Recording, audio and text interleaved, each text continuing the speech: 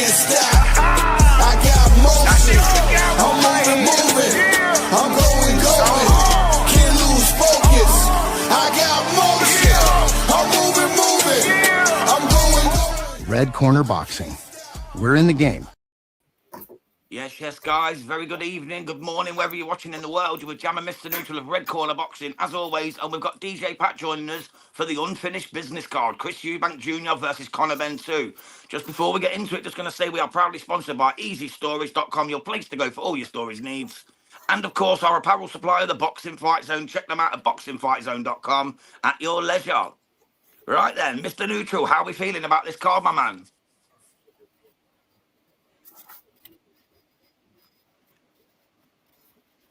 Feeling great. I'm glad it's here, Jams. We've got the big fight. Everybody's been talking about it this week. We've all got our predictions in.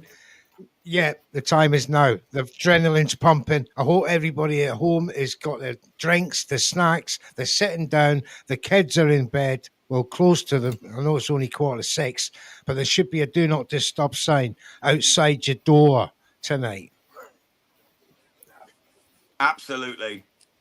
Yeah, we're going to be we're just going to be starting with Sam Gilly against Ishmael the Black Panther Davis. This is for the vacant English super welterweight title and, of course, the Commonwealth super welterweight title. So there's a lot on the line. This is a big fight. Ishmael Davis needs to do something special. Otherwise, he's going to be that forgotten man because he's had a lot of chances.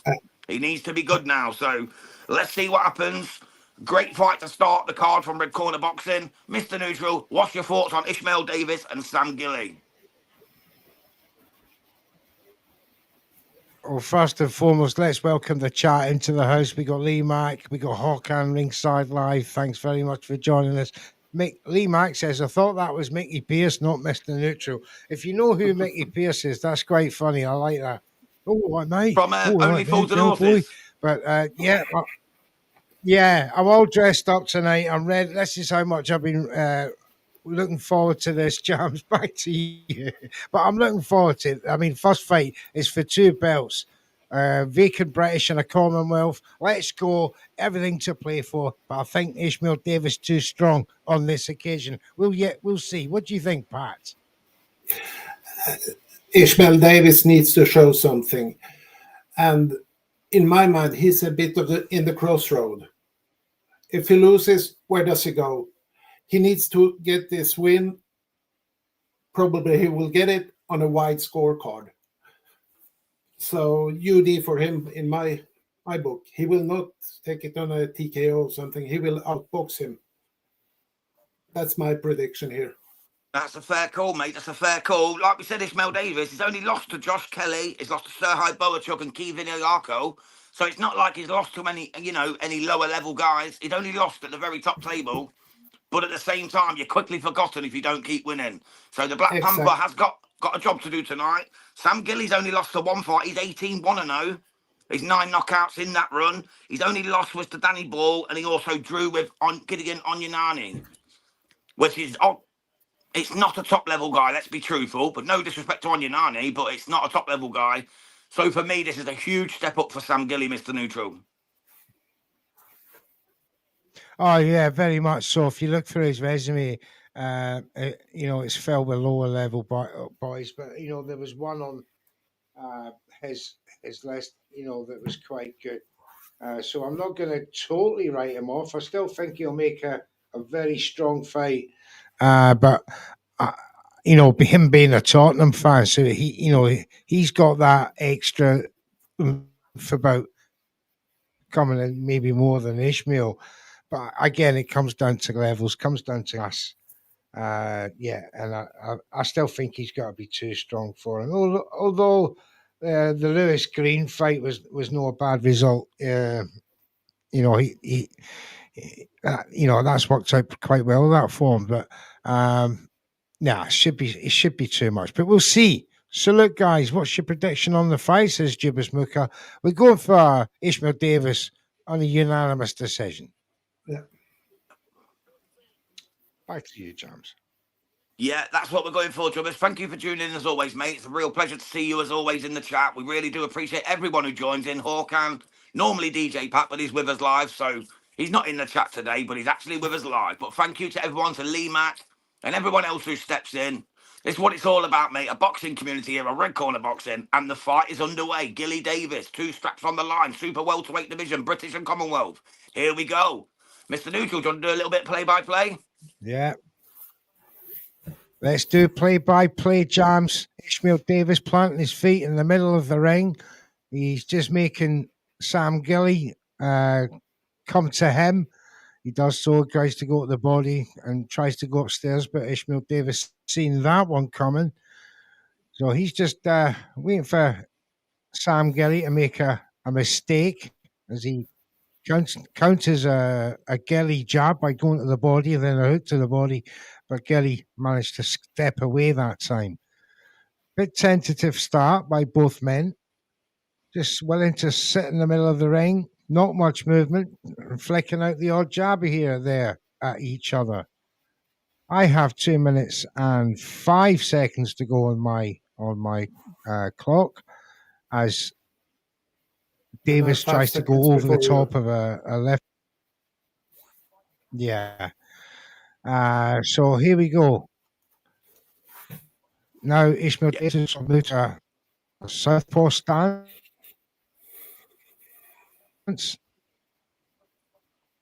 Maybe he's doing a bit of switching here at the moment.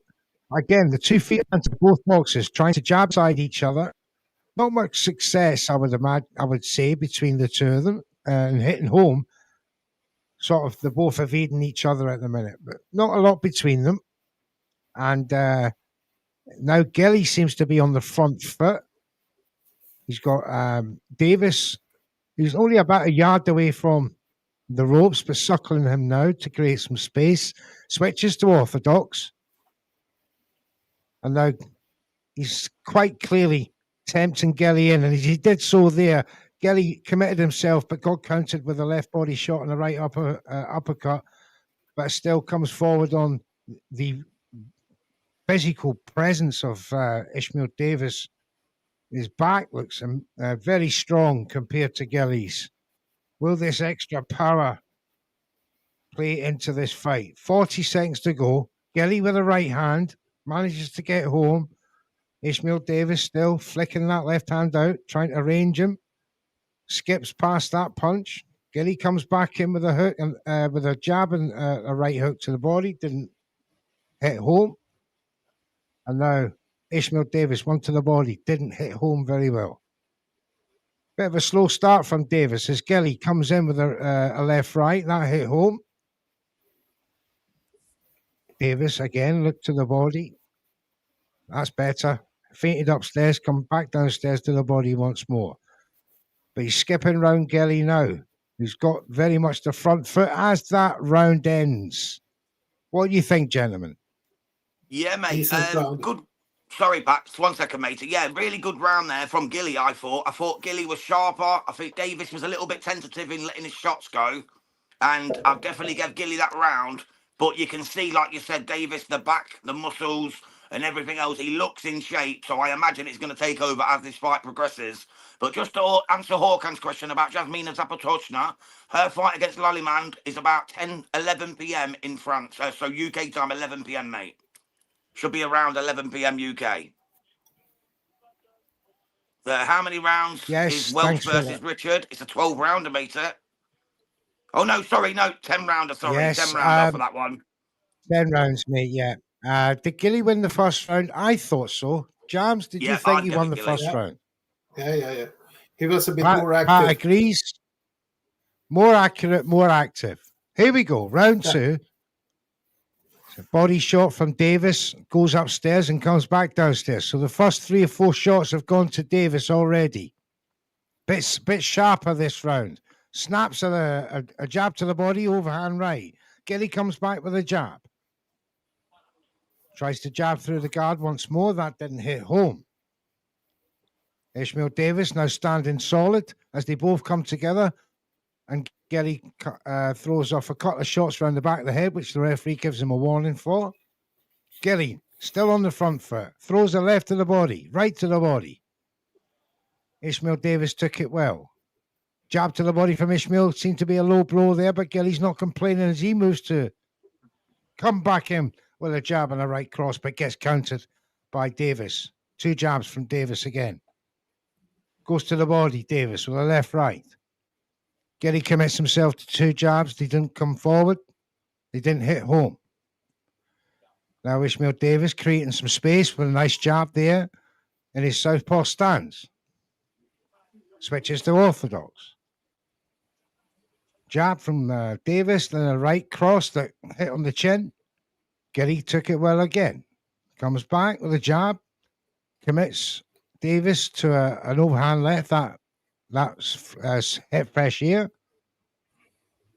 And now a lot of feinting between the two of them. 1 minute 25 to go. Back comes Gilly. 2-punch combination. Ishmael Davis jabs his way with a sharp jab. Planted feet now by Gilly and Davis. Now just looking for the openings from a meter apart. Gilly hits the gloves with a jab. Tries an uppercut by Gilly, just misses it from an advancing Davis. Now he rushes Davis with a jab to the body. Davis switches once more to orthodox. 2 jabs. A third one. He makes Gilly miss. Ducks under another left. Nice jab from Gilly through the guard. Back comes Davis with a similar jab. Ducks down under another one, but they come together. Some ferocious punches on the clinch from each other. Jab there from Gilly. 18 seconds to go. Rushes him again with another jab and then a right to the body from Gilly. Ishmael Davis stands his ground and then dances round the ring. A smiling Gilly acknowledges the move. That's the end of round 2. How do you score that one, gentlemen? To be honest, mate, that was the closer round. I think Davis definitely stepped up his game a little bit there. He looked a lot sharper. He looked a lot more accurate. He looked a lot more up for it. But I'm probably still going to edge it to Gilly. I think Gilly done the better work. The body punches were on point.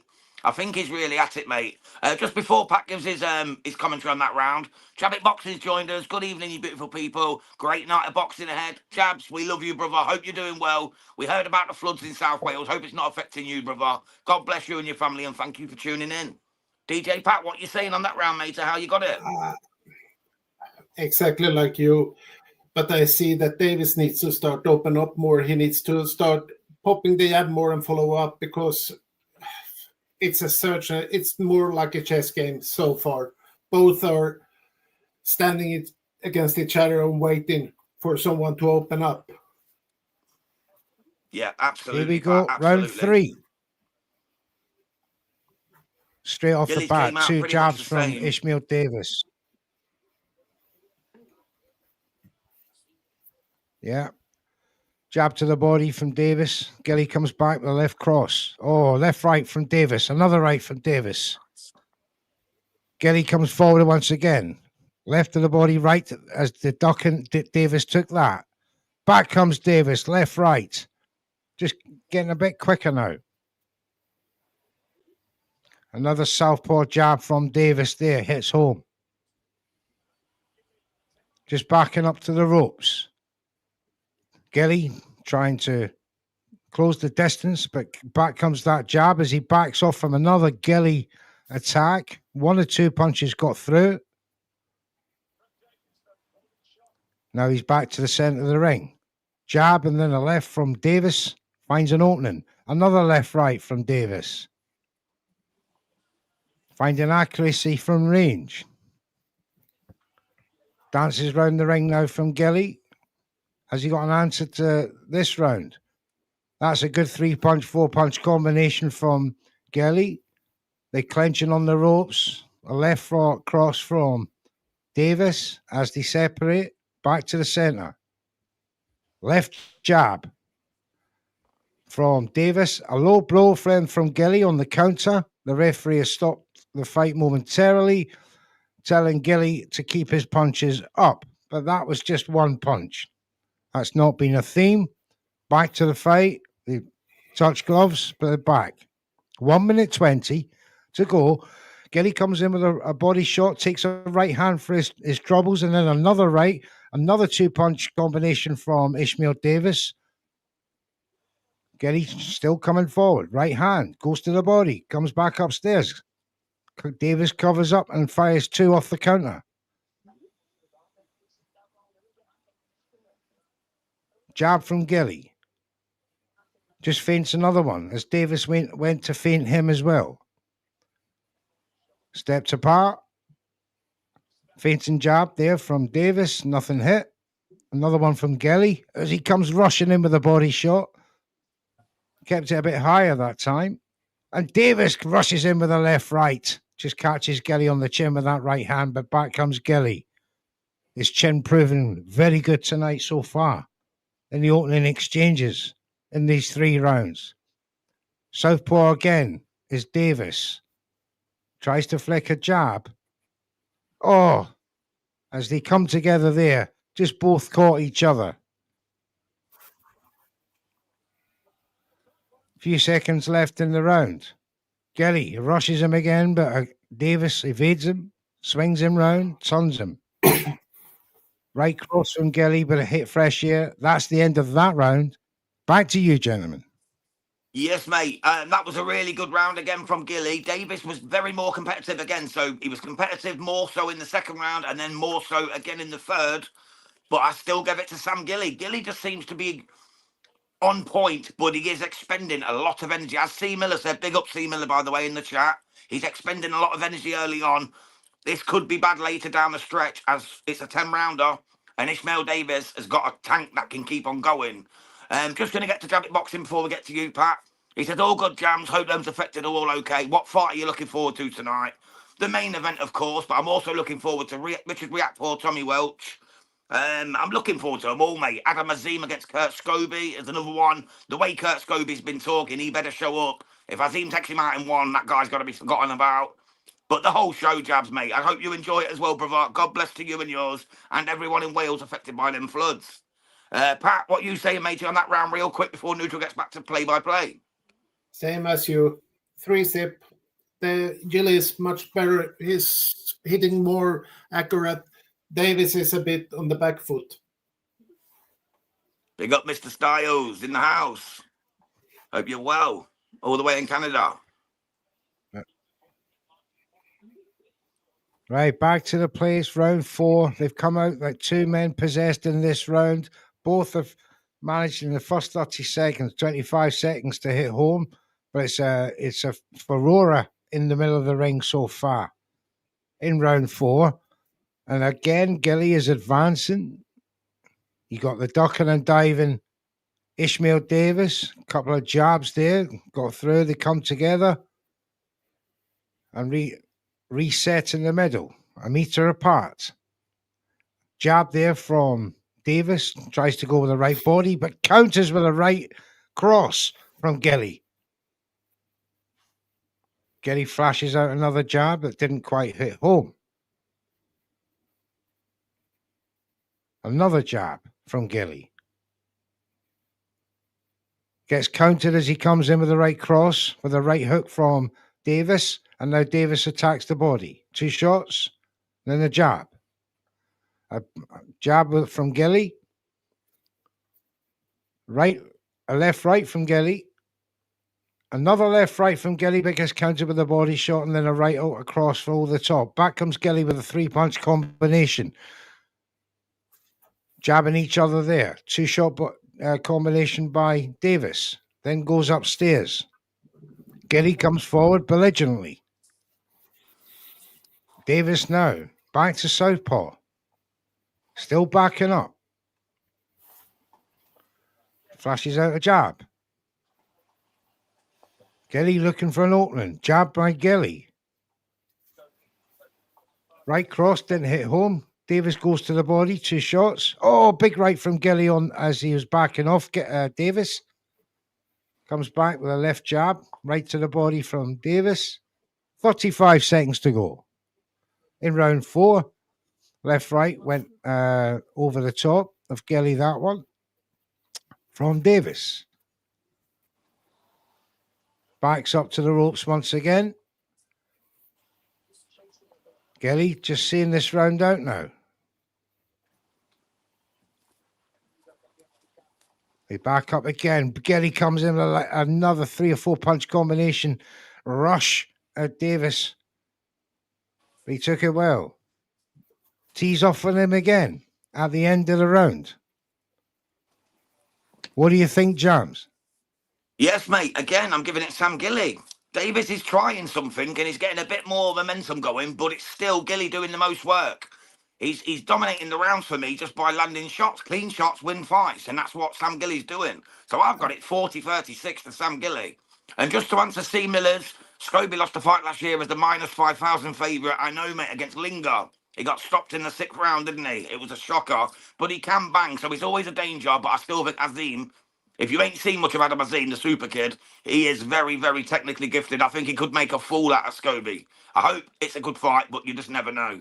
DJ Pat, what are you thinking, my brother? Same. But I got Gilly is much, much more accurate in his punches. Everything is much more cleaner. Davis, I don't know. He's like, he doesn't have that spite to go in and take this fight. He's much on the back foot instead of going to the front and start popping the jab more and more and follow up. Yeah, just to quickly answer Hawkan, we've got Sam Gilly, well, I've got, and Pat's got Sam Gilly 40-36, brother. Here we go. Back to you, neutral, for your play-by-play, bro. Thank you, Jams. We're back with 2 minutes and 33 seconds to go. And again, Gilly has come out the busier of the two fighters as the referee just stops the fight and warns Gilly to keep his punches up. Back comes Davis with a jab and then a right to the body. 2 missed jabs there from Gilly. Now Davis inching forward towards Gilly. They come together. Got a right cross off the clinch and then a left. Gilly misses with 2 punches on the counter. Back comes Davis. Gilly's now fighting at close quarters. As they come toe-to-toe, glove-to-glove. And now they're exchanging punches on each other as Davis is just on the ring. Only takes a punch to the back of the head. He was rubbing it and then takes another 2-punch combination from Gilly. Needs to keep his eye on the ball. Here we go, head-to-head against the ropes. And Gilly seems quite comfortable now. Fighting at close range. Taking the fight to Davis. Davis gets home with a right cross. And then another 2-punch combination from Davis. Uppercut from Davis. Back comes Gilly. Left body shot. Right cross from Gilly. As they huddle up again. The referee again warning Gilly to keep his punches up. Oh, they countered each other. And the right cross from Davis went over the head. Goes to the body with a couple of shots from Davis. Now inching his opponent back. Back comes Gilly. It's a war of attrition now, gentlemen. As we come into the last 45 seconds. Over to you, Jams. Yes, mate. Same as what's been going on pretty much throughout. Gilly's looking the sharper. He's landing the better shots. Davis is, again, he's giving the effort. He's in there. He's like a dog, you know, with a bone. He's going after Gilly. But Gilly's just piecing him up. He's catching him with slick shots. Everything Davis is doing, Gilly's able to do back in abundance. For every 2 Davis lands, Gilly's landing 3, 4, 5 combos. This is going one way for me so far. If Gilly's got the stamina to do this for 10, we could have a big shock on our hands here. Back to you, Mr. Well, he Neutral. needs another 2 rounds. He needs, thank you, James. He needs to go another 2 rounds as this is a 12. So he'll be taken to waters tonight that maybe he's not familiar with. Back to the fight. That's the end of the round. Let's hear your scoring for that round, gentlemen. I've gone for Gilly again, mate. I've got it 50-45 after 5. Gilly's in complete control. He's landing sweet body shots with the left hook, with the right hook. He's going through the guard. Davis is trying, like I keep saying, but he's just... The punches he's landing are very few and far between. Gilly is constantly landing on Davis. So if the judges are watching this through fresh eyes, they should be seeing a Gilly win so far. 50-45. DJ Pat. Same. you can see really that Gilly is exactly as you say. When Davis is popping 1, 2, 3, then Gilly comes with 5 more accurate punches, but sits clean. They're clean. That's the problem here. Davis has problem. Absolutely. He's in deep problem. Absolutely. I'd love to know what the Yes. fans are saying, but they're not announcing it. And the Stars are out tonight. It's round 6. The boys here have it 5-0 to Gilly against Davis as they come together in the centre of the ring. Gilly in the white shorts, Davis in the black shorts. It's Gilly who's been controlling the centre of the ring. As I say that, 2 magnificent shots from Davis hit home, and then another left, and then a left-right combination. And now Davis is going to work on Gilly, who's trying to come back. Grits his teeth and throws 3 or 4 punches back. Oh, it's a war now, gentlemen. As Davis tries to throw Gilly up against the ropes, the referee has to separate them, having a word with Davis at the same time, who's now close quarters, punch for punch. Fantastic action here from the Tottenham Hotspur Stadium in the first major fight of the night, or the second of this card. Mikey Talon had a great stoppage win in the first fight, but back to this one. It's 2 minutes to go, and it's head-to-head, glove-to-glove. These guys are giving no quarter, no space to each other, and certainly giving no respect as the referee stops the fight and gives Sam Gilly yet another warning about his low blows as he brings the action back to the centre of the ring. Here we go. And now, Ishmael Davis not backing off this time to Sam Gilly. And exchanging blows there with each other, but Davis catches Gilly with a left cross first and then goes to work with a 2-punch combination, including an uppercut. And back comes Gilly. No, he's getting out-muscled now by Davis. Left from Davis as Gilly's covering up. Oh, nice left cross from Gilly, though, in response, but quite little effort. He's certainly not throwing much in this round. Oh, big uppercut from Davis there. Just put Gilly off his 2-punch combination that was surely coming in return. Back comes Gilly, though. He's got the heart of a lion as Ishmael Davis now belligerently coming forward. 2 to the body from Davis. There's 40 seconds to go. Head to head, glove to glove again, punch for punch. There's not a lot in it. They're both working the body. They're both working upstairs. Oh, and Davis catches him again. And the right-hand side of Gilly is starting to puff up. The eye has a bump on it as Davis catches that eye once again. There it goes. Oh, another 3 from Davis. 13 seconds to go, and it's a strong finish from Davis in this round. But back comes Gilly. We're talking about heart. He's never been tested. Well, this is his test, and he's showing plenty of it as the 2 of them exchange and knock each other back from counter punches. Gilly tries to come back strong at the end of the round. What a round there here at Tottenham Hotspur Stadium, gentlemen. Back to you. Yes, mate. Absolutely fascinating round. Definitely Davis's first round of the fight for me. He was landing the better shots. He was much more dogged in there. He was giving his all, as he has done throughout. But this time he was landing and he was making Gilly miss. Absolutely beautiful round from Ishmael Davis, and he needed it because he was 5 behind. And Mr. Neutral was right. This is a 12 round and not a 10. Unfortunately, I thought Richard Riakporhe was up first. So I had my notes the wrong way round. So I had a 10 rounder first and a 12 second. So my apologies for that. But Ishmael Davis definitely took that round. So he's back in the fight to an extent, and he's got a good 7 to go. So let's see what happens. Big up the Spit Bucket podcast, JJ. Thank you for tuning in, brother. Hope you're all well over there. And DJ Pat, what was your thoughts on that round? Did you give it to Ishmael Black Panther Davies? Yeah. Davis has this in the background. He did much more with the jab. He did follow up. He was more accurate. He's starting to take over, I think. Yeah, because I agree. He needs to do that. The judges, Carl Frampton ringside, has got it 58-56, so he's gave Davis 2 rounds now. Fergus has joined us in the chat. He said, I'm thinking Sam shot his bolt. Yeah, I was thinking the same thing, matey, to be quite truthful. I was worried about how quickly he came out and how much work he was putting in. Maybe we're going to see Ishmael the Black Panther Davis take over now, and he's more attuned to these longer fights. Mr. Neutral, if you're ready to go back to play-by-play, mate, sir. We certainly are, James. It's round 7. 58-56 is Carl Frampton. I know I've been following your scores in that, gentlemen. I've not been given mine. I'll be given mine at the end of the fight. But it's now 2 minutes and 9 seconds to go.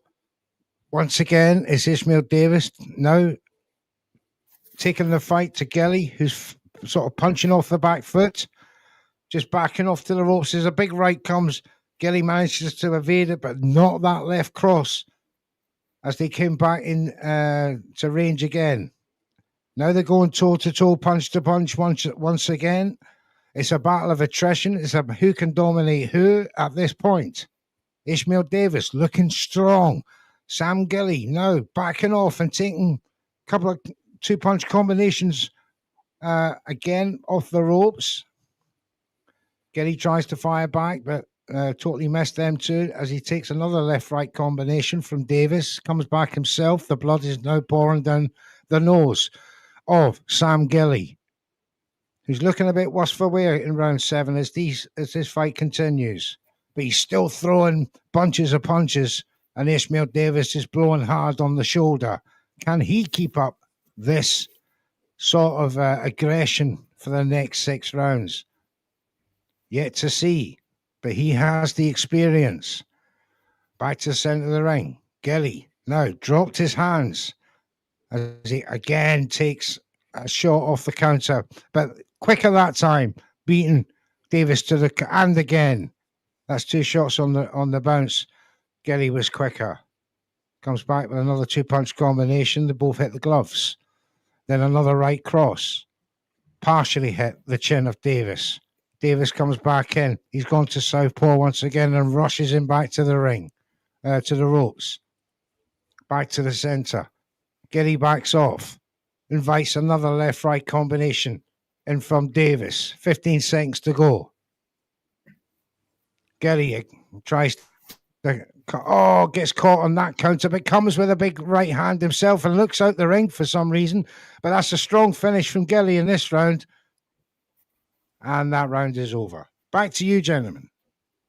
Yes, mate. I'll give that round to Davis again, even though Gilly did come on strong at the end there, Neutral, as you well said. But I just gave it Davis for the early work.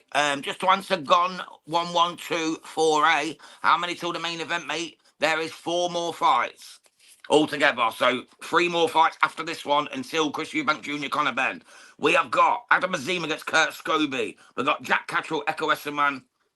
And we have got Chris Eubank Jr. Conor Benn. And we have got Richard Riakporte up next against Tommy Welch, the undefeated 16-0 banger. So let's see what happens in that one. Stick with us, though, mate. We're covering it all here on Red Corner Boxing. Patrick, how did you score that one, sir? Same as Absolutely. you. Davis was much better. He starts finding the range. He's starting to do his work. Gilly is fading a bit, in my mind. Yeah, he looks like he might, like the comment said earlier, might have shot his bolt, as Fergus said earlier. Yeah, it's definitely looking that way. But round 8 is now underway. Davis now coming forward and Gilly's on the back foot, and it's Gilly edging towards the ropes. Mr. Neutral, if you want to take play-by-play, sir. You carry on for now, son. Okay, no worries. So Gilly's in the corner. Davis is popping over. Just missed a left hand over the top. They're just hugging up now. 2 minutes 30 to go of round number 8 here of 12 for the British and Commonwealth Super Welterweight titles at the Tottenham Hotspur Stadium. Unfinished business. Eubank to Benn card. Let's see what happens here. Davis definitely looks a lot more lively now, and Gilly's definitely looking a little more tired. But he did make Davis miss there. Referee's telling them to stop gripping up. Work it out. They touch gloves. Here we go. Back to work. Nothing really happening at the moment. Gilly misses with a left-right combination there. Davis smacks to the body. Nice left hook. Gets caught coming in. Gilly's just popping out some shots now, but Davis again with the left-right combination looks to be much more stronger than Sam Gilly's punches at the moment. Maybe Gilly is starting to feel the pace here. Lovely little combination off the ropes there by Davis. 3-4-5 punch combination. This will be 3 in a row for Davis if he takes this round, as it's looking so far with 1:30 to go. Back comes Gilly, though. Right hand lands. Davis just resets himself. He's ready to go back to work. Flicks out the right jab, just misses, but then catches him with the left shot. It's a nice left-right again. Gilly smiles at Ishmael Davis. Anyone's fight, this, guys. This is anyone's fight. But Davis definitely seems the man in the ascendancy at the moment. Gilly lands a nice right hook and then comes in with a left. He's got Davis backing up now. Good shots from Gilly. Davis comes back again. They're just hugging up now. Both men starting to feel the pace, maybe. Davis fires the left-right combination. Gilly goes right to the body. They're hugging up again. Yeah, they're definitely feeling the pace here. It's been a frenetic pace from the start here at the Tottenham Hotspur Stadium. And if you didn't see it, Mikey Talon got the fifth round, stoppage earlier on against Faizan Shahid. But back to this one. It's Davis now forcing Sam Gilly back. But he's gasping for air when he's in the clinch. His mouth is wide open. He's struggling at the pace now as well. Gilly fires a couple of shots and just misses. Gilly's got him wrapped up, but Ishmael Davis, who fights off the ropes for some nice combinations, and the round is coming to a head. That's another Davis round for me. I think his work was cleaner, a little bit fresher, although he did look tired in parts himself. What was your thoughts on that round, guys? Yeah, same. Davis did a bit more inside. You can see Gilly start fading, but he's still in the fight. He's still there. He's dangerous still. But overall, Davis round for me.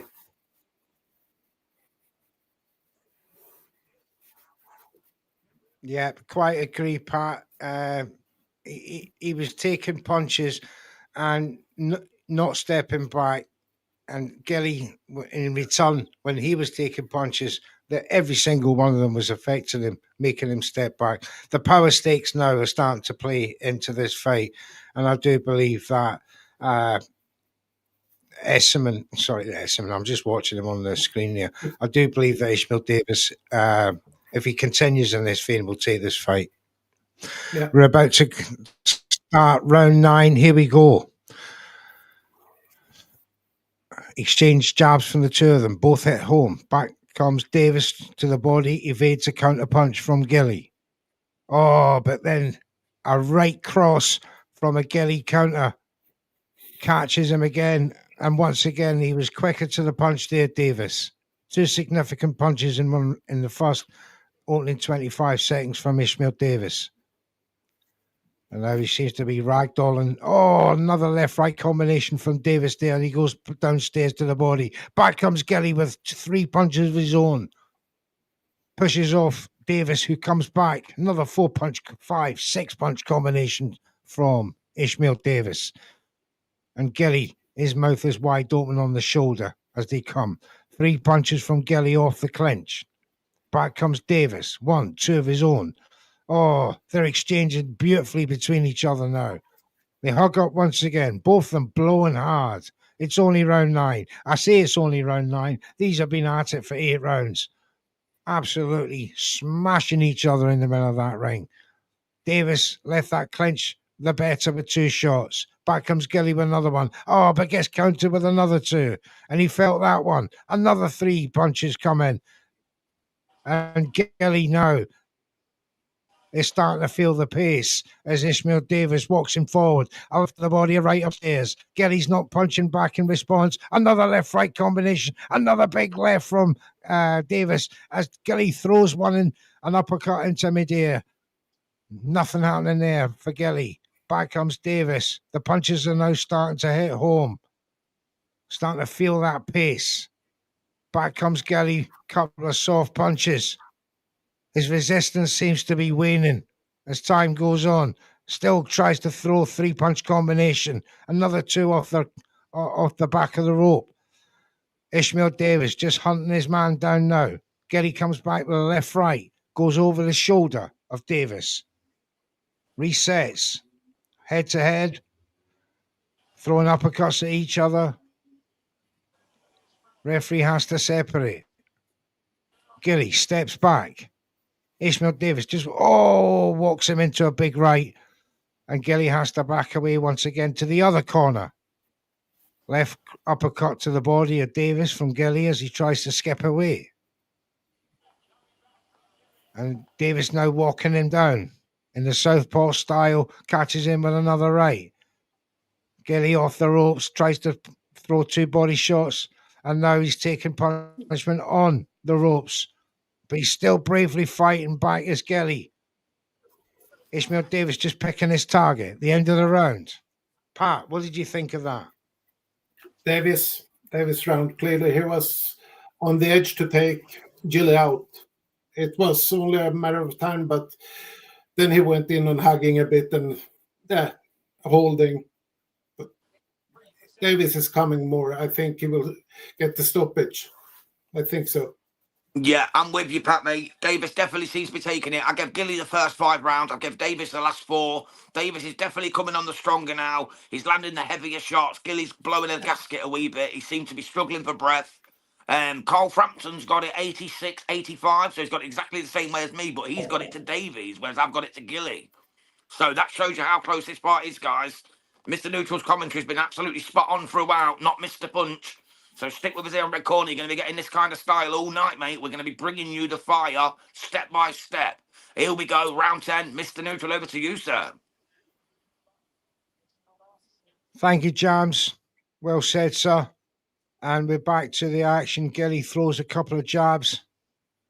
Davis, no problem evading them. Another 2 from Gilly.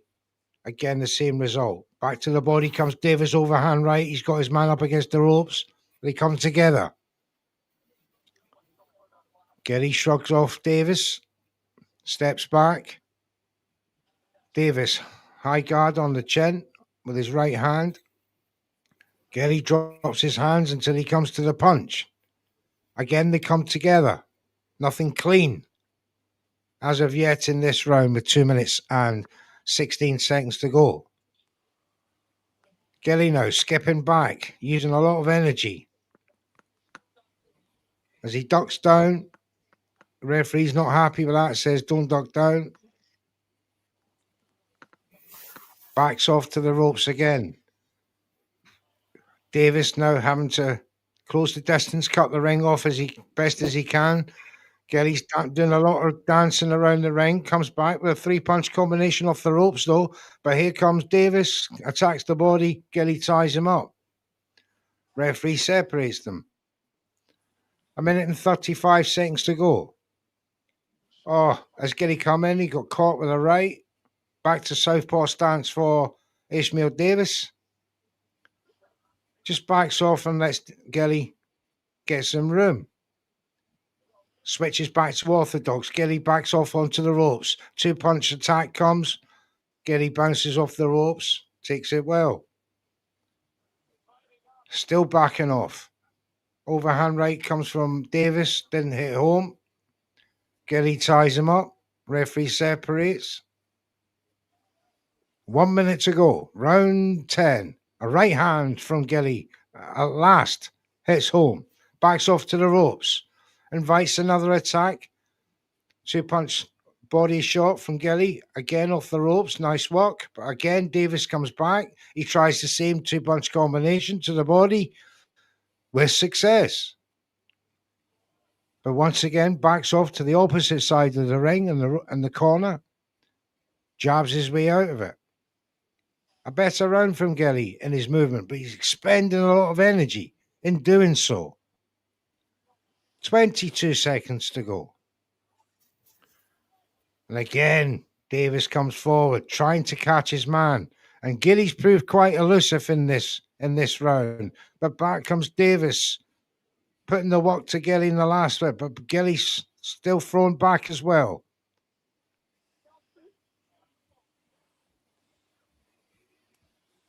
One of them rounds, very hard to score. What do you say, gentlemen? Yes, mate, it was a hard one to score, but I'm going to edge it to Gilly. I think he done the cleaner work, the better work. Although he started badly, he took a huge right hand early on in that round, but he definitely took the round over the course of the body of work over that 10th round. So for me, that's a Gilly round. I've got him 2 up now. Ishmael Davis needs these last two just to get a draw for me, unless he gets a knockdown or a stoppage, of course. DJ Pat, what's your thoughts, sir? I lean to Davis. He had more cleaner punches, but I will not surprise if they give an even round on the scorecard. I will not be surprised because The possibility, that close mate, this was. It was that close. It was a close one. It really was. That- I just thought Gilly pulled a lot of Yes, I work have back to out agree. there. I was impressed. It was I hard for thought he me. was done. He was.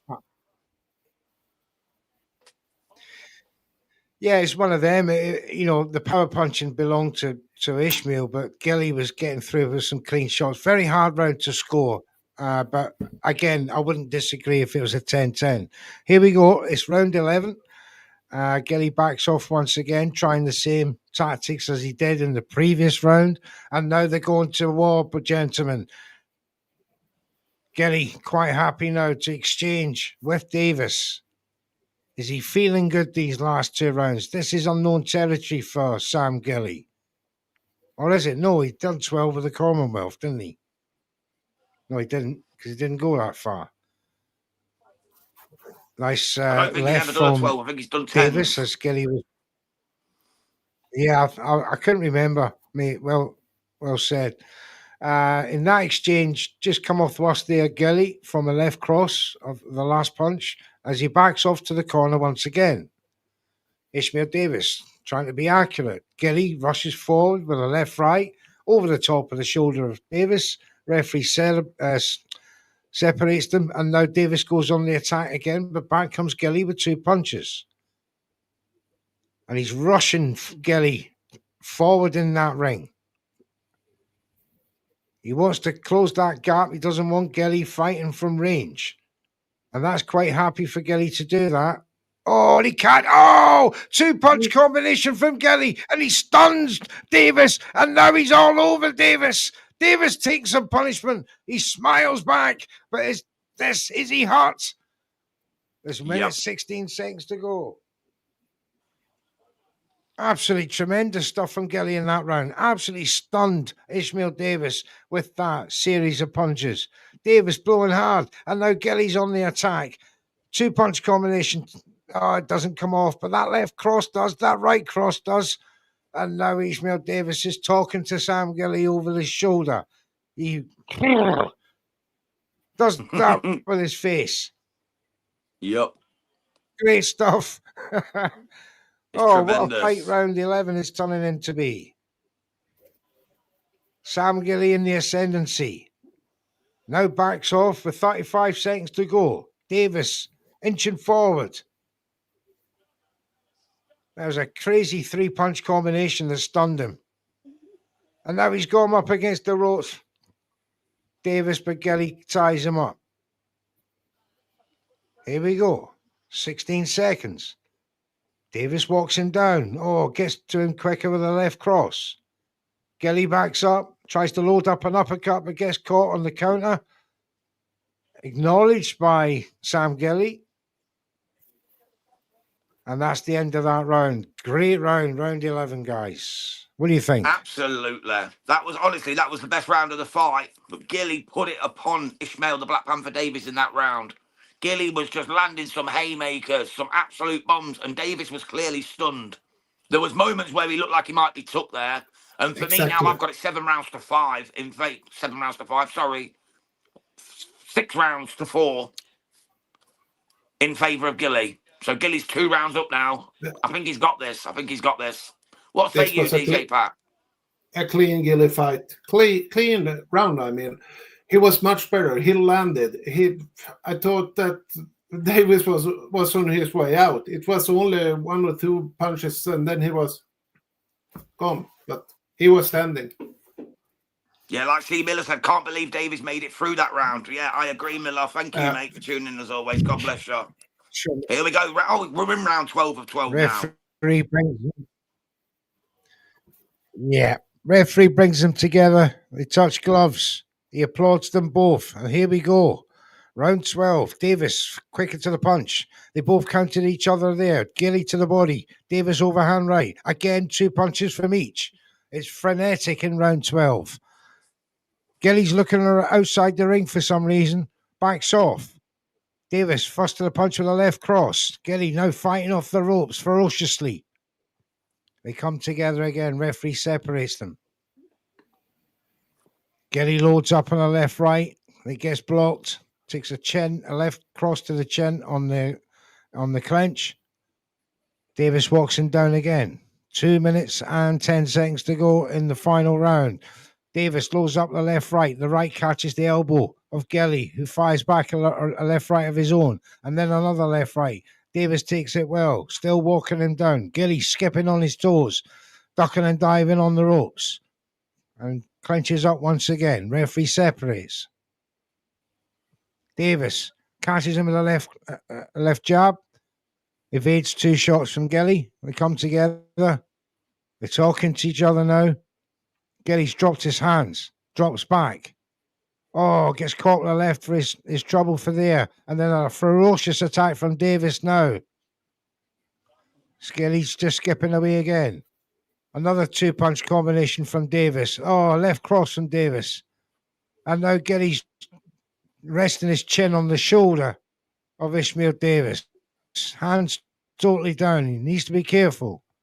Davis walks him down to the corner yet again. 1 minute and 10 seconds to go. Davis trying to pick his shots. The elusive Gilly, though. Ducks, dives, covers him up. Referee separates.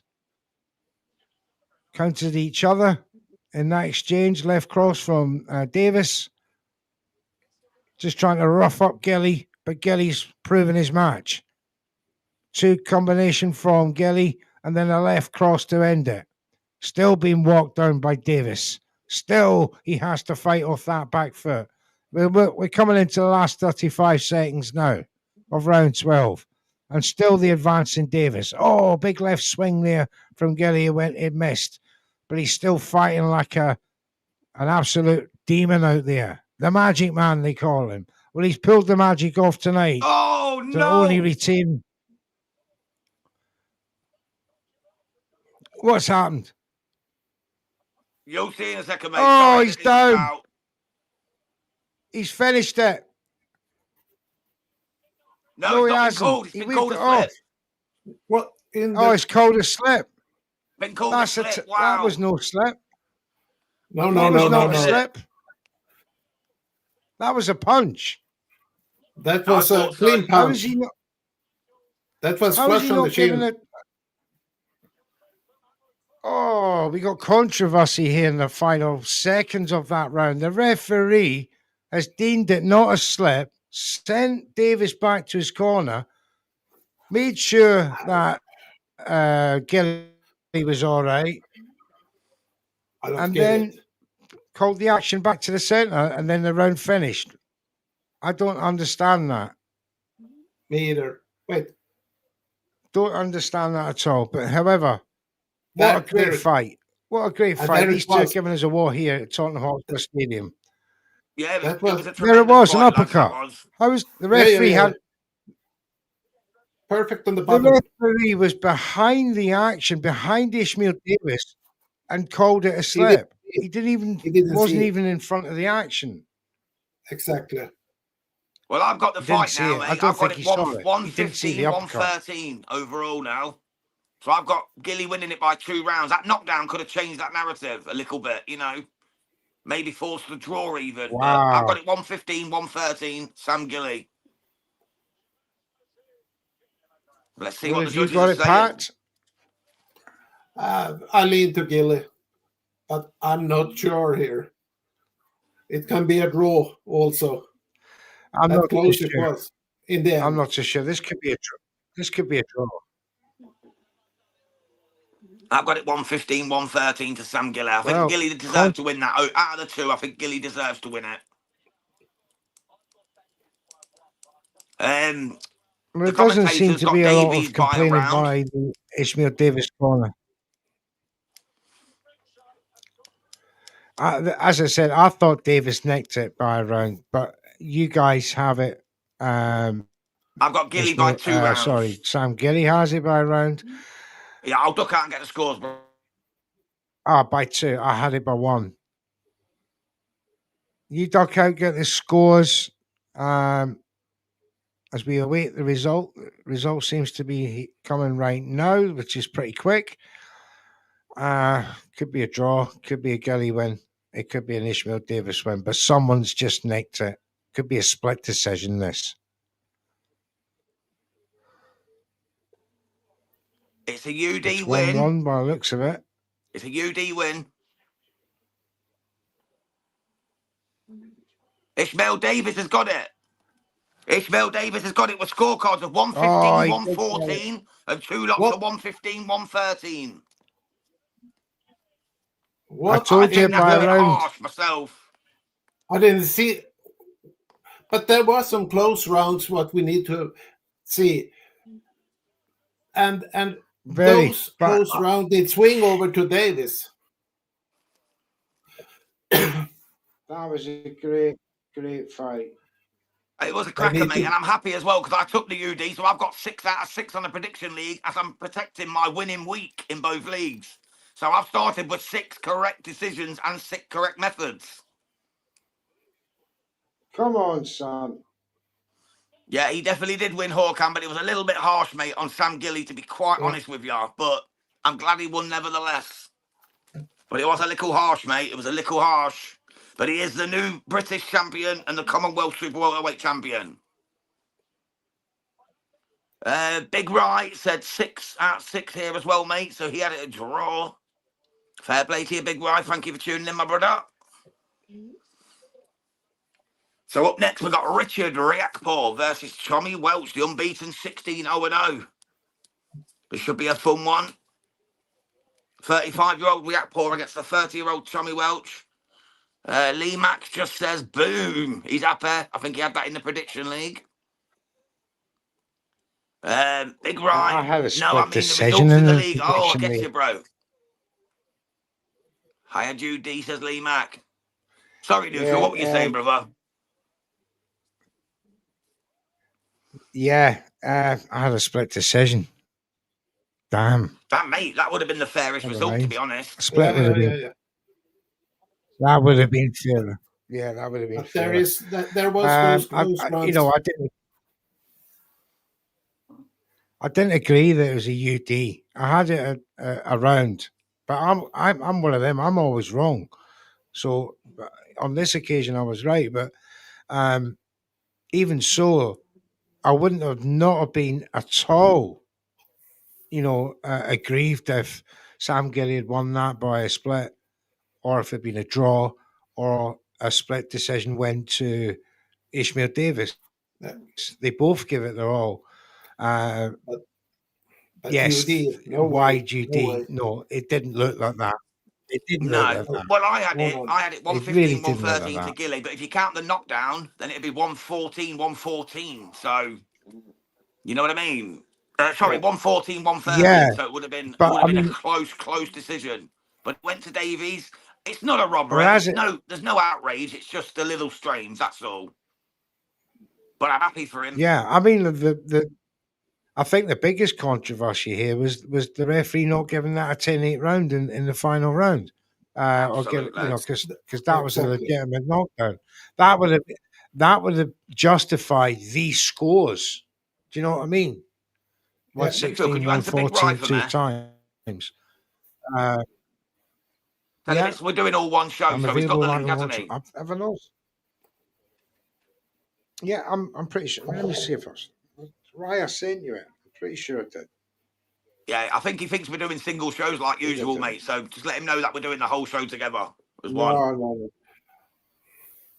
For me, in this card, what I'm looking for on most is see Jack Catterall if he has developed something under Busenes and Jerome Busenes training camp to see. Has he adapted something that he has lost and find and stuff like that? That fight is what I'm looking forward to. Yeah, that's a good fight, mate. To be honest, I can't imagine Jack Catterall's going to take on too much. You know what I mean? But we'll see. He might have learned something. You never know. Boziennis is a great trainer. His son's a great fighter.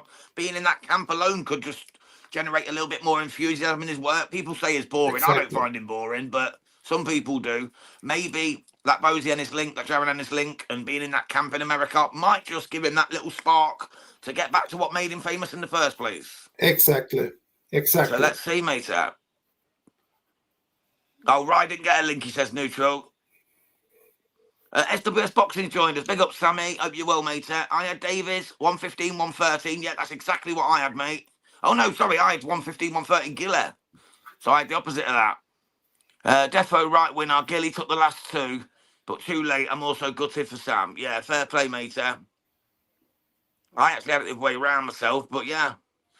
Question, can the judges choose to score the last round at 10-8, even if the ref called it a slip? Yeah, they can, see Miller. It's the judge's discretion, mate. What they can override the ref and they can score it. It happens. Same with points off. If a ref takes a point off and they don't agree, they don't have to set the point off. It's down to the judge's discretion. They're the ones calling the fight, and the referee even.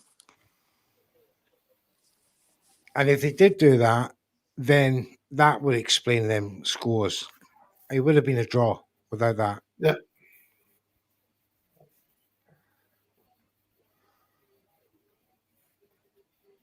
Right.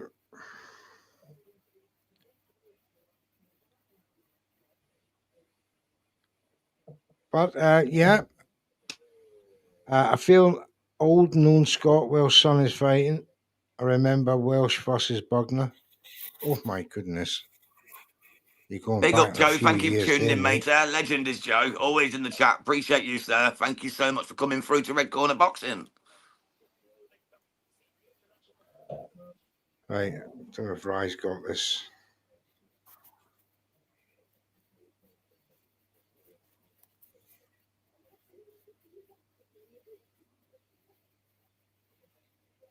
Right, guys, we've got Richard Riakporhe, Tommy Welch coming up now. So we're going to get into the action once again. Thomas Triber's just calling the men out in the ring. This proves to be a good one.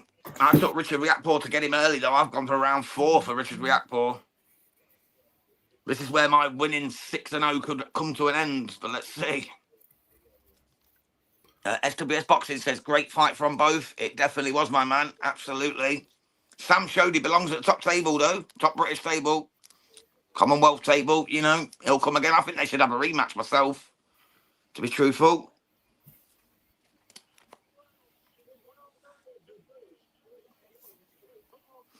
Tommy Welch just making his way to the ring. Yeah. He's a funny one, this guy. Right? Tommy Welch. 16-0-0 with 9 knockouts, 30 years old, but he's not really fought anyone. Like, he's not had that breakout moment, has he? That's the word we're looking for. He's not had that breakout fight. This is his chance to have that breakout fight. Absolutely. Let's see what he can do in there. There you go. Big Ryan's entered the studio. Let's get Big Ryan here. There he is. How are you, Big Ryan? Can you hear us okay, mate? Hello, hello. There you go, mate. Hello. Can hear you. How you doing, guys? All right? Yeah. Yeah, very well, good, mate. Glad to good, see you. thank you. Thanks for joining us.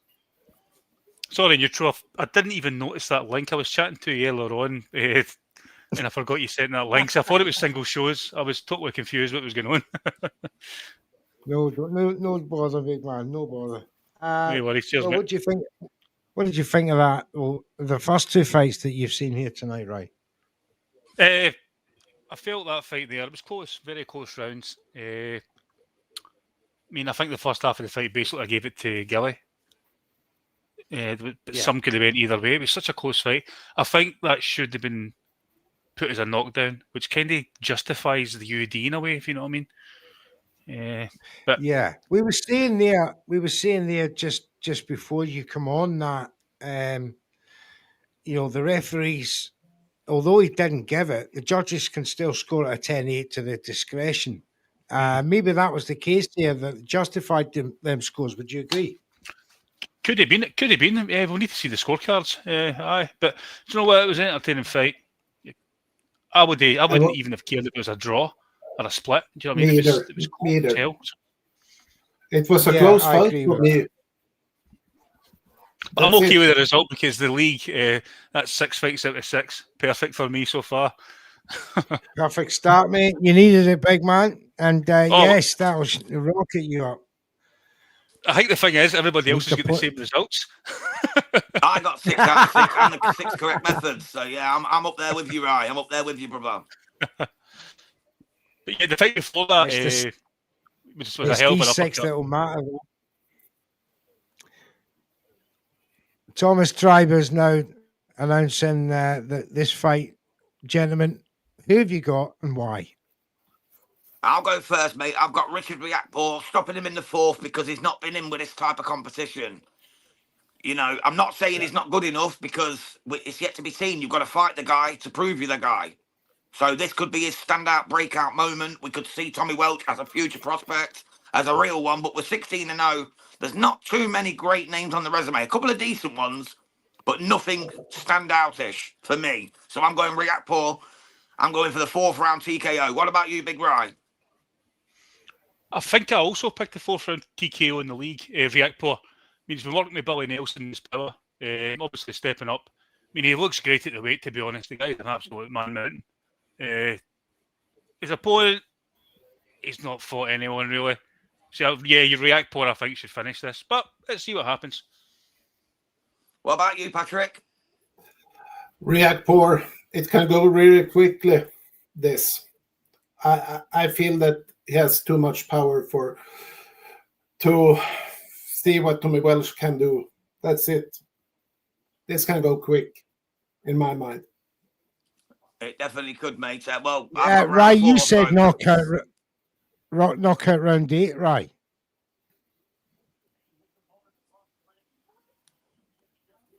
I think Rye's gone, mate. I think he's just nipped off to grab himself a cup of coffee.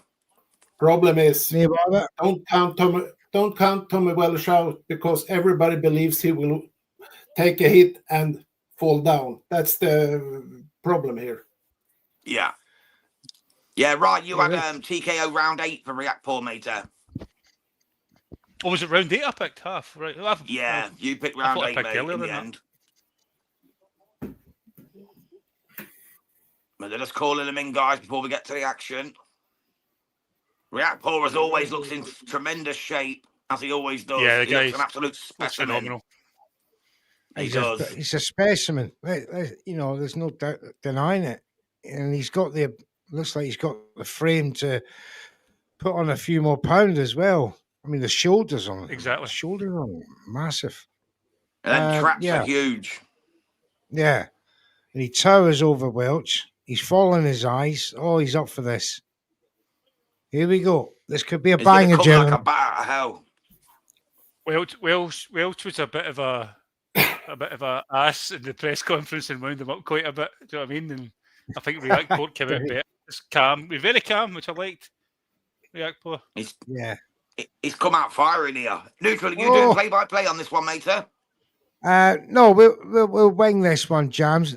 You know, if you take it from here, and we'll come in when we can. Okay, mate, no problem whatsoever. Right then, guys, we're 30 seconds almost into the first round between Richard Riakporhe and Tommy Welch, the unbeaten 16-0 guy. Tommy Welch has come out a little bit excited. He's letting his hands go, but nothing of any purchase just yet. Riakporhe has always got that high guard. He's just looking for any opportunity to detonate that big bang that has got him his 14 knockouts in his 18 wins. So let's see what goes on from here. Welch is just kind of, he's dancing and avoiding, isn't he, at the moment, Mr. Neutral? Yeah, Riakporhe's just soaking up, you know, sort of Welch's pressure at the minute, and he's stalking him now. I think Welch is, you know, he needs he needs to unload something on this man, because I don't think he can outbox him for the next 10 rounds. So, Riakporhe just using a bit of experience there, giving him a headlock. Maybe Referee's, came out like a white collar fighter, area fighter, thinking he can get him quick, and then just soaked up straight away, easily. let's see how it goes in the next couple of rounds. I agree. Back to you, James. Yeah, I completely agree with that. So we're down to 1 minute 15 of round one here at the Tottenham Hotspur Stadium.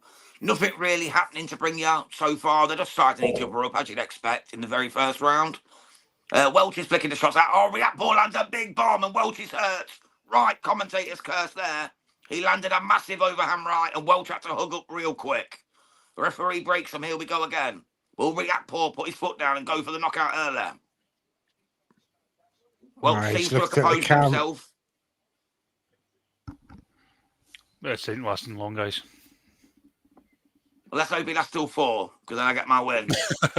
I'm on 6 out of 6. I want 7 out of 7, baby. I'm the leader from last week. I want it all. I want it all for the prediction league. Wants to make a statement at heavyweight, do you know what I mean? So he wants to get him out of there early. But I've just got a feeling, I don't know, it could go. He has to, yeah. Maybe get the rounds in, I don't know. Well, he's only lost to Chris Billam-Smith, hasn't he, so far? Yeah. And he wants that Lawrence Okoli fight up at heavyweight, which I think might give Reactpour a good shout in that. So if he wants to get that kind of level, Joe Rice, he's got to take care of Tommy Welch. Absolutely. And Joe Wright, 2XQ, says, Welsh to batshit crazy and go hell for leather, maybe. That's it. For me, that's only hope now. Because he's well, I think his body language, right, as you well know at this weight, look at the way he's backing off. He's shown far too much respect. He knows this guy can hurt him. Yeah. And it's that fear, I think, of that stops him boxing and maybe just like alter his strategy to the one bomb thing. Yeah. But he's not going to do that backing off. Like Joe says, wishful thinking, brother. Wishful thinking. I mean, you're spot on neutral. I mean, you've got a guy that's dwarfing you, a man mountain walking you down, and if you don't have the footwork and boxing IQ to try and tackle that, you're just going to get walked down the entire fight, and eventually you're going to get split wide open. This guard's very open. I've seen a lot of faults straight away in that first rounds. I bet Billy Nelson's gave Richard Reactpour some choice words here about going for that knockout now and just getting this man done. Saving yourself for another day. You know, don't give anything more than you need to. Oh, no, Billy's other man, Big Bacoli's there. Knowing Billy.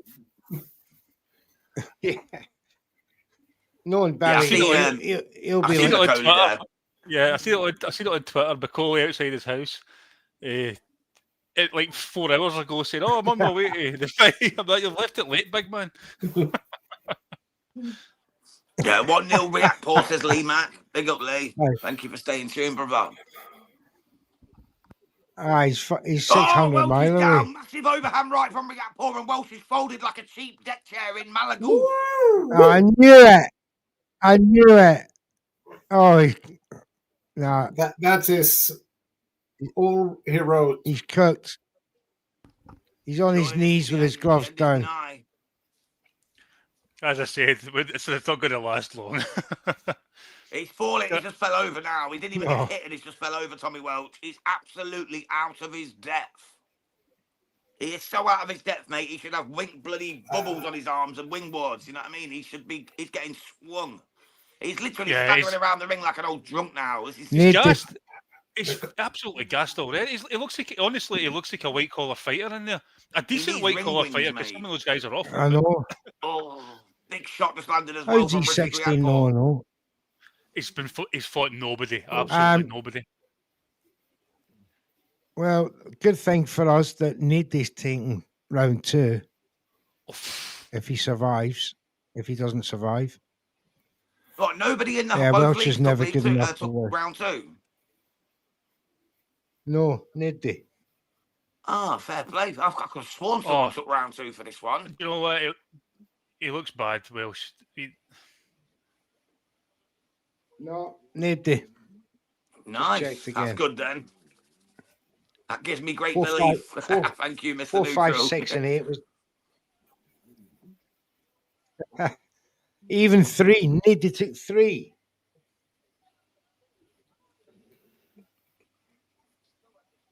Oh, they did.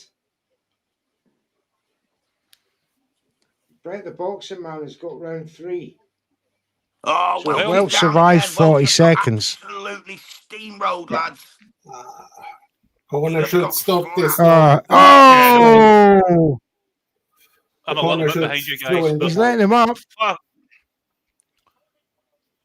He's letting him up. Yeah, it's over, I think. It's over. It's called off. It's called off. 12 seconds to go of round 2. Poor is the All right. truth. He's down again. Good That's call. it. Referee's Really had good enough. call. he's, Round Yeah. 2 knockouts. so what? It's kind of embarrassing, to be And honest. the big.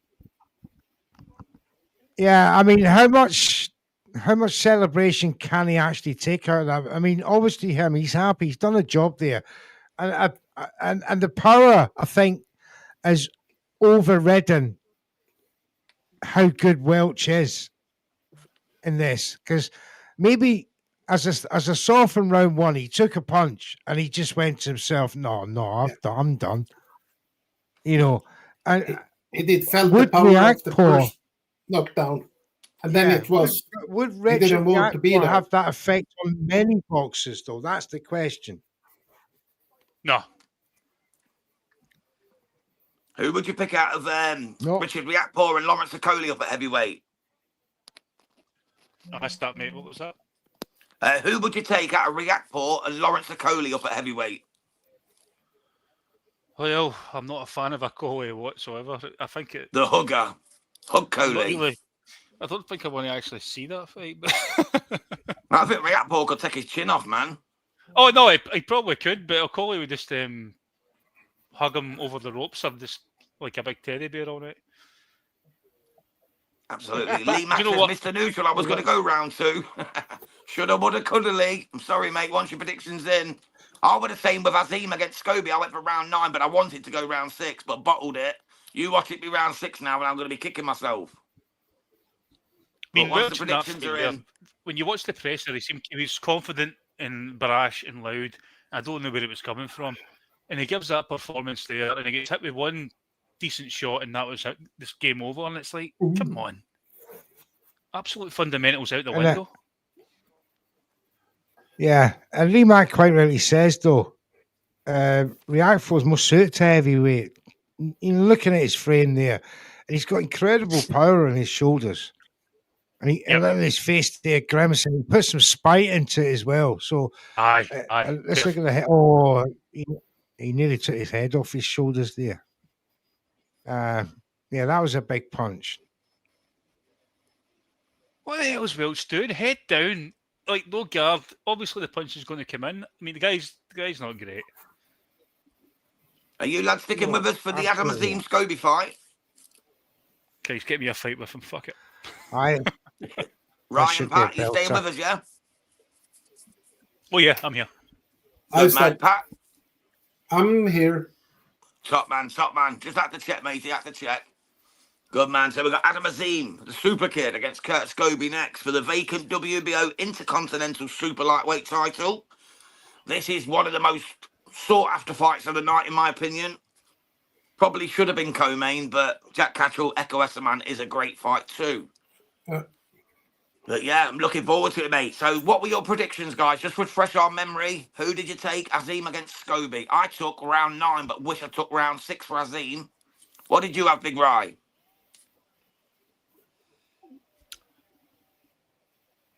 I think I took Azim round 4 or 5. I took Azim to finish him early, actually. Earlier, anyway. I think it was 5. Fair play. What about you, Patrick? Yeah, round 5. This will be an intriguing fight. Will Kurt Scobie back up his talk?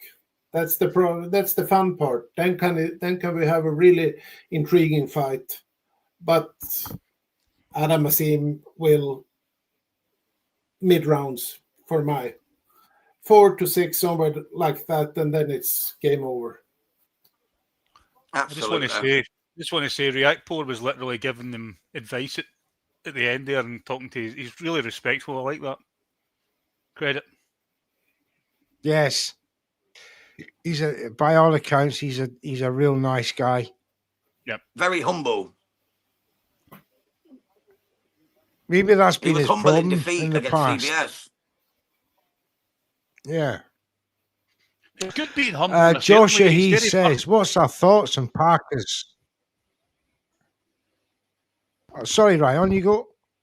Oh no, sorry. Sometimes being humble is a good thing. It can make you very marketable. Look at how Anthony Joshua's career. I mean, Reactpor's probably looking at that as maybe a blueprint for a next big heavyweight. Do you know what I mean? Who knows? Who knows?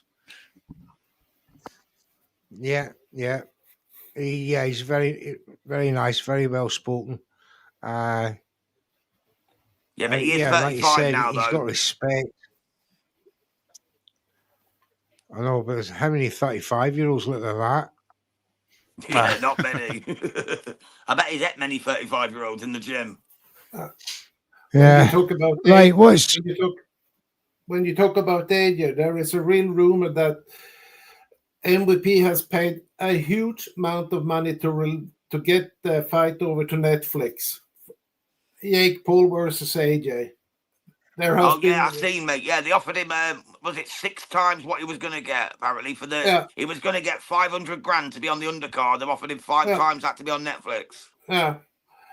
So Netflix has paid really good money to the zone.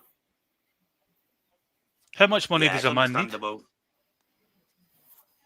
No one says. Too much. Do you know what I mean? AJ has talked his entire career about how studying this sport and loving this sport and the integrity of this sport.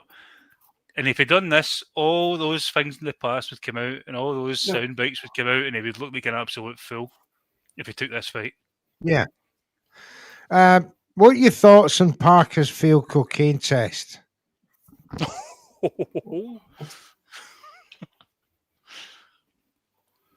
Now, if my history's correct, Liam Cameron got a 5 stretch for trace amounts. Yeah, nanogram. He got 4.5 years. What is Parker going to get minimum? Now, I've been reading online that they start off at 2 years statutory and then build up from there. Yeah. How the hell they got Liam Cameron at 4.5 years? I don't know, but because he wasn't as famous. Exactly. It was before he was known. Before he was known, they hit him hard. They made a scapegoat out of him. Yeah, 100 on that. Yeah. Joe Parker's come out today though, and he said he's never taken cocaine. He's not done it. He done an interview with Sky Sports News this morning. I did share it on X, and he swears that his B sample will come out clean, and that's what he's going to do. Oh, he's banking on a B sample coming out clean. Apparently so, matey. Yeah, he told Sky Sports he didn't take cocaine. He said he's not stupid. He knew the Usyk fight was there. Why would he risk his whole career? He hasn't done it, and he guarantees his other result will come out clean. He guarantees it. That's what he said. That's strange in itself. It is. It is.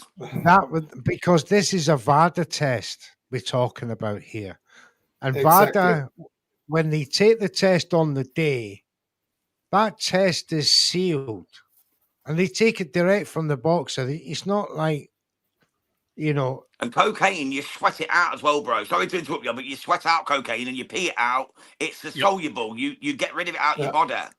Aye. So if he wasn't doing it, he wouldn't have had it on him unless he gave Tyson Fury a very big hug. No, the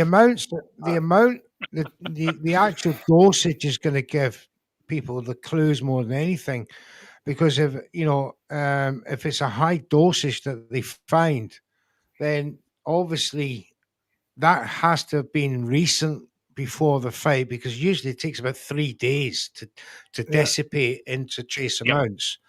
So it's got to be within a very short time frame. Now, if it comes back as trace amounts, that is where the contested could come into. I mean, the same with Ryan Garcia. He contested his and got round his in a different manner. What he needs to prove, and like he said, is this B sample. Interesting, because VADA do the same test, obviously, the A and B at the same time. So I can't see there being any difference in, the samples. So, now, I don't see it either. Don't test.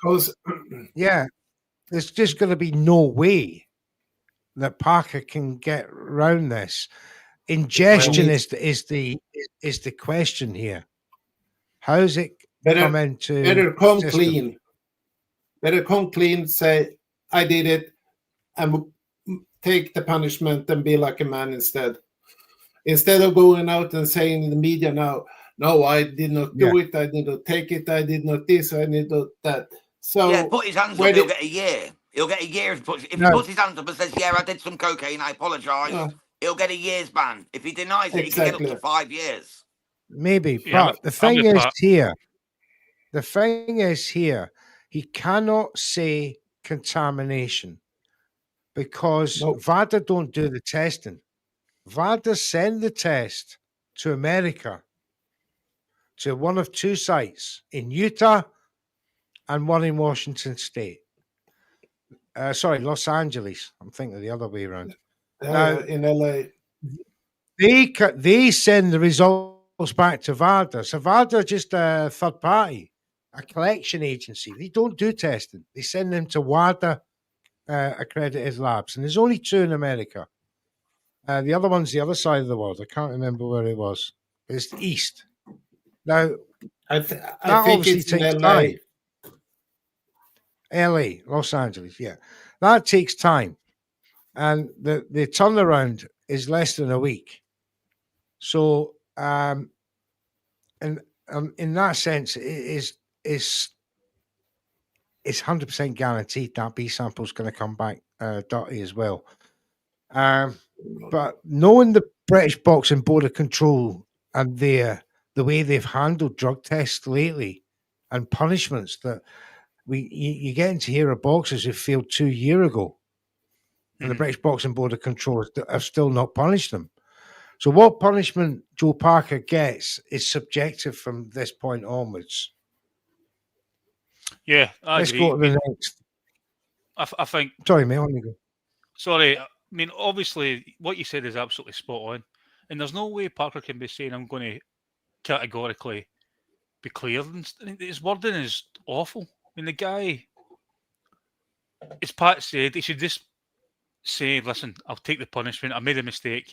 I took some coke a night before my fight. I was at a party with a few friends who were taking it. I mean, I would honestly say, right, fair enough, take it and be the man, because the guy's always been credible and always been a good guy. It seems like, even though he has a bit of a shady past with some things, but hey, we all make mistakes. But the only way he can be cleared from this is shenanigans, as I like to say, shenanigans. And we know what I mean by that.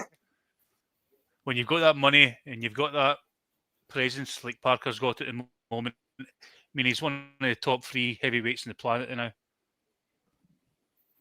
Who's going to say what's going to happen next? Who knows?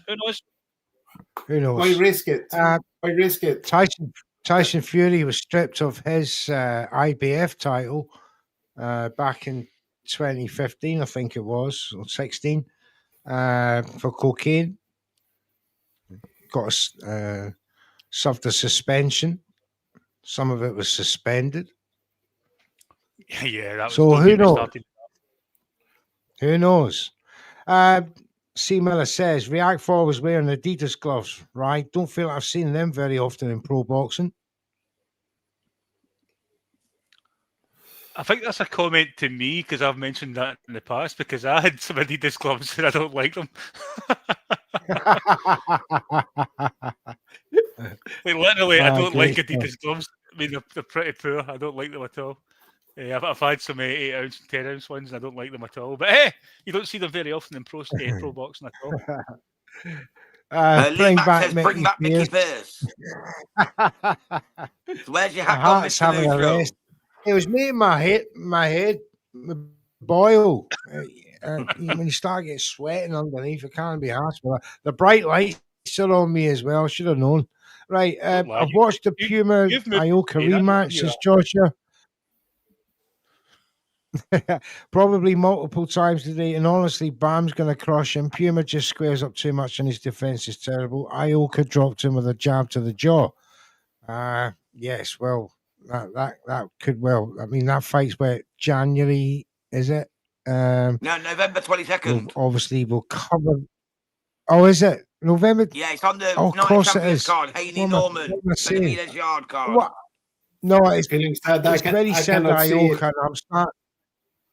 I started thinking of Japanese boxers and Inui coming to my head. So That's no, December the yeah, you're 24th, quite Christmas right. Bam Eve. Rodriguez, Against Picasso. right? That's the one. So yeah, Bam's on the 22nd card. Great card. We can't wait for next week. Yeah. I don't think there's any day at the minute at his weight that's going to beat him at this time. Yeah, I agree. Because No, Nakatani's is a weight up, isn't he? So and he's moving up as well. that So 27th he just December has card to is follow him. Yeah, that he just has 27th to card follow is Nakatani's path. much better than what's coming next week, in my mind. Right. Yeah. Lee Mack says Parker's finished. Joshua he says, don't get me wrong, Puma obviously dangerous, but his defense is awful. Yeah, I agree. Extra Torres, all my money's on Kurt Scobie. Come on. I tell you what, don't write this Kurt Scobie off, because I've got a nasty feeling the American is better than what people think. Joshua he says, Bam won't lose unless he's a weight class where his advantages will get taken away from him. Well, obviously, as he moves up, stronger boxers he will come across.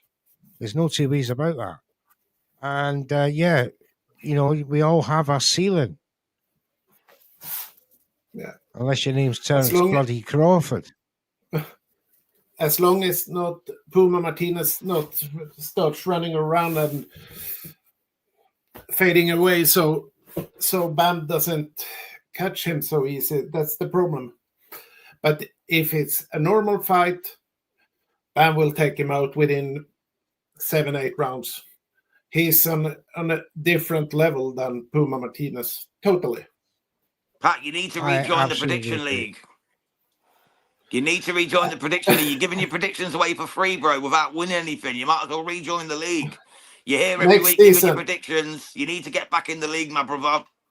Next season, I will get back. This season and this, you can say Q4 has been a disaster for me. Everything from my mom died, and now I'm trying to survive a bit, and then putting the house out for sale next year. So I will be ready again. Yes, you obviously you have to deal with personal matters first, but we will welcome you with open arms, Pat. Don't you worry about that next season. Let's get back to these comments. Joshua, he says, I like Nakatani, but he was so reckless against Nishida, spamming uppercuts because Nishida obviously has no power. Now imagine if he tried charging in recklessly against Inui, he would get stopped. I suspect he was only fighting like that against Nishida because he knew he could. He's no daft. He saw Nishida as an opportunity to showcase the skills, and didn't he just? So against Inui, he'll come with a different strategy, no doubt about that.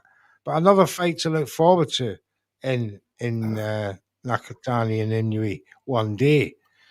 Right, we're going to get back to the action soon. Yes, let it marinate, but not for too long. Now, what did we make of Adam Azim's last fight? What, against Lipinets? Yeah, it weren't too bad, mate. He stopped the guy, didn't he? He looked good. He stopped his last 4 opponents. He stopped Lipinets, O'Hara, Two Tanks Davies. He stopped Enoch Poulsen, who was unbeaten, and he stopped Petitjean, who was unbeaten. So he's definitely on a roll at the minute, especially with these TKO victories and these knockout victories. He's confident, mate. Kurt Scobie, as you said, neutral, can bang, and he's confident. You've seen him at the weigh-in, you've seen him at presser. He wants the smoke. And if he can come out and get Azim off his game plan and catch him with something earlier, we don't know what Azim's like when he gets clapped on the cheeks because we haven't seen it yet. So Kurt Scobie might be the first one to actually plant a real live dog shot on him, and we're going to see how the super kid responds. So I'm looking forward to this one more than most, to be honest. This is a fantastic fight. Same. It's a real test. It's an acid test. Yeah. if Azim Yeah, comes out of this he's with a similarly. victory, then he can level up and get some bigger fights than what he is now having. So it's an important fight for Adam Azim. It's Kobe can Yeah, bang. and as Josh has Azim- said, Yes. yeah, he can bang, and he is a short notice opponent. It was supposed to be Zara Duliev. That fight didn't happen, and he's coming. That's a great replacement. It's got to be said, because Kurt Scobie will give Adam Azim legitimacy in America.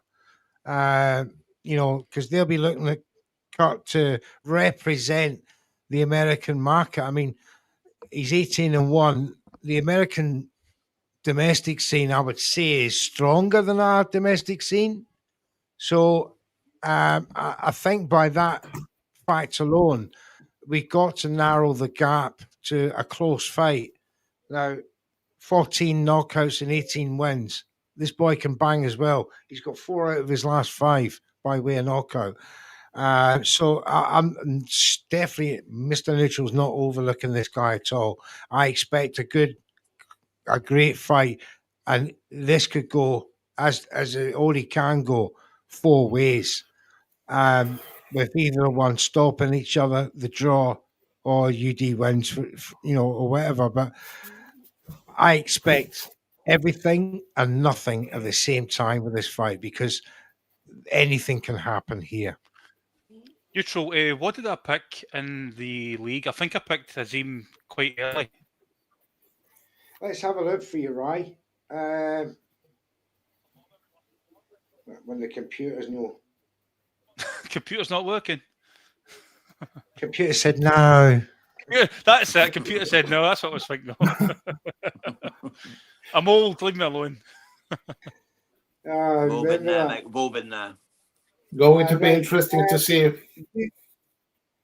Right. You went for Azim knockout round 5. Round 5, aye. I think, do you know what? I think he'll catch him early and rock him. I really do. And then he'll And just... Jam said round 9. Yeah, but I actually wanted round 6, but then I tricked myself into going 9, but I actually wanted 6. I can even show you my paperwork. I wrote 6 and then crossed it out and put 9 when I sent it to you. If I it's made a that 6 mistake now, I'm last going to week. kick myself in the nuts. Jam, I made that mistake last week in the spreadsheet on the paper, but I read out the wrong bloody name, and the one that I had was right. But obviously, all calls are final. That's it, mate. That's it. It's a heartbreaker, though, isn't it? When you know you got it right, but you're still proven wrong. It's like, what? Like, how can they do this to me? Yeah. That's the prediction league. I'll be right back. All right, Mr. Neutral, no problem, mate. No problem. We've got Carl Frampton and a few people talking Tony Bellew with his nice moustache for Movember. Do you know what?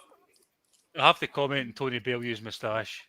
Like, he's had the whole month and he can barely grow that bad boy out. He's struggling there. He's struggling. It's got 1970s German porn star look about it, hasn't it? To be honest. You know what I mean? Kipper tickler. He looks like a kipper tickler. Well, we've got a comment come in. It's the Spit Bucket Podcast. Big up yourself, JJ. And if anyone doesn't subscribe to the Spit Bucket Podcast, you don't know what you're missing, mate. He had Regis Progray on the other day with a lovely sit-down interview about his new book. It was absolutely fascinating. Me and my missus couldn't take our eyes off it. We watched the whole thing. We've even watched it back since. The guy's a legend in the game. He just put back, fellas, was having trouble getting up on the new design plan. Also, I take back my criticism of the new plan. $45, not bad at all for the value. Absolutely agree with you, JJ, mate. Yeah, and if you actually pay for it up in a year in advance, it goes down to $38 in the US. So you actually get a better deal than us, mate, if you pay it in a year in advance. Obviously, it's a lot of money still. You know, it's $500 or whatever. Yeah, but considering the price of pay-per-views in America, it's a really they're good like deal. $70, $80, $90 a piece. It's crazy. Yeah. That's it, man. So yeah, it works out good value. This ultimate thing, because you've already got this one tonight. We've got the one next week, the November 22nd Night of Champions. We've got the Inoue Picasso. I know they're going to chuck the Derek Chisora, Dillian White in there, which sucks. They might even be chucking Lee Wood, Josh Warrington on a pay-per-view as well, which they say so. Sneaker, but they are paying both lads well. I don't get it. Leewood Warrington 2 is never a pay-per-view for me anyway. Especially not for people in America. People in America probably don't even know who them two are, to be quite honest. They don't know. This is the major issue with that plan. Is okay, if you're having 12 good pay-per-views per year, it depends on what side of the border, because if you're paying, you're not going to watch a lot of these live, depending on your work regime. You got kids. You know what I mean? If I'm not staying up to 4 o'clock in the morning to watch certain fights in America, do you know what I mean? I can't do it. The same over in the US. Sometimes they can't be there for the UK fights or Japanese fights, even. Who knows? So that's always something you need to take into account. Money-wise, sometimes it might be cheaper just paying for the pay-per-views, depending on how they price them now.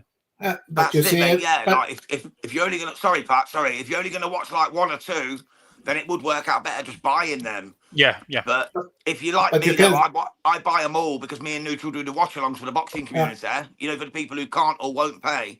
So to me, it was a great deal. You know, I'm guaranteed to save £204 a year minimum, and it's a minimum of 12 pay-per-views, not only 12, a minimum. So there could be 16, there could be 20. So for me and Neutral, it makes perfect sense. And we're getting the smaller hall shows as well. I mean, we're getting York Hall, we're getting a lot of other things as well. So yeah, it all adds up. That's it, brother. That's it. So we got the Spit Bucket podcast in the house. Big How up, you doing, JJ. man? JJ. Mr. Solomon. He was having trouble setting up with the new DAZN plan. I had that similar problem. Me too. He kept saying, yeah, you subscribed and all, and then it kept going back and nothing has changed. He takes back his criticism on the new plan. $45, not bad at all for the value. Well, look, it's a coffee a day to watch all this boxing. 185 plus fights a year, excluding, as Jams quite rightly said, a minimum of 12 PPVs, could be 15. Yep. Great value. Great value. £33 a month? Come on. For me, I spend more on Dirty Magazine.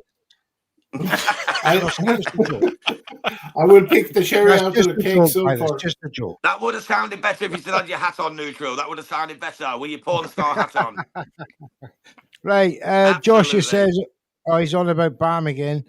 Do you guys think Ioka should have won the rematch against Puma? I think he should have done, yeah, to be honest. I think it was a bad decision. But not a robbery, but a bad decision. Definitely. Ioka seemed to be having him, you know what I mean? But anyway, we've got Adam Azim coming to the ring now, guys. Are you all at the same place? Got Adam Azim coming down. The ringside people, fan zone, 86% think Azim's going to win. 14% for Kurt Scobie. I think the 86%, a lot of them are a lot of Brits who've never watched Kurt Scobie fight. That's a big mistake.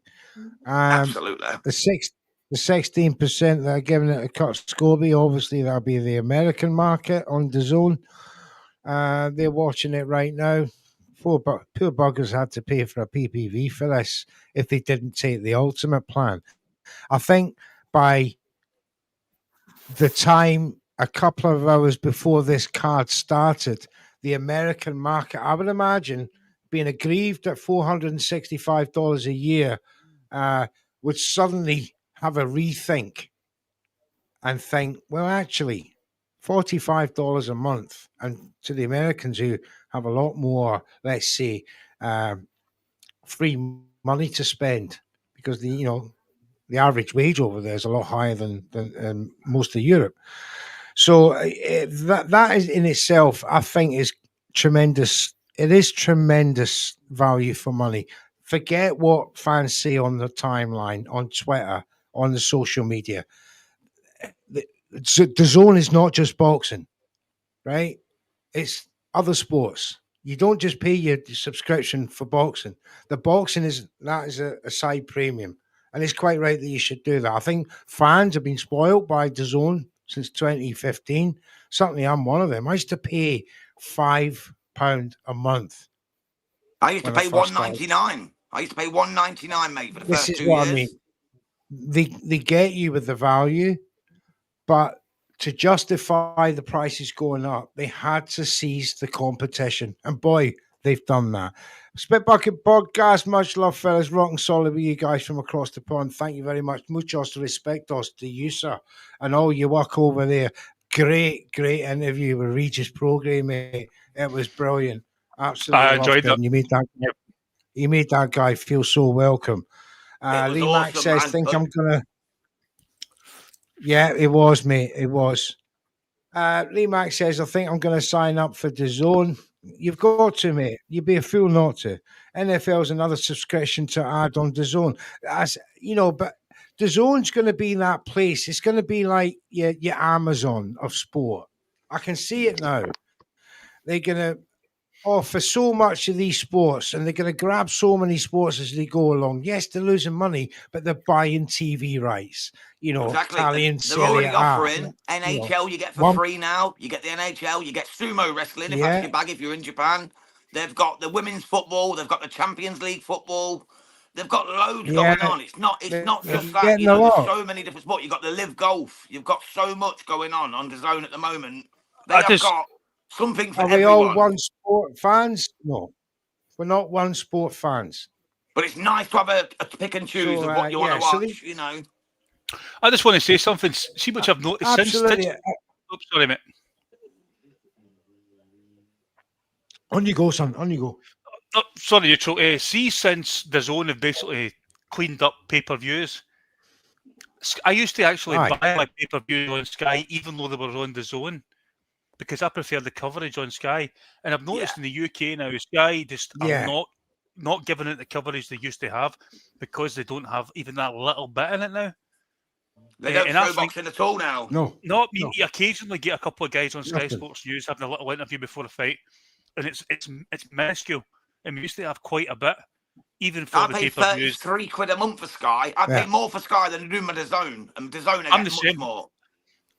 Anyway, The fight's underway, lads. The fight's Yeah. underway. Right. Azim Scobie. Right, there we go. Let's Right, do it. Yeah. Oh, Azim already taking the lead foot on Scobie, dancing around the ring a little bit there. He's a big, strong boy, but looks at him. Looks solid. Azim, wide stance, making sure he can take some shot, coming back to him as he flicks a jab out there. And they just slowed down a bit now. Azim with his his orthodox stance. Kurt Scobie was just playing with a southpaw stance for a minute, but he then switched back to orthodox. But it's still Azim flicking out jabs. Scobie doing a bit of Hollywood with his style at the moment, with a high guard, Super high guard. two gloves, super high guard, elbows tucked, keeping it strong, keeping it tight. Takes a couple of shots on the gloves yet again, one to the elbow. Just tries to come in, shoulder barge Azim back, flicks out a jab of his own at last. Still Azim keeping the bezier, but on the back foot slightly.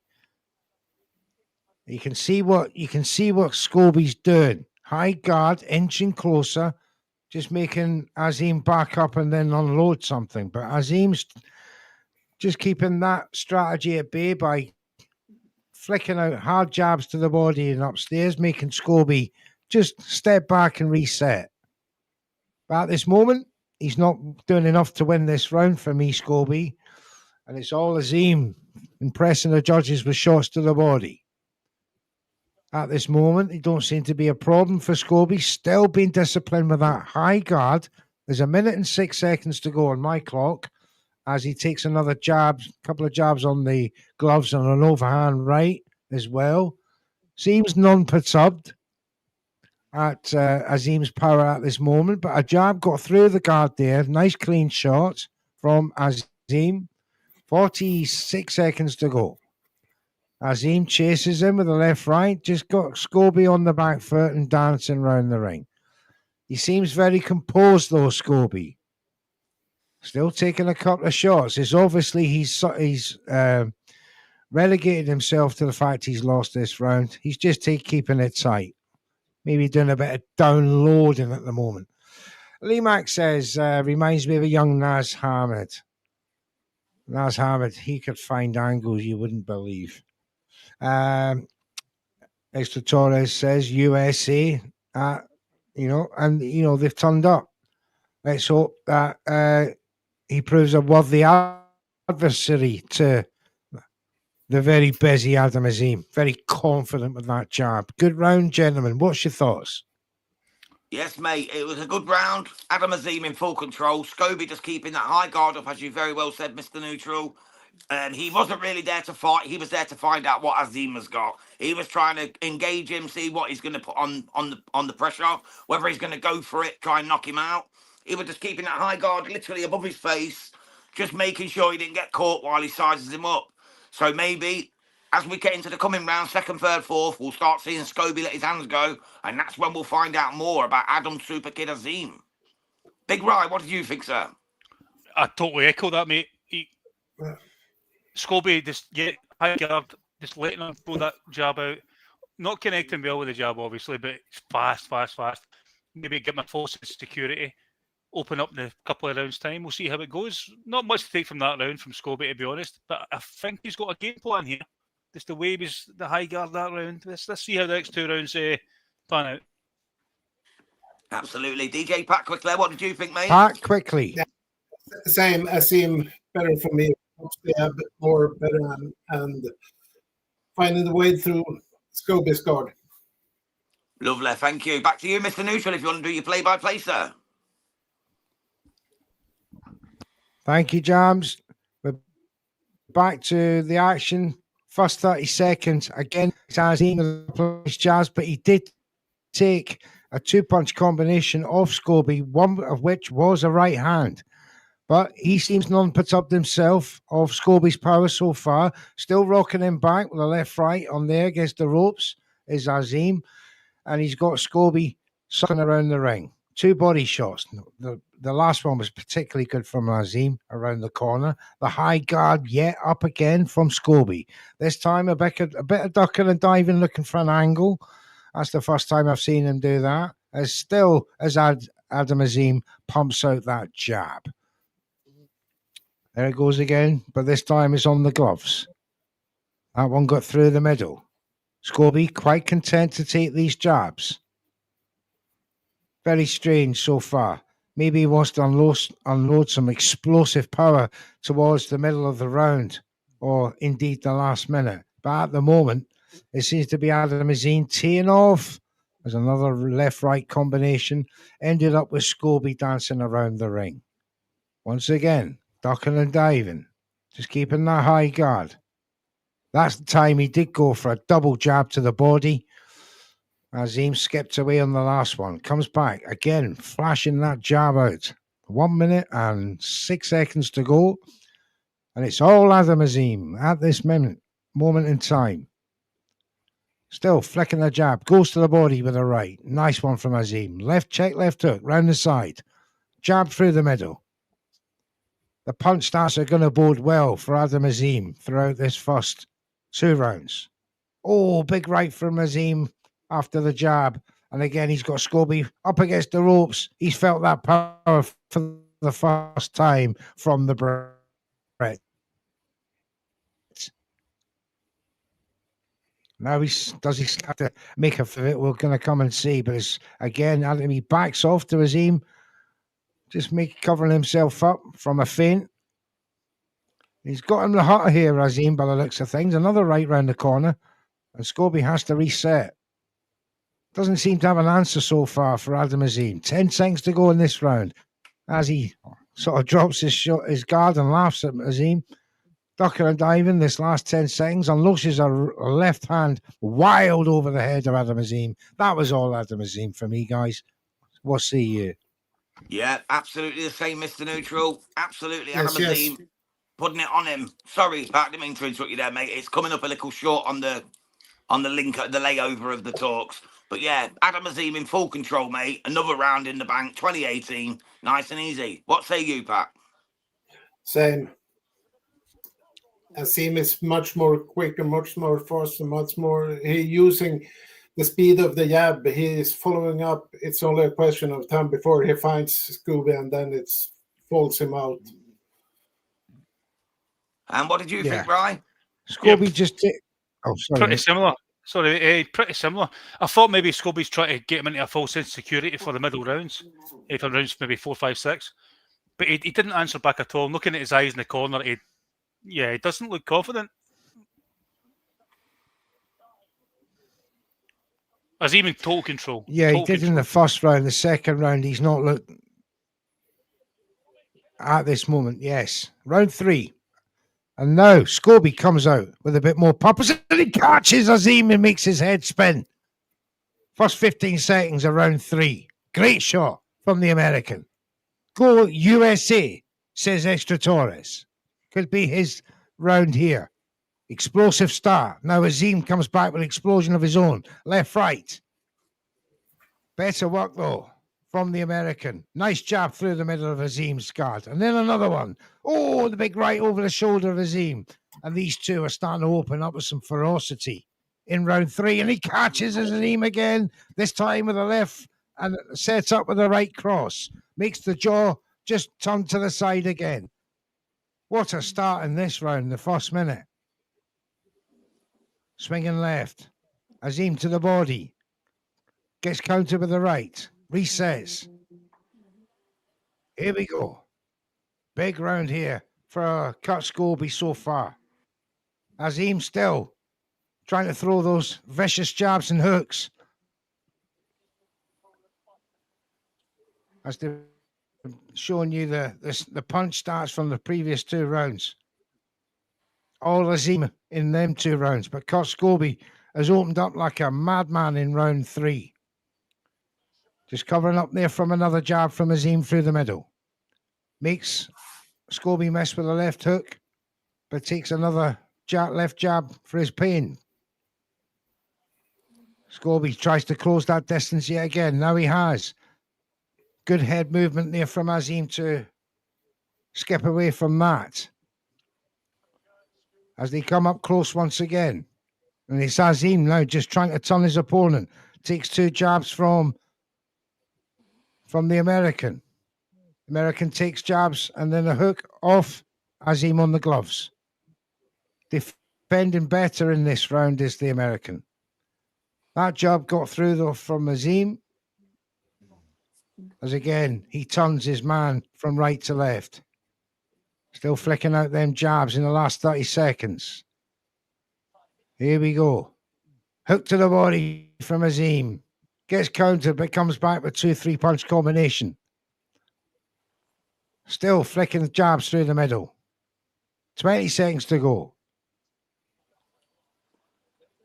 Azim has closed the gap in this round.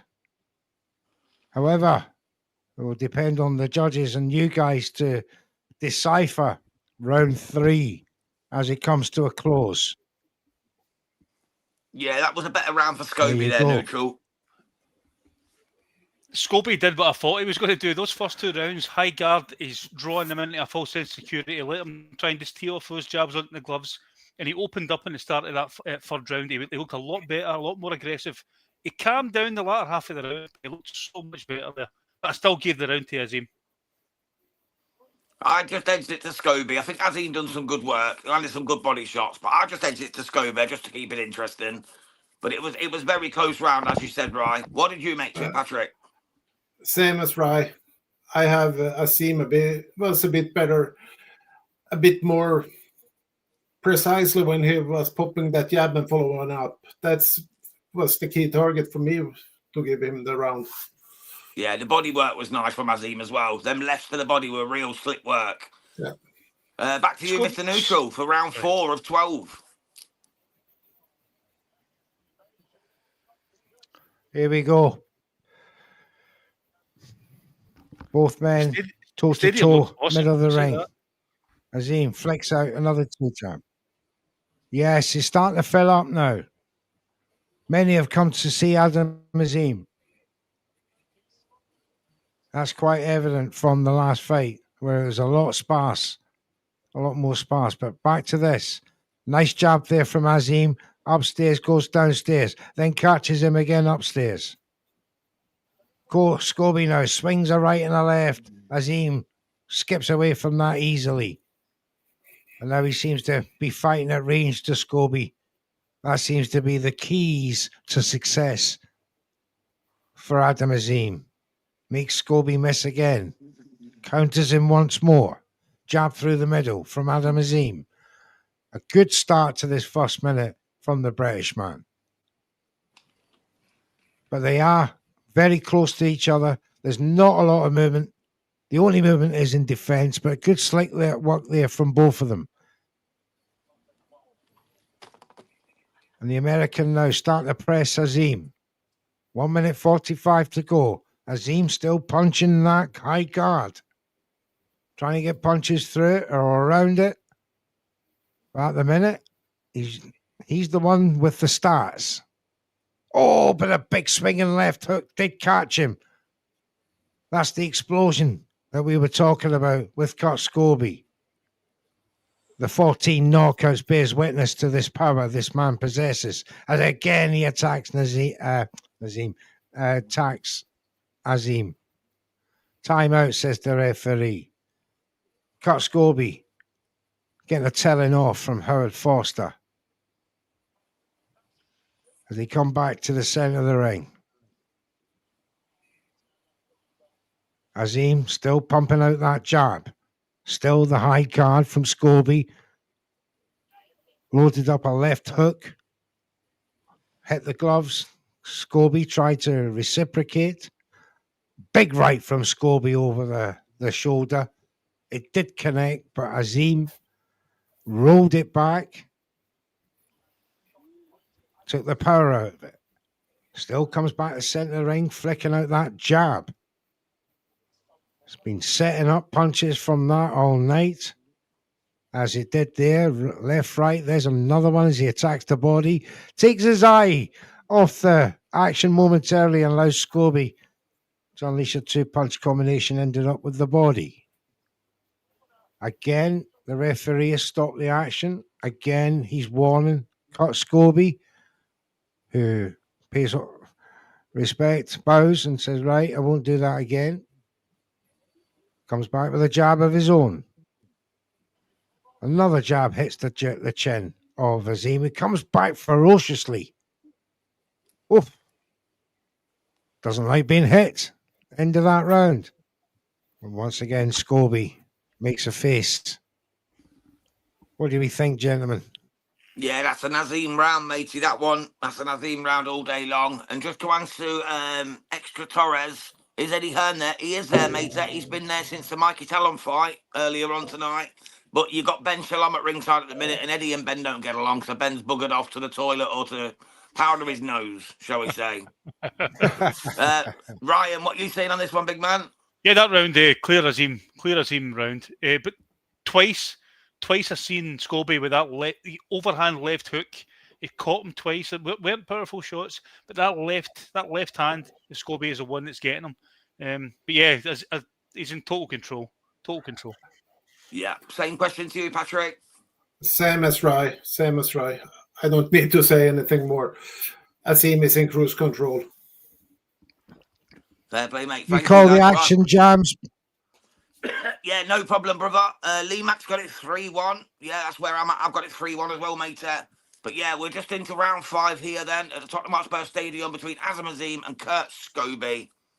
This is for the vacant WBO Intercontinental Super Lightweight title. And at the moment, Carl Frampton, one of the ringside judges, has got it 40-36. Not official judges, of course. He's just scoring it for the zone. So he's give everything to Adam Azim. I've got Scobie around. I'm the same. Yeah, you and Pat have both got it 40-36. I've got it 39-37. But Adam Azim just lands a nice right hand there, flicks out a nice left. Scobie's still working with that real high guard. He needs to maybe just let that down a little bit so he can get his own shots off, because Azim can just read him a little bit too well. I'm looking for the KO here. Getting frustrated. KO here for the league. I think it is round 5. Yeah. Oh, great, right. Yep. Oh, that's better. Yep. Yeah, you went 5, mate. I went for 9. Lee Mack says Ben is meeting Parker in cubicle 2. Eddie will already be there, as you well know. Eddie's supplying. Oh, Eddie's the man handing out the marching powder for his fighters, allegedly. Right. Yeah. Azim still popping the shots out. Still what looking. A show that is. Hey, Scobie has dropped his hands now, though. He's dropped that high guard. No, he's right back to it now. Is he going to let his hands go? He needs to start swinging, otherwise Azim's going to take this at a canter. Let's see what happens. It's getting a bit scrappy at the moment here in the middle of round 5. 1 minute 20 to go. Azim flicks out a nice stiff left jab. Scobie's still stalking. He's still live. He's just not really letting his hands go. He pulls a grimace at the punch missed by Azim. He was not impressed. Azim goes over the top with a right hand and lands. Scobie comes in and forces a bit of action. Azim lands a couple of left piercing jabs through the guard. Oh, nice little right uppercut from Adam Azim. Nice stiff left jab through the guard again from Azim. You can hear the whoosh even with the sound off. It's great work from Super Kid Adam Azim at the moment here in round 5. Scobie really needs to let his hands go. Because at the moment he's letting this fight just slide on by. Scobie's stalking him now. Azim's in the corner. This is where he needs to do the work. And he goes for the massive right hand. It just misses. And he tangles up Azim. He's definitely talked the talk as Kurt Eubank. Can he walk the walk? Azim goes to the body with a nice right hand. Flicks out a nice counter left as he's pulling away. And that's the round coming to a head. And it's another Adam Azim round. Mr. Neutral's back with us. How did you get that one, mate? What did you think to that one? Yeah, I was watching it. I quite agree with you, Jams. Again, the work rate from Adam Azim is one in that round. Although I see danger. And he's going to walk into something soon.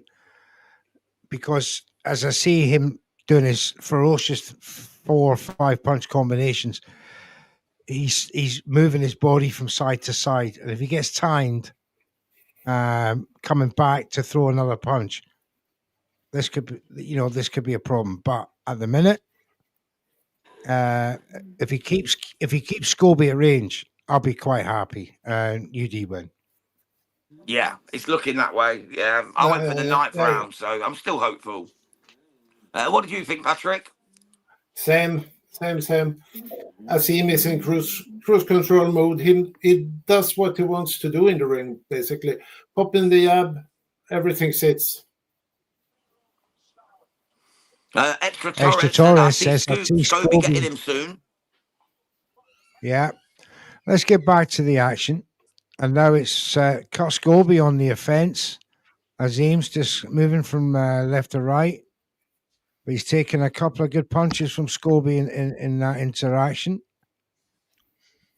And he's got a very square on, but orthodox style with his feet, but his shoulders are very much parallel to each other. Oh, takes a right from Azim coming in. Oh, but just uses a bit of an elbow there. As the referee said, I've seen that. Says I've seen the elbow, son. Don't lose your temper. Right, I don't think he's going to get any more warnings here. I think referee's been very generous with him so far. But back to the action. Azim still punching out them jabs. But Scobie with a high guard, allowing Azim to get the first punch to close the gap to then try and work the body. Now with a serious look on his face as he puts Scobie up against the ropes. Puts Azim up against the ropes, but Azim comes back, clinches him. Referee separates them. Talks to them again.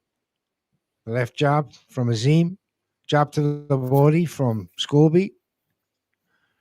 First to the jab was Azim there, between the two of them. Tries to left hook him twice, but Scobie, superior head work, evaded them with these. There's that swinging left hook from Scobie. Again, as they punch each other on the clinch. Referee pulls them both in. Tells them, don't do that. Here we go again. We don't want this fight getting messy. Oh, there's that body movement I was talking about. Allowing Scobie to time him. And he got timed there. Timed each other. They're very close with the timing. 52 seconds to go. A nice 3-punch combination there from Azim, ending with a body shot. Scobie ties him up. Referee separates them. 40 seconds to go. Swinging a left hook from Scobie from a standing position. Azim's seen that one coming, works 2 shots to the body. Another 2 shots upstairs and then a left hook to the body. Good work from Azim. 26 seconds to go. Scobie with a high guard goes head to head, but as they come off the clinch, takes another right to the guard, and now Adams finishes strongly in this round. 10 seconds to go.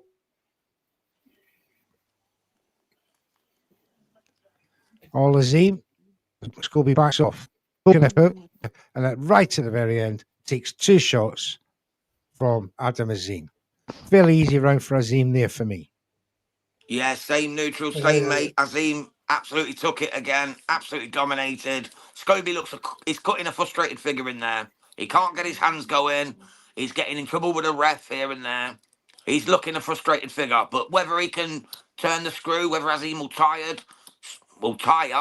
stay tuned and we'll let you know. But at the moment, it's all Adam Azim. Most people will have it 6-0. I've got it 5-1. What are you saying on that one, Ryan? Yeah, I've got it 6-0. I mean, I think Scobie in rounds 3 and 4 had some success with a left hook. A shorter left hook, but now he's telegraphing it, and he's clearly that's his shot. He's throwing that shot for he's telegraphing it, and he's going to it's not getting him anywhere now. He's getting outboxed, outbeat. Yeah. Patrick, quickly, what was your thoughts on that round, brother? 6-0. Same as Rye. I can see Kurt Scobie get this. Not either way. He has felt the power, and now he's trying to survive the round by round by round. That's it, in my how I see it. Your prediction? We got some action here in round 7. These two come out swinging ferocious punches now, but Scobie is... He has to go for it. He knows this. He knows it. The corner have told him you've got to go for it. I noticed that in that last round.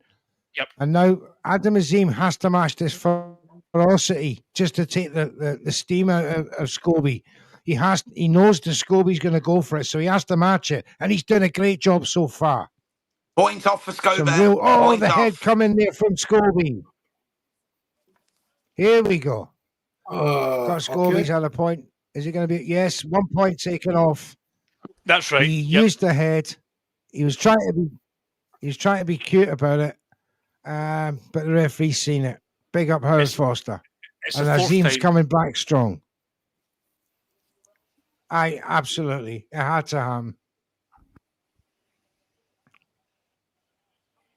And now Scobie's coming out with a 3-punch combination, but again, Azim comes back with a ferocious combination of his own.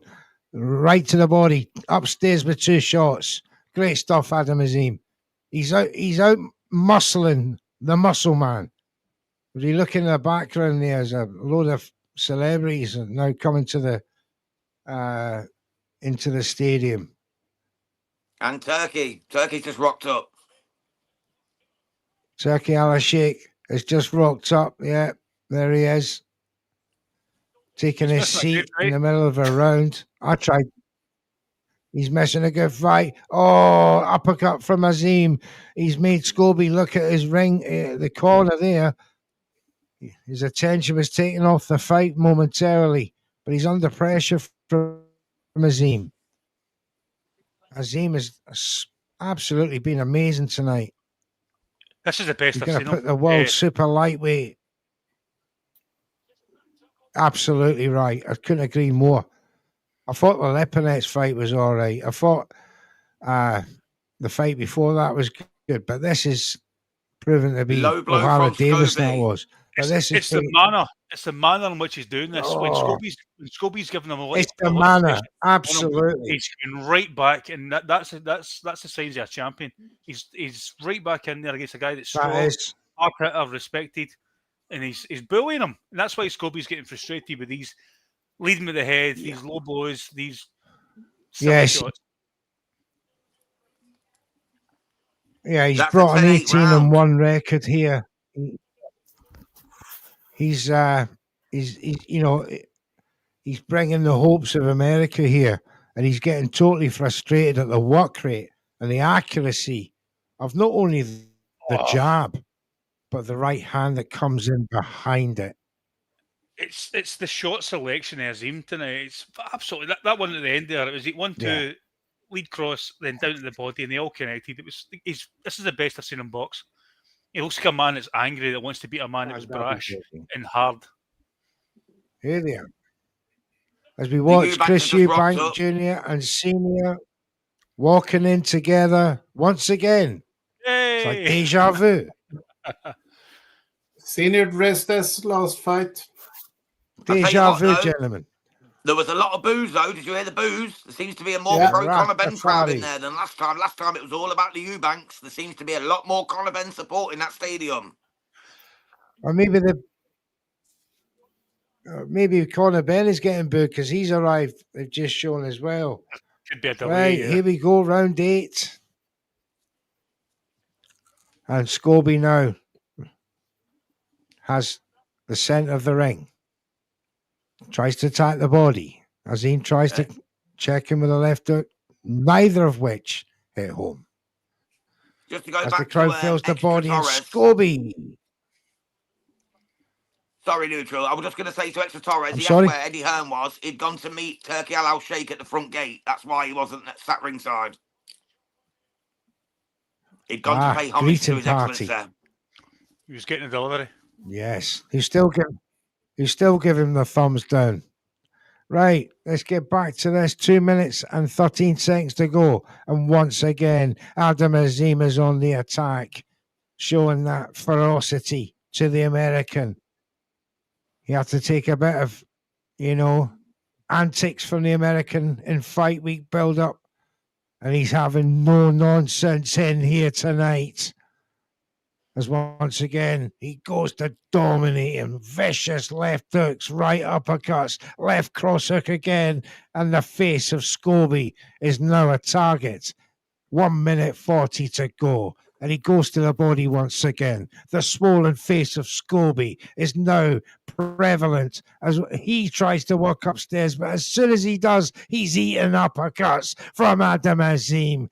As Big Ray quite rightly says, this is the best we've ever seen him. And the way he's absolutely improved in this fight. He's making a statement to the world, but he does a little slip. Takes a right cross from Scobie whilst that slipped happened, but he's back on his ass. Sorry, he's back on his tail, and he's trying now to outpower the American once again. This is frenetic stuff. There's still a minute to go. Azim with the right cross. The American is belligerent and strong as ever. Trying to hang in there and match the Brit for heart and grit. Oh, great body shot from Azim. Left cross from Scobie. It's really lighting up in round 8. Oh, and Azim, 3-punch combination ending with a right cross over the top. Just made the head of Scobie rock. The head-to-head, glove-to-glove. Oh, another punishing body shot from Adam Azim and a clubbing right. An uppercut through the middle. A left cross. This is getting too dirty now on the ropes for Scott Scobie. Taking some punishment. 17 seconds to go. And again, Adam Azim's got his head tucked down into the shoulder of Scott Scobie and unleashes another body shot. Few seconds left in this round. And Adam Azim still starting this round, ending the round as if it was the start. Over to you, gentlemen. Yes, mate. Another great round from Adam Azim. Probably the most impressive of the fight so far. He absolutely bullied Kurt Scobie in that round. He was digging them body shots in like there's no tomorrow. He wants his man out of there. And I can see a stoppage coming, hopefully, in the next round, because that's what I picked in the prediction league. Big Ray, what did you think of that round, brother? Yeah, brilliant. Azim's shot selection there was brilliant. He was having fun in there. You could tell you're having fun. Scobie's done. And sometimes you watch a certain fight in a certain fighter's career where it elevates him into being a star. This is one of those fights where you're like, right, this guy is going to go places the next level. This is the one that's going to elevate him now. Sorry, Pat, there you go. Yeah, absolutely. Same. Absolutely. There are levels between these fighters. Scobie's, I don't know, but I'm waiting only for Azim to find something and flat him out. That's what I'm sitting now and waiting for. Absolutely. Well said, matey. Well said. I'll so just cover the impressed. action until Mr. Neutral comes back. So Scobie's throwing some absolute bolo overhand rights at the start of this 10th round. Sorry, 9th round. He's really looking to take Azim's head off. That could play into Azim's hands, though, because we know how sharp Super Kid is. So let's see what materialises here. The judges have got it the same as me, 80 to 71 after the 9 rounds so far. Sorry, the 8 rounds so far. We'll get there in the end. I just want to Bloody say, hell. Jab, sorry, Scobie and sorry, Torres in the chat. I see Scobie getting him here soon. I don't know which fight you're watching there, kid, but come on. I can't All see the it. way- I can't see it. He's a fan. He's a fan. Only He's way You can't probably blame gonna the Scobie. lad. He's patriotic. only Yeah, way we've that all, go we've all Scobie backed can and win it's her. now I'm as sure he- you've done it when Regan Glacken was fighting. We've all done it, and we all back our own, you know. That's boxing for you. We always Oh, big lunging left cross. And Azim now is hunting him down. You're quite right. He's looking for that stoppage as he's stalking his man. Another power shot to the body. And Scobie does not look happy. He's tucking up like he's hurt.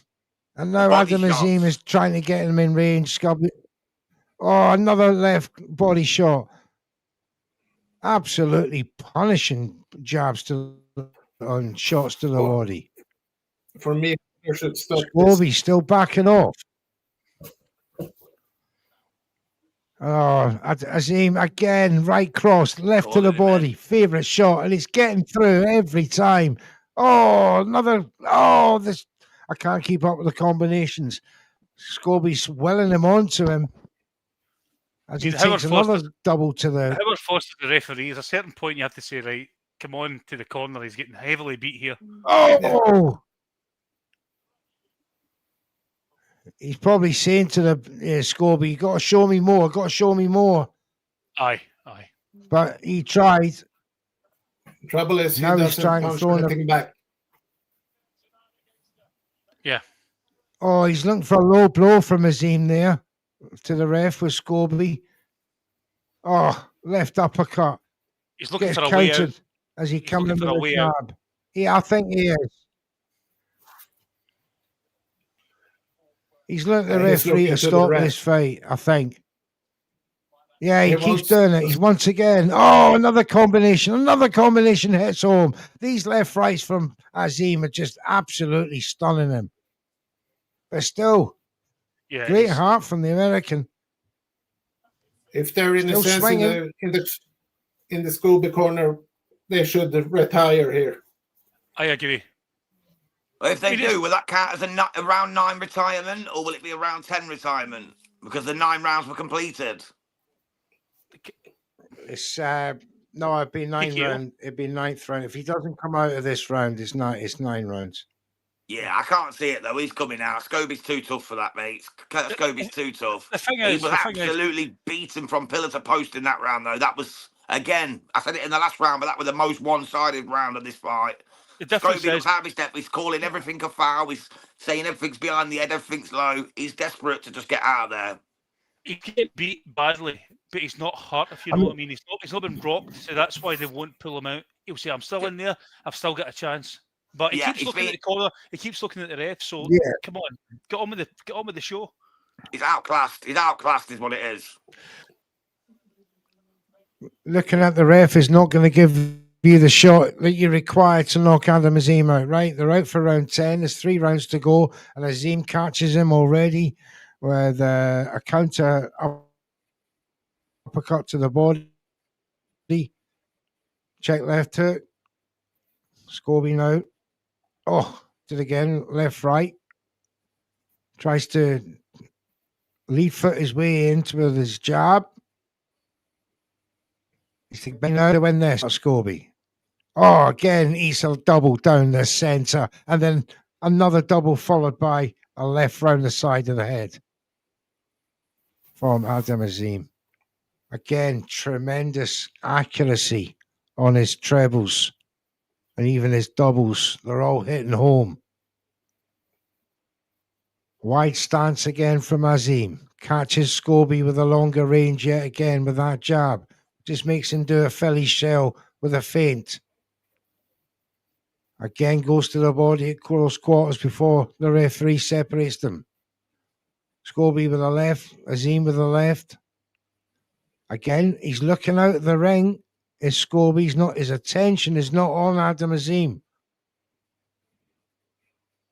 He's going to catch one at this rate doing that. And he's under attack yet again. Another 3-punch combination, somewhat slower, but all 3 hit home. Just reminded by the referee, watch the back of the head.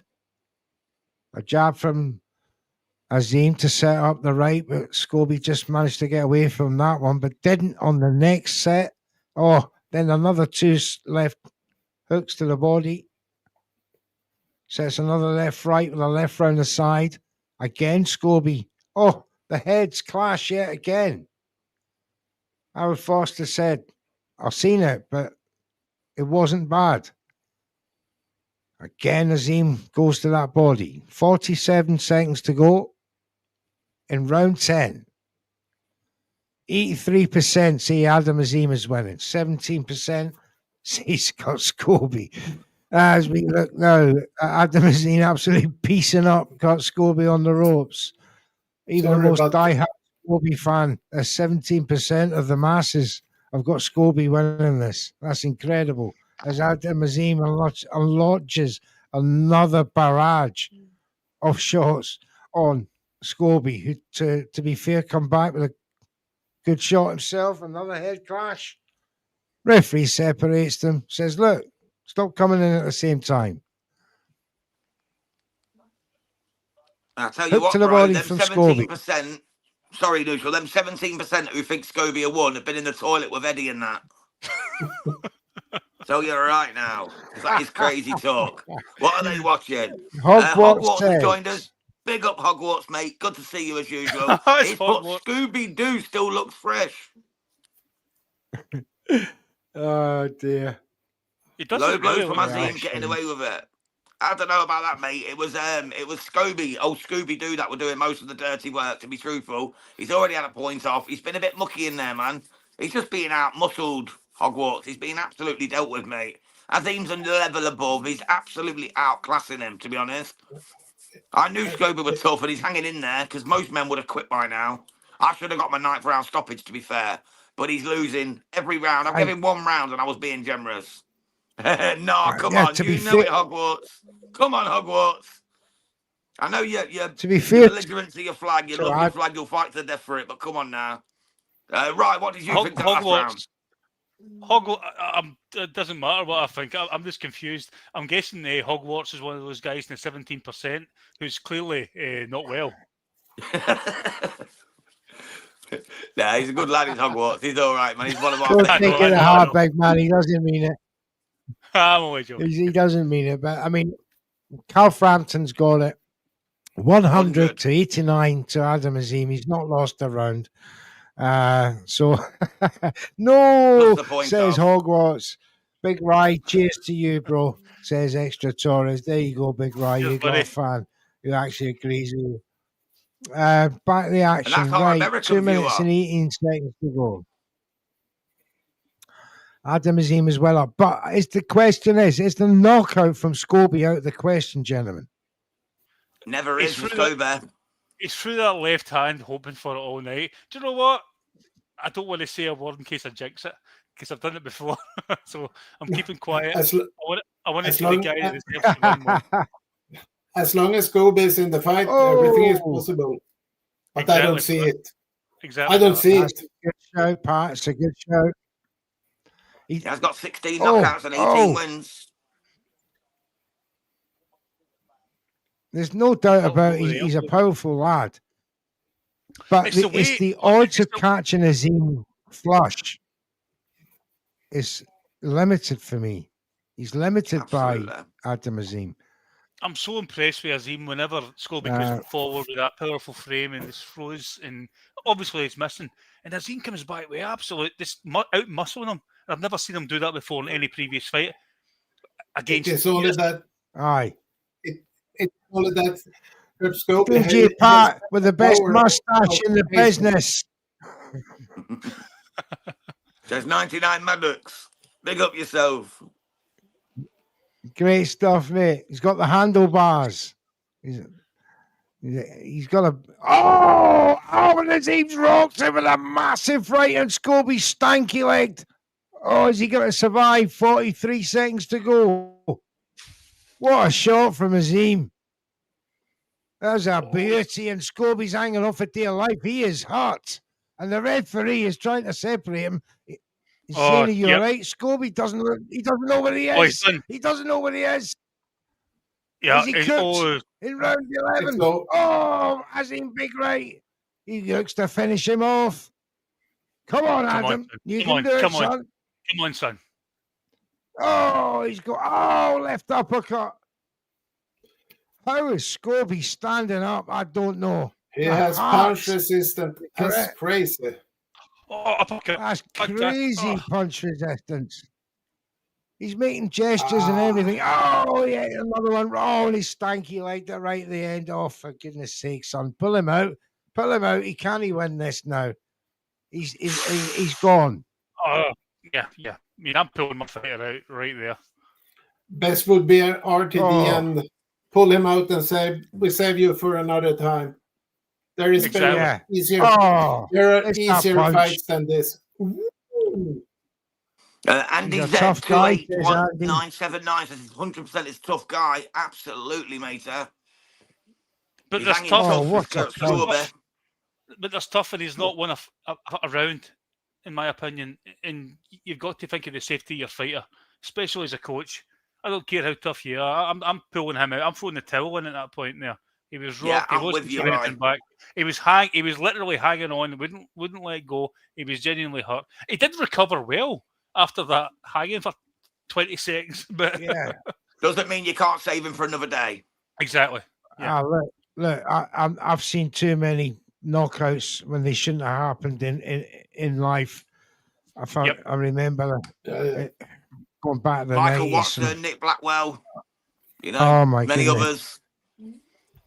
Let's not rule it out just yet, but it's not looking likely for Scobie the way it's going to happen. And he's swinging like a madman.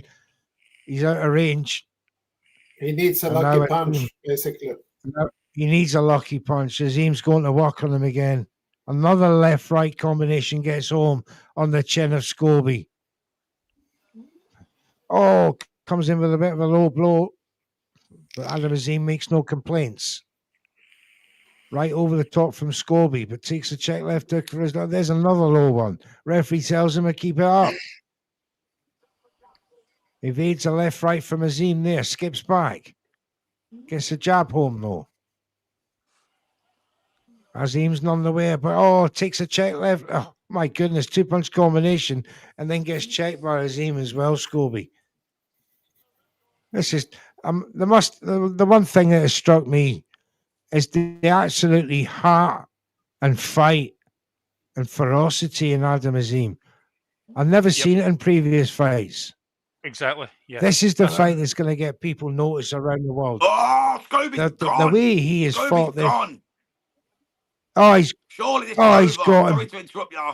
I knew it. He sat him on the seat of his pants. He's getting it's a check left banged up. Oh, yeah. He's got the chin of Oliver. Oh, yeah, he's took a knee. There's a minute and 13 seconds to go. I was about to say, he's got the chin of Oliver McCall. Yeah, that's enough. It's a round 12 TKO. That is a good call from Howard That's a very good call. Totally good call. Yeah. Scobie's putting up a little bit late. He's put up little resistance to that. What a stoppage. At least I got my stoppage again, so I've got all 7 right so far, apart from the round.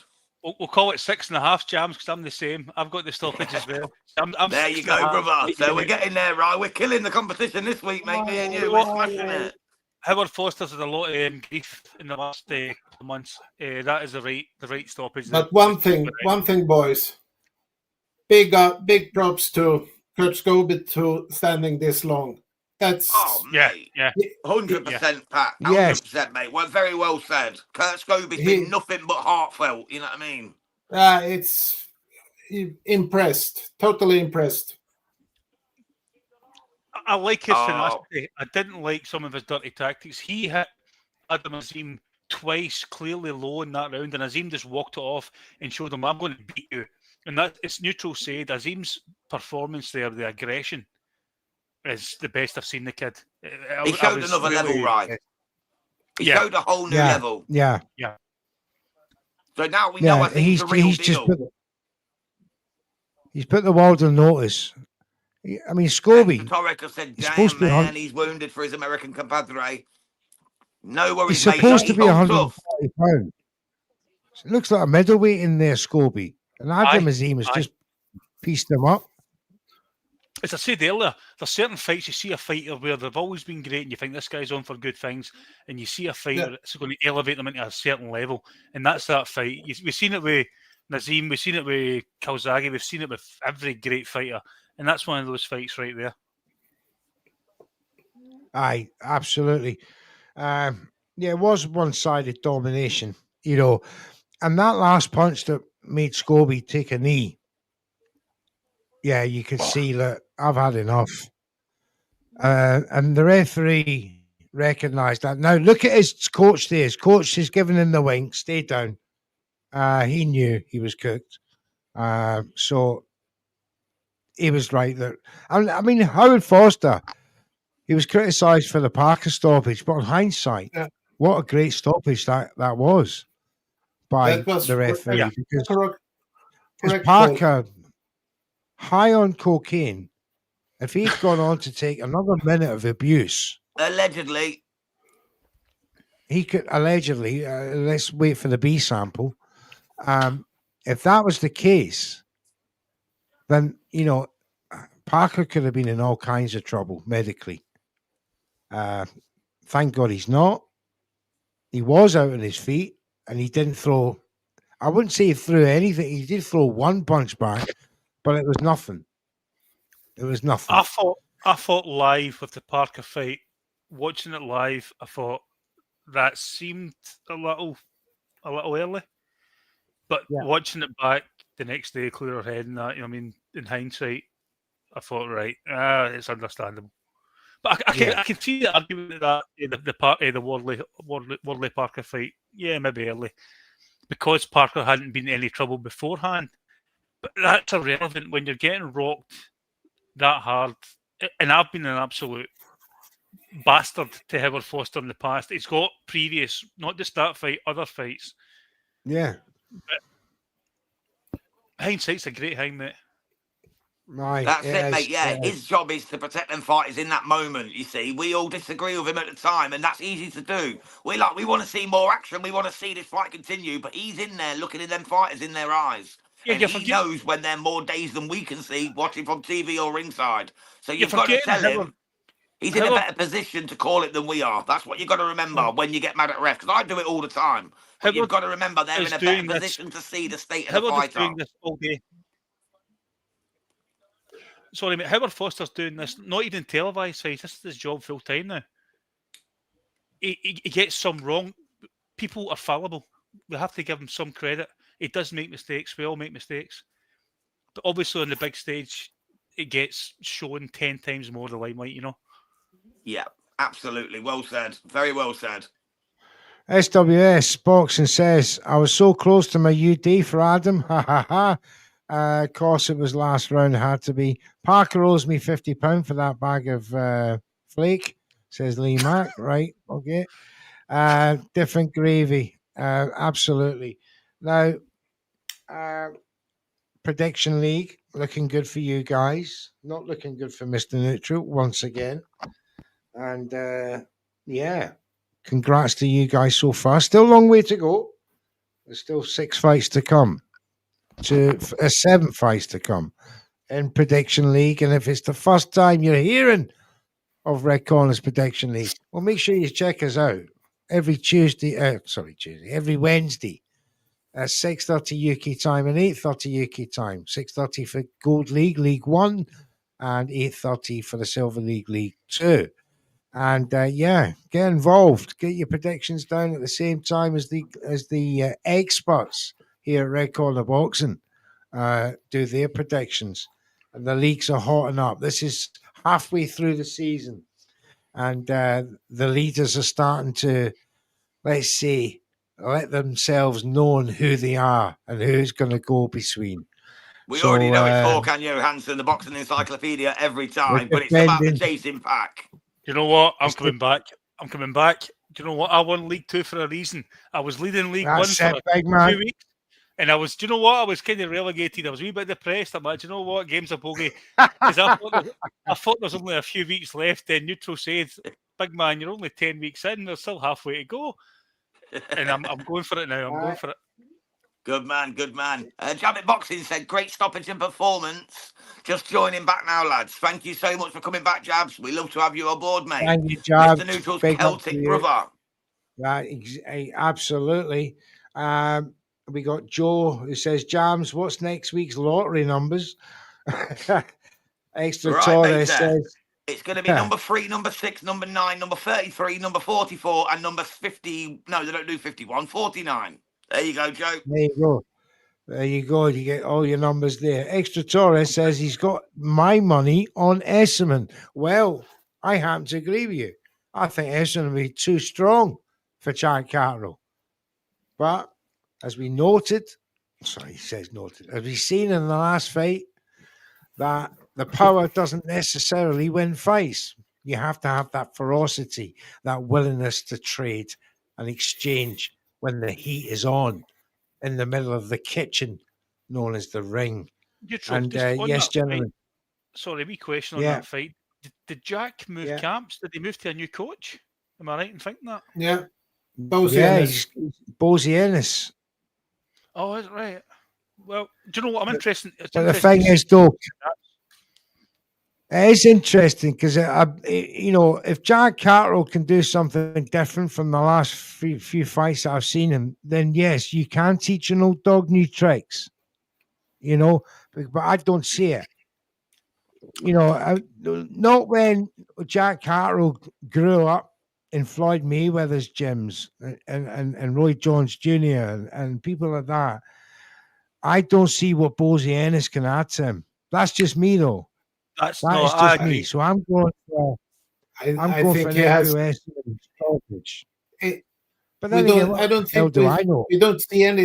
don't think we see anything new in this fight. But next fight, then he has developed something into Catterall's defense, offense, and everything. I think this camp was a study period, so he knows what he can do with Jack Catterall when he comes into the next camp. That's what I think, basically. But that's a fair point. It's a fair point. We're speaking like a fighter that changes camp is automatically going to win their next fight. He could lose this fight and then blame the new camp and need to revert back to his old style. We've seen that before. We've seen it before. Yeah. We'll see it again. Yeah. The thing that strikes me about Jack Carroll in his defence is the Philly shell. That seems to be ingrained in him. Now, I don't see a lot of the. I see a lot of the Philly shell being used in Giron's work. So I think maybe, if anything, he can maybe improve on that. I don't know. But maybe what he could bring in Jaron Ennis's work into Jack Carroll, I don't see it because I don't see Jack Carroll having the same physicality or build or structure of a Jaron Ennis. That only his style works for him.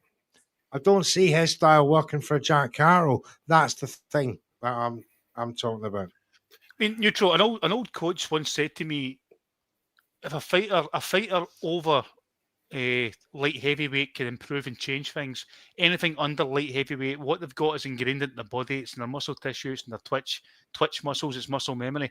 Heavyweight fighters can change things. Light heavyweight can change things. Cruiserweights can change things. Anything below that is very hard. It's ingrained into what you've been doing since you were a kid. Absolutely. Yeah. And I agree. Yeah, I agree. Couldn't agree more. Because and the evidence is there at a heavyweight. Look at Fabio Wardley and the improvement that he's made to his game. And he's only, I get he's only 30. I get that, but look what the levels he's had to go through to get to that, and how quickly he's had to adapt and learn.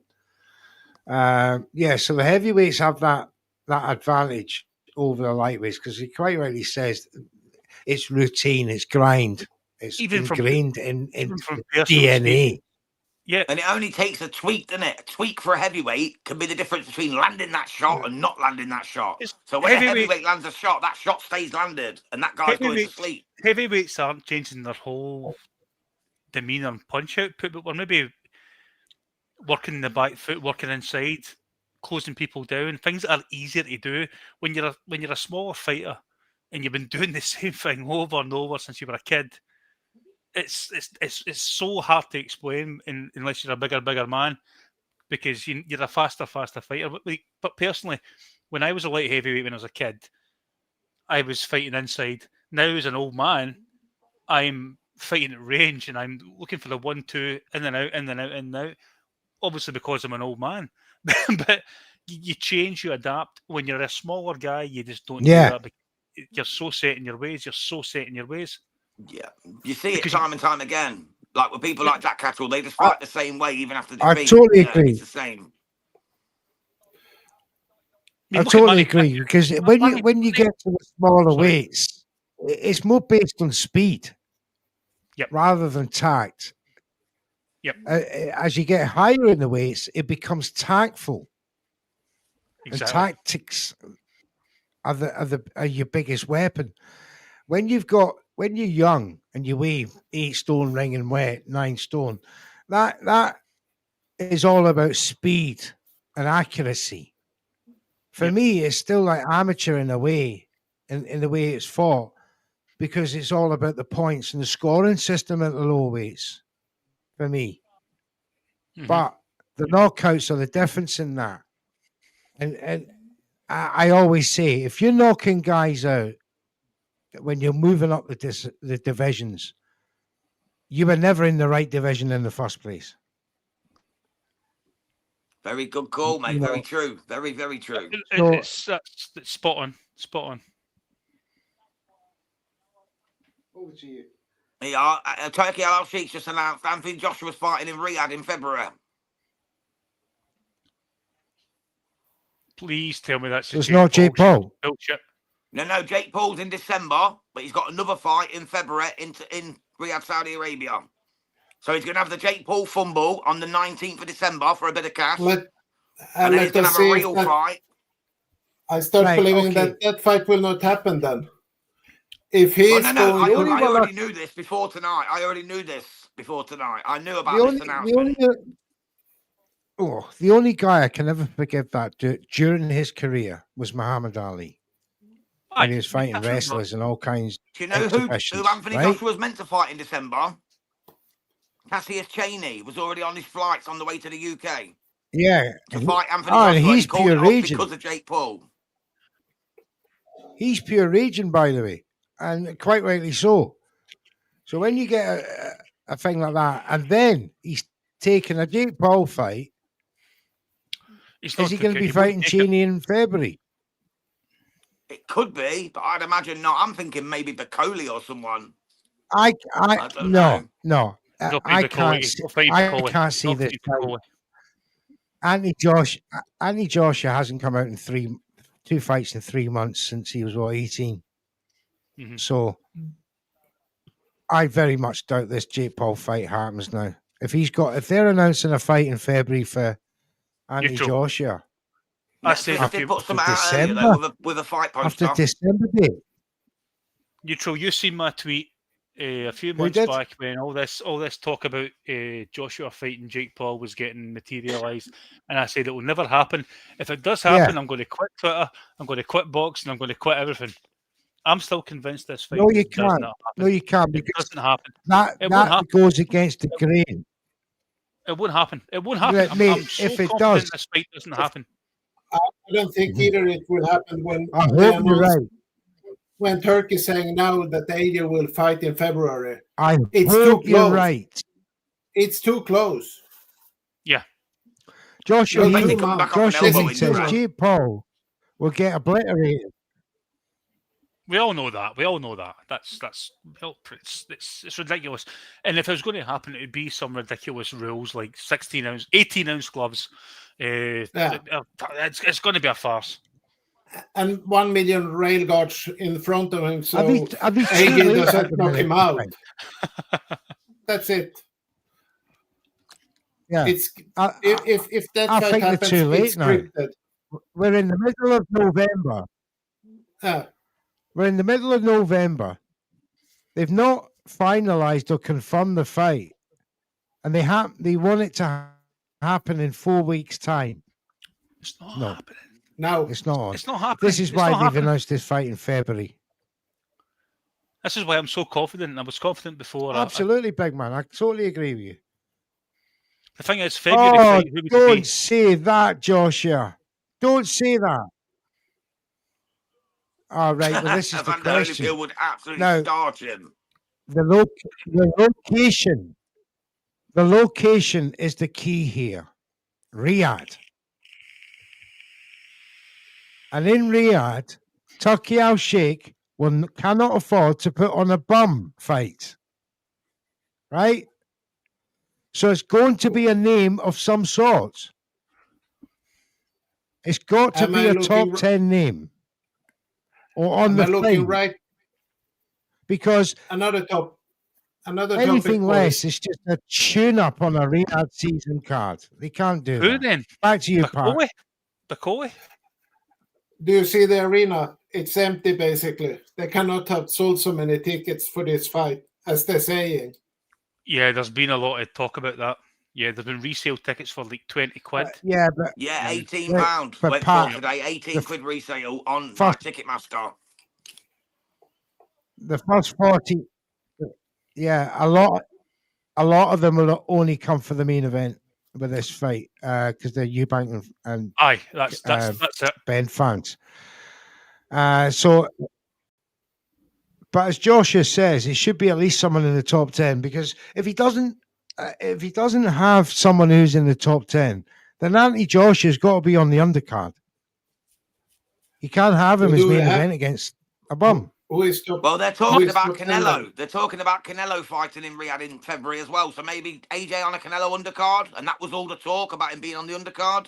No, Canelo's not coming out in February. Not a chance. I tell you what. No, he has made the surgery of his hand, and they're saying it's somewhere in the back Q3 he will make a comeback. That is what I read. Yeah. I mean, I think it would be a co-main event. I think Turkey loves Joshua. He likes Joshua a lot. He would have him as a co-main event, co-headliner with someone else. Obviously, not a heavyweight. And I think it'll be Canelo. It's Canelo neutral fighting in February with AJ as co-main. No. Yeah, it's going to be a co-main. Yeah. Co-main is this, but Canelo has done that hand surgery. And he Chance is said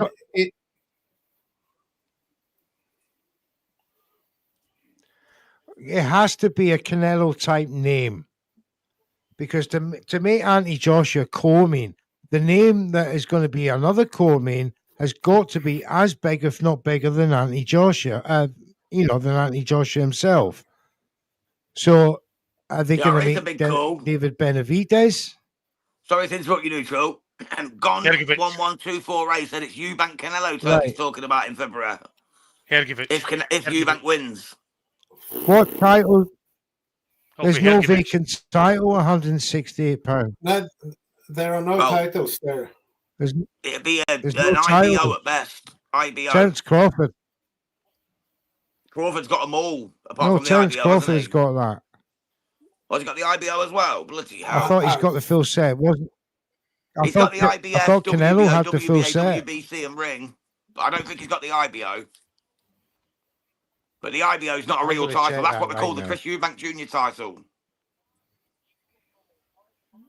The title he always fights for. Is Terence Crawford? Wait a minute. Is Terence Crawford the IBO super middleweight champion? Do it again. Is Terence Crawford the IBO super middleweight champion?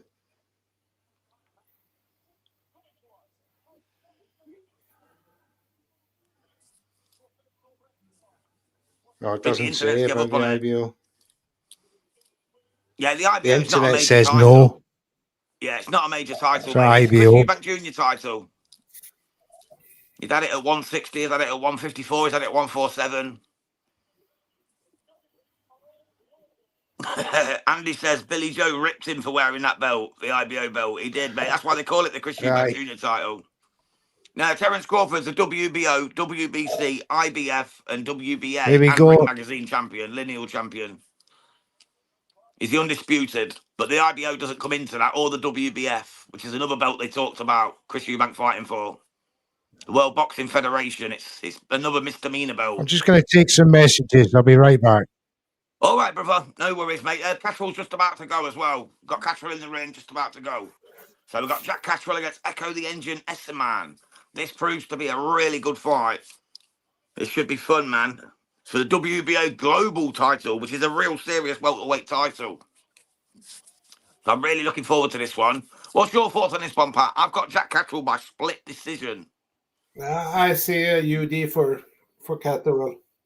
You got the unanimous decision. What about you, Big Rye? How you see this one going? Catterall against Esserman. Yeah, I've got a UD for Catterall, but I've also got a couple of quid on Esserman to knock him out in rounds 9-12. It's a fair call, mate, because Esserman can pop as well. His record doesn't suggest it. He's only got the 8 knockouts, but he can pop. But and he grinds you down. The odds were fantastic, and he's got a great tank in the last third of the fight. He's fantastic. Yeah, well, we all seen what he did to Josh Taylor, didn't we, last time out? Yeah. DJ Pat, do you not drink beer? Yeah, that's no mean feat. Look at the head on that. Nah. Water for me. Patrick's on the water, Extra Torres. He's on the water, mate. He's on the water, mate. He keeps it fresh. To be fair, I don't drink beer either. Here we go. Just cider. You've touched up. And water. If you're going to put your predictions in the chat, if you already haven't made them, whether it's Catterall or Esserman, I'm going Esserman. Let's get going. And here they go. Hey, Rye. Extra Torres said that head cost you a few quid. That head on your beer there, bro. Cost you a few quid, that one. It's going down. It's going down. You guys you want to do play-by-play on this Fast one? Start from both. Yeah.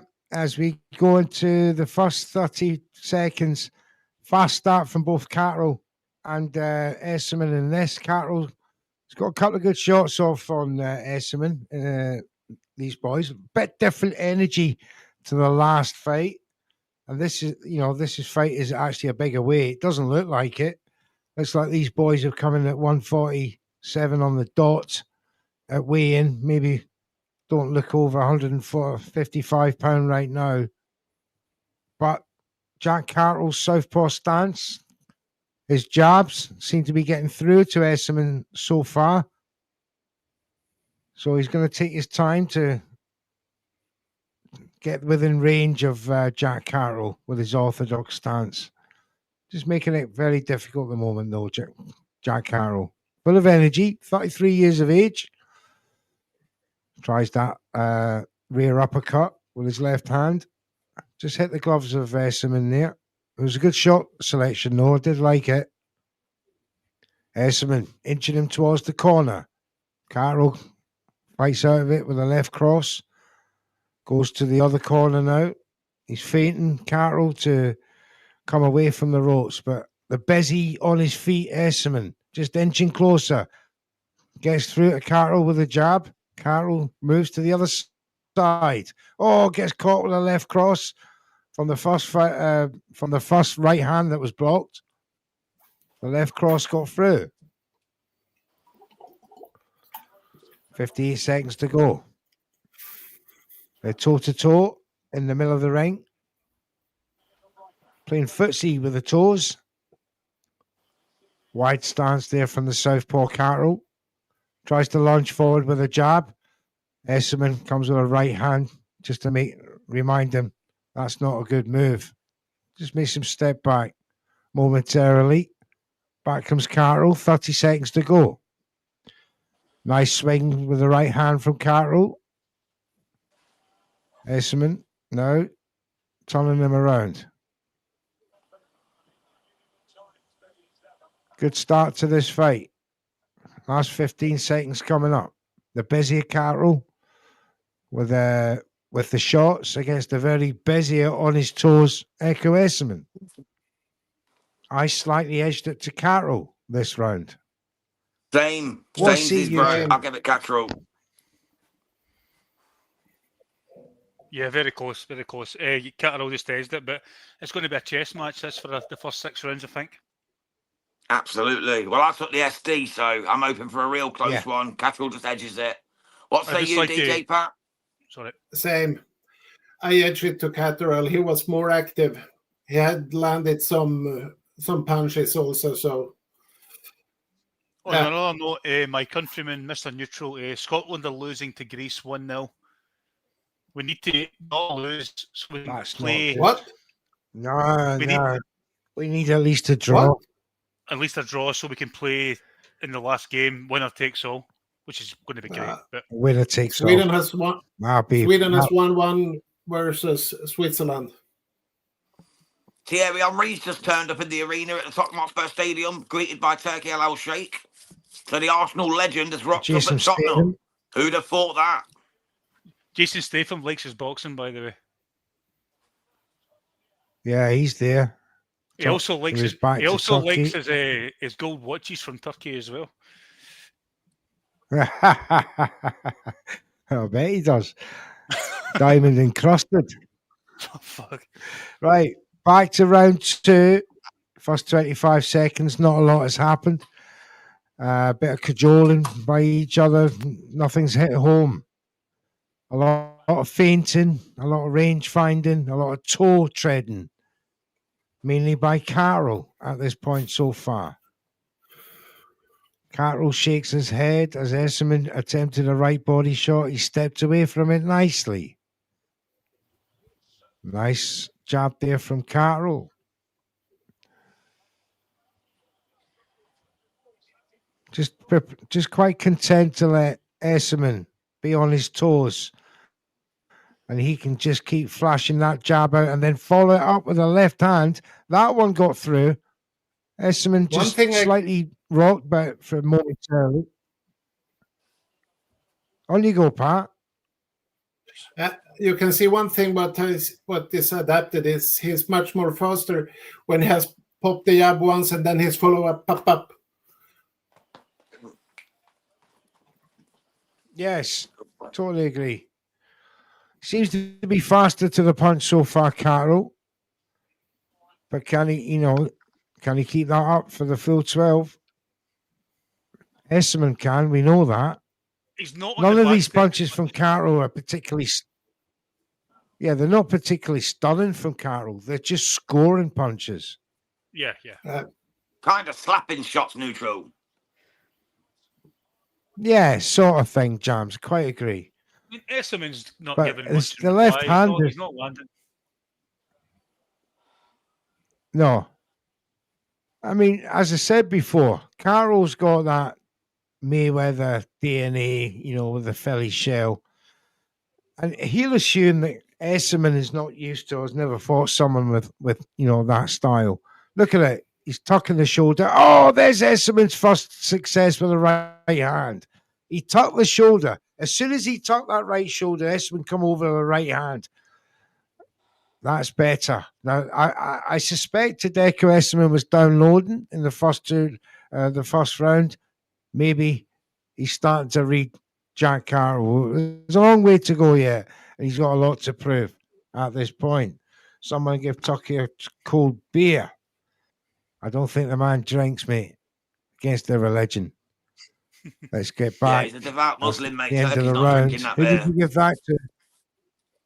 Jack Cattrall, mate, all day long. 2-0 Jack Cattrall 2018. Absolutely.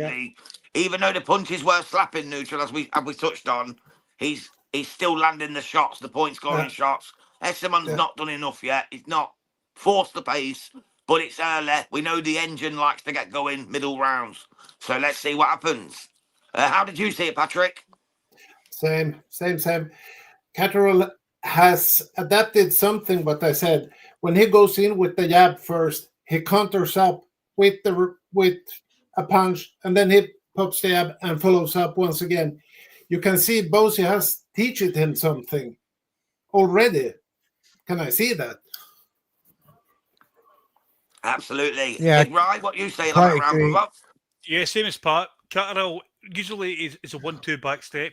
He seems to be a little more forward. He's thrown that counter jab fantastic. He caught him 3 times there.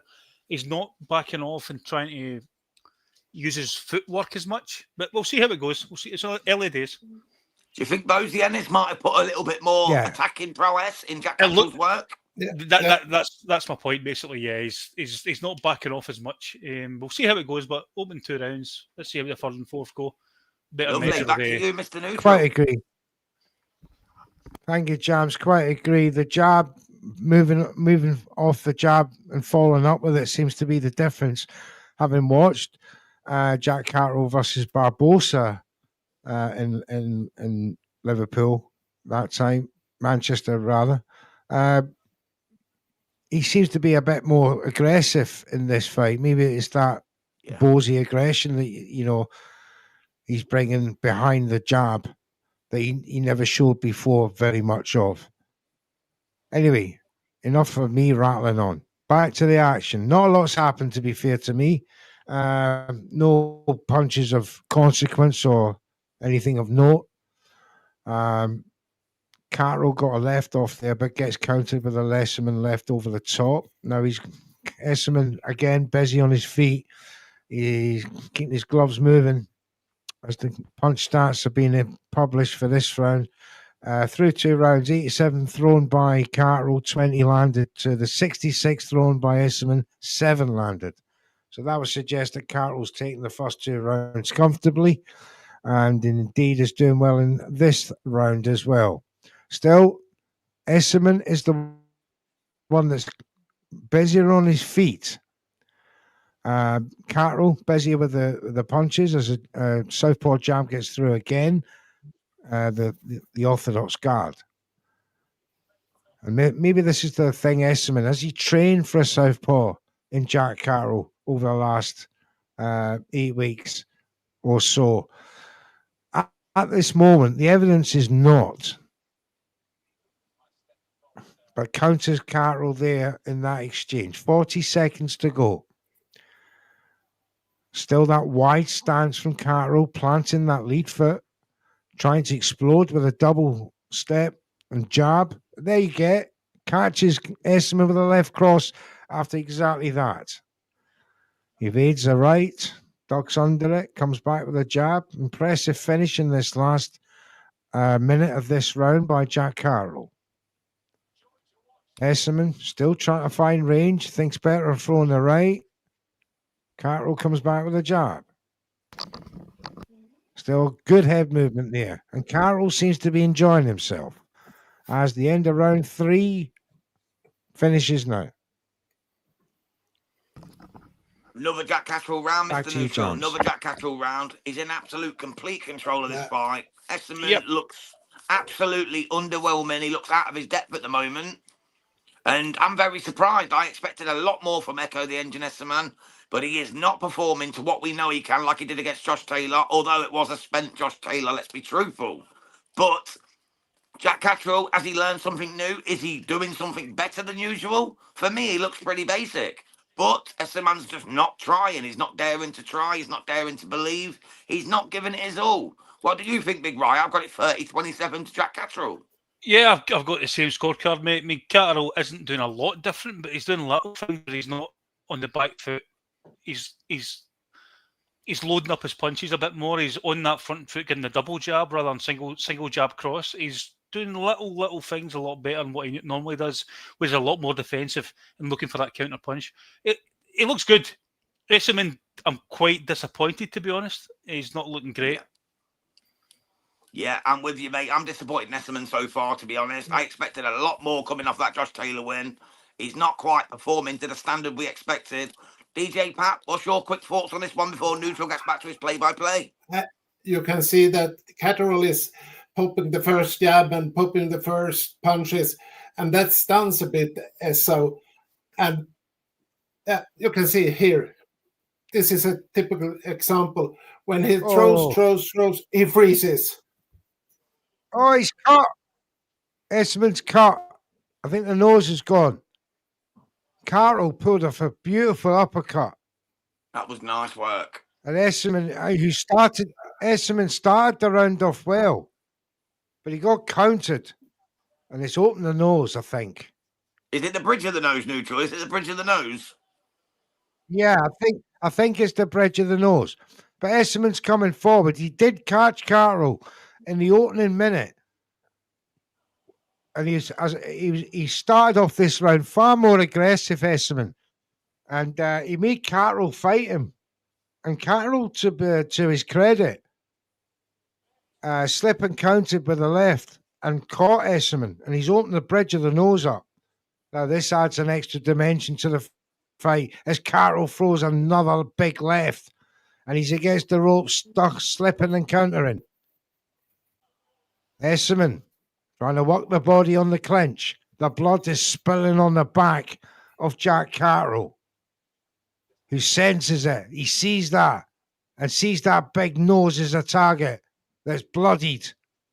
He's opened it right up as he jabs at it.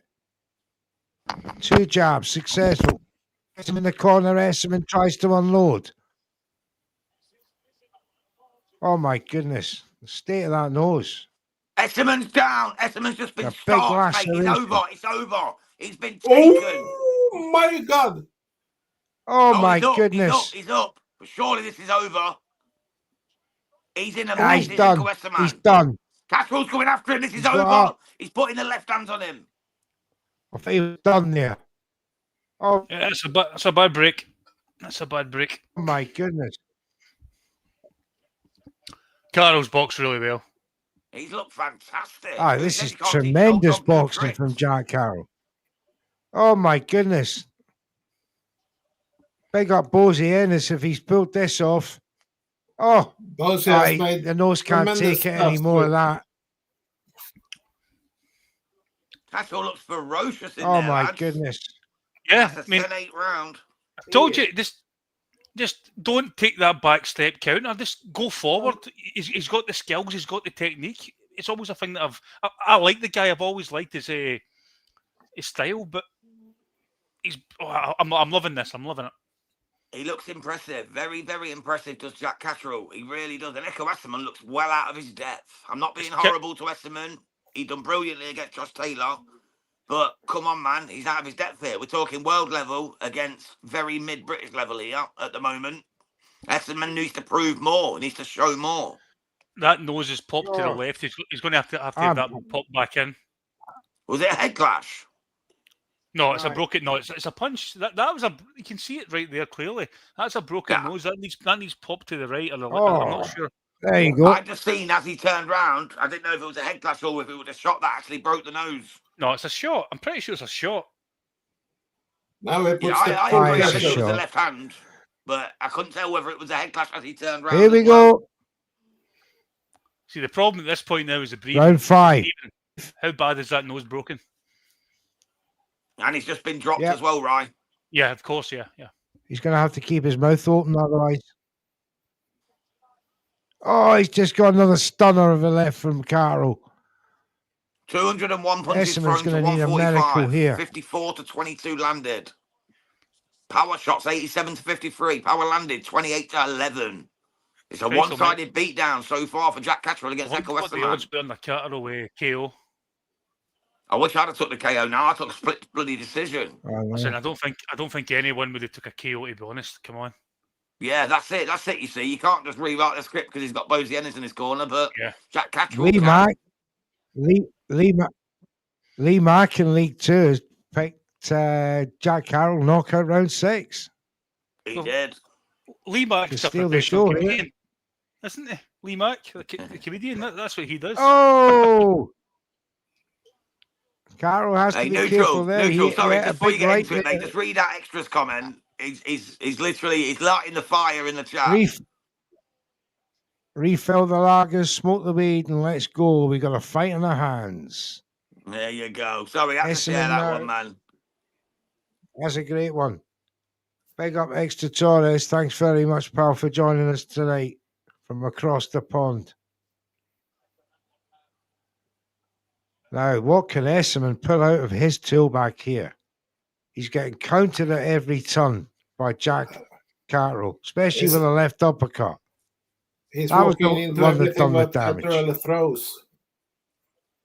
Remember one thing: Esserman has got one of the best tanks in this division. Carroll has been known to slow him. Aye. So if he can just wear this out and maybe get him into the championship rounds, he's still got a chance. Come on, he's getting outboxed right now, but you never know. Yeah. If anyone can do it, the Yeah. engine can. He's got to ride out these next 2 or 3 rounds and then really take the fight to Jack Carroll to claw it back. But he can't let Carroll get too far ahead. He'll know by round 7 if he's came not back well. starting to. Yes, he's shown a bit of a lot more heart in this round. He's thrown a lot more. He's really got to take this fight to Carroll now. Round 5. You know 15 what's seconds done to go. Echo Esserman, The don't Philly you? shell He's got kicks in, only Pat. fans on his shorts. That's what's done him. He started the OF trade, mate. He's doing the OF. He's not concentrating on boxing anymore. He's got the OF. See it on the back of his shorts, mate. Once you see that, you know it's done for. For a better round. Do you know what? Carroll manhandling him there. He actually got him there. Yeah, He threw him. Carroll just looks like, I like that style. I like that aggressive style that he's got. I'm enjoying this. Ah, nice, cool bottle of Boxweiler has joined us. He's changed his name. Shatter Comeen. Come on, Jack. Oh, big up Boxweiler. Bob. He's known as Bob. He's Bob on this Terence channel. Crawford. Terence Crawford is in the house. There he is. I love you, Terence. Oh, I thought you meant in the chat. Eubank Sr. I wish. Terence Crawford never I gets in wish. the chat with us, mate, because we picked Canelo to beat him, so he hates us. I didn't. There you go. He'll love you, but he hates Oh, me. surely we can't be seeing Crawford. Surely we can't be seeing Crawford and Eubank Jr. No. Canelo, Crawford. 168 pounds. Canelo, Eubank Jr. Oh. No. Crawford and Eubank Jr. 168 pounds. Why not? Oh no, Crawford would Frosty rip Flint. him apart, man. I'm sorry. I love Chris Eubank Jr. He would get his arsehole taken. We all know that, but that's a It'd fight be that would make Christmas money. Day on fucking Epstein Island. It would be no fun to watch. But that would make money. That fight, it would. It would make money. It would make a lot of Crawford money. needs to fight Yanni Beck at 160 for all the stats. Once Yanni Beck beats Lara, that's where we're at. That's where we're at. Oh, Esserman is now commentating the fight to Carroll. This is round 6. This is the round that Esserman has to start. He cannot let Carroll get 6 rounds ahead. And he's taking the fight to Carroll now. The one thing I did guarantee before, and all the predictions, you can go back and have a look. I said Esserman will take Carroll to the trenches.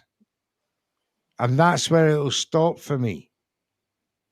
Because when the moment he takes him to the trenches, and this is where the trenches start, round 6, Carroll has to match it. The ferocity for the next 6 rounds. Here we go. Esserman sprints towards Carroll, who throws good, decent shots to the body and the head. But his head's down. Carroll, who is known for a decent gas tank, but he's never fought at this pressure, at this high volume before. Oh. So let's see how. And Esserman has done this every fight, isn't enough? So this is going to be interesting now. Barbosa gives Carroll a taste of that pressure. Problem is that Carroll counter good. Carroll's counters have been very good so far. He still drops his hands far too low. and gets caught. Yeah, if he's doing that Philly shell, either commit to the Philly shell, but that right hand is always too low and it's getting caught out. And he's looking a bit Yeah. tired now. He's looking a little bit tired. He's starting to look tired now, Jack Carroll. Just rubbing something away from his face. Is he cut? I don't know. I can't tell right now, but there is blood on the face. I don't know if it's from Esserman or if it's from himself. It looks A nice a bit of blood exchange around the there. back of his left ear, neutral. Bit behind the left ear, there's a bit of blood of He's Castro. getting caught. He's getting caught. Yeah, a better round from Eku Esserman. I gave him that round, brother. I gave him that round. Nah, yeah, Catarellis feel much better. He counters better. He punches a bit better.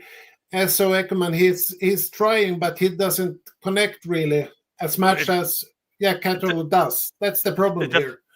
The difference is, forward, but he counters. Catterall is clearly tired now. He's clearly getting tired. He needs a rest round here. He needs a slower round. He needs to try and use his footwork to try and slow this round down because Esserman came back into that round. I gave Esserman the round, lads. I really did. I gave him for the last minute and a half work. I gave him the round. Me too. I have to agree. Castro's still landing some big shots in there, but not enough to win the round for me. I think he took his foot off the gas the last 2 minutes, and it cost him. Yeah, you can see there. I mean, Carroll's still catching him. Oh, big headshot. Oh, headbutt there. Yep. Who'd have thought this would be fight of the night, lads, eh? As I said in the first round, I thought it'd be a chess match. It's been a lot better than I thought, man. But Esserman has dragged Carroll into the fight that he wants now. This is what I'm starting to notice. Hopefully my Esserman still needs good. him up. Oh, is that Esserman's right eye closing? Can't see from here at the minute. He's the opposite side. But here we go. Esserman quicker to the jab on that occasion. Carroll tries to come down. Oh, big right from Esserman. Makes the head snap from Carroll. Carroll comes back. 2 jabs. Another jab. Goes to feint to left. Goes to jab instead. Has to be careful of that Esserman right. Oh, Esserman caught him with a left jab through the guard. Carroll backs off rapidly. Now the grind comes from Eku Esserman. And the right eye is puffed. He's taking them left shots off Jack Carroll. Those overhand lefts. Or maybe the head's rubbed into it, but the eye is definitely puffed. As Carroll tees off again. Esserman comes in, strong body shot. Jack Carroll tries to, uppercut from Carroll. Got through. Oh, Castro's just been split open, I think. Esserman has done a shot. Oh. Like Castro's face has just exploded. It's a head clash. It's a head clash. Oh, it exploded. That's a head clash. I seen it. He rubbed it right in. He came in. It was an accidental head clash. I'm pretty sure. His head is absolutely exploded. Oh, Carroll. Yep. This fight's opened up now. Oh, this is fight of the night. He nearly twisted his ankle. Esserman is bringing the wall right now with a minute to go in round 7. Carroll's cut from a very bad head clash. I think the cut's open right up and it's spilling. The right eye from Esserman is virtually closed. This is something of a Rocky movie. Esserman beats into the jab. Castro keeps stabbing that eye. Got to go for a knockout, surely. Esserman attacks him again. He's stabbing the eye, backing off. He'll just be lucky. He'll just want to see the end of the round here. Carroll tied himself up, but the blood is spilling badly now down that eye. Oh, Esserman beats him to the punch, and then another one as he's backing off. Oh, another right cross gets through. I was telling you, he's taken to the trenches. This is brilliant. Oh, nice cross. Oh, what a round. Another Esserman round for me. Esserman round for me. Esserman round for me. I think never that's true, expected. mate. And that's I true. never expected a fight of the night with Jack Catterall because a lot of people don't like his style, but this is brilliant. There's been I great know. boxing. There's been great boxing. There's been absolute He's fighting in really there. well. Aye, this is Oh. entertaining stuff. Let's I see. The think- cut was caused by a massive Oh no, it was a under right. punch. Under right. It was a Was punch. it? Was it? Massive Was it? under right. It was a huge It shot. was a Oh, punch. there Side it wide is. open. Oh, yep, you're right. It was beautiful. It What was a beautiful. shot. What? There it is. What a shot There from it is. The Echo. blood's pouring down. What a shot from Essendon. Oh, good shot. I mean, I Whoa, thought come on there. Here we go. I thought live he came up and the heads clashed. Yep. Spot on. I got What a Hamza Shiraz in great, the what a crowd. great shot. Yeah. Daniel Dubois in the crowd. They're all there, mate. Everyone's come out for this. They're all absolute there. Unfinished business party. And we're glad you joined us, guys, here on Red Corner Boxing. So if you're new to the channel, we hit go. that subscribe. And let's get back to Mr. Neutral for round 8 of 12 of Catterall Esserman. Well, we're not quite 2/3 there, but it's approaching it. And Carroll backing off. He's been cut from a great right in that last round from Esserman, who agrees with you, Carl Frampton, that Esserman's took the last 2 rounds as Jack Carroll throws Esserman to the floor and getting a ticking off from the referee at the same time. 68-64, says Carl Frampton. Look That at the eye state is of not Esserman. looking good on this, so man. That right eye is no good. Oh, Carroll getting a great combination exchanged off there. Catterall needs to get back to his actual boxing. Calm it down, get back to the boxing. Just don't make it into a fight. I don't think he's got the energy for that now. I think he's blown his gasket for that kind of fight now. He's got to exchange, and he's doing that right now because the only energy he'll got will be to throw punches. He's fighting back well and he's boxing well on the back foot there, just the left right. He needs a bit of a rest round, I think, to have because Esserman won the. Carl Frampton was spot on with those scorecards, I think. Yeah. Oh, but he's doing well this round. He's beating Esserman to the punch here. Esserman is obviously partially sighted with that one eye closed. He has to keep working that cut that he produced before in the previous round and keep working on it and make Carroll change his plan. Carroll seems to be a lot more defensive in this round. Minute 10 to go. Oh, Esserman there, quite quicker to the punch with a jab. Again, Carroll did well in the exchange. It's a bloody affair this tonight, here in the co-main. It's a war of the night, mate. A war of attrition. It's been absolutely fantastic. What a fight. It's been the best this fight. fight- I've been very, very impressed with Jack Carterall's heart and willingness to trade in the middle with a puncher like Echo Esserman. Maybe he's seen the strategy. I have to half box this man and half dominate him. Yeah, but he's worked taught him out something really here. well. He's told him something, Kenny Neutral. He's told him something that he's got to do, and he's doing it at the moment. But he's Yeah, got to slow see it it down. out. Slow it down. He's 2 got to rounds, see it slow out down. because he's Yep. got to see another 4 rounds. And he has to, you're quite right. He has to slow it down. Conserve his energy. Hogwarts just said it reminds me of Eubank Ben one laugh out loud. So it's that kind of war. So that's how people are seeing it outside of us, guys. People are seeing it as a Chris Eubank Jr. Conor Benn one fight. That sort of war of attrition. Wow. That shows you Wow. how good What this a fight fight. has been. What a This has genuinely fight been- this is. Genuinely been one of the best fights I've seen this year. It's been fantastic. There's been so much. I'm blown away by Jack Carroll. I'm absolutely the same, blown away by I'm- him. I didn't expect this.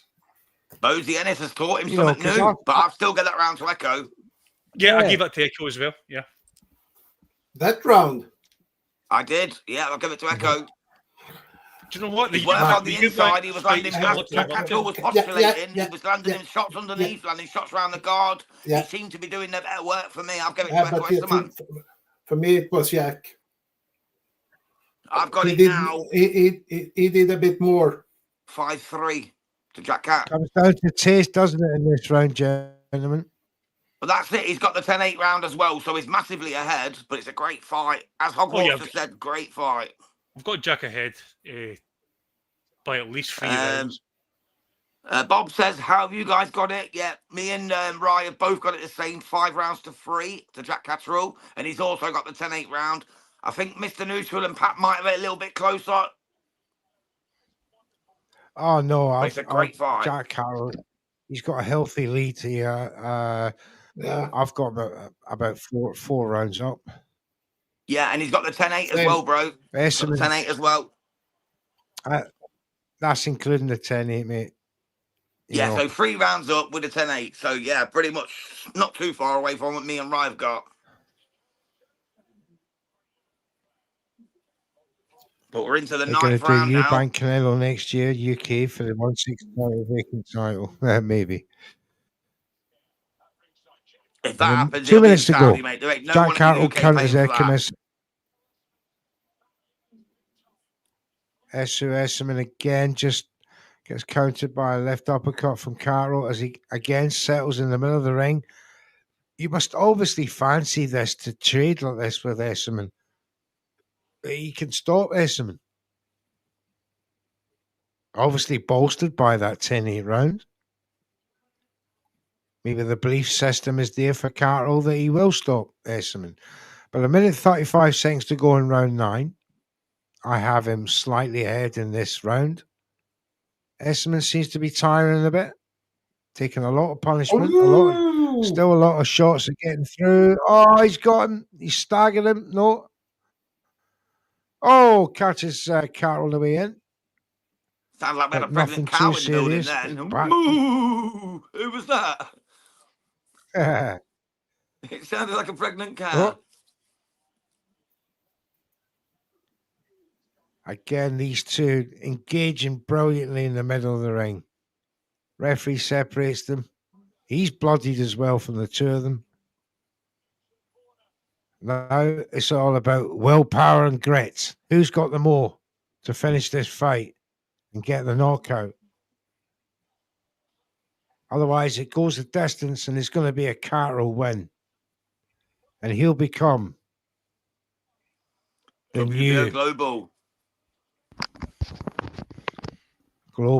belt holder. By the way, check out the head. Carroll just getting a warning there from the referee about something. Oh, big right from Esserman at the end of round. 12 seconds to go. Carroll backs up to the ropes.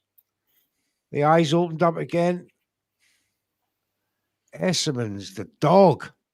He just keeps coming forward. Right. I've got Esserman winning 4 rounds in a row now. With that. Must agree. What say you, Big Right? Did you give that one to Esserman again? I basically missed that round, mate, because I think the cans of beer that I bought are kind of faulty because I keep pouring a pint and that's what keeps happening. You need to tilt it, bro. You need to tilt it. You're talking to an old man, I know. For some reason, whenever I do that, but you're no get. Doctor might step in. Says You don't get a job in my pub, son. With that, I hate. Hey, I hate it when they have a Guinness head on me. If they have a Guinness head bigger than the harp, I send it back. I tell them I want my fucking money back, bro. You know what I mean? Patrick, how did you score that round, fam? For me, it was Jack Catterall anyway, because he was a bit more cleaner in the punches. Even if S.O. Eckerman has the pressure, he countered better. That's it. Here we go. Three rounds to go. Yeah, back to neutral for play-by-play. The stadium's filling up nicely as Esserman comes out like a... Esserman comes forward now as Carroll keeps battering him away with that right jab. Oh, Esserman rushes in with the right. Gets him up against the ropes. Carroll ties him up. Referee separates them. And back comes Esserman, straight into close the distance. Throws a left lunge over the top of Carroll, and the nose is already opened up. of Esserman. The blood pouring down. Carroll keeps making a target of it and finding that nose continuously and that right side of his eye. Completely closed now.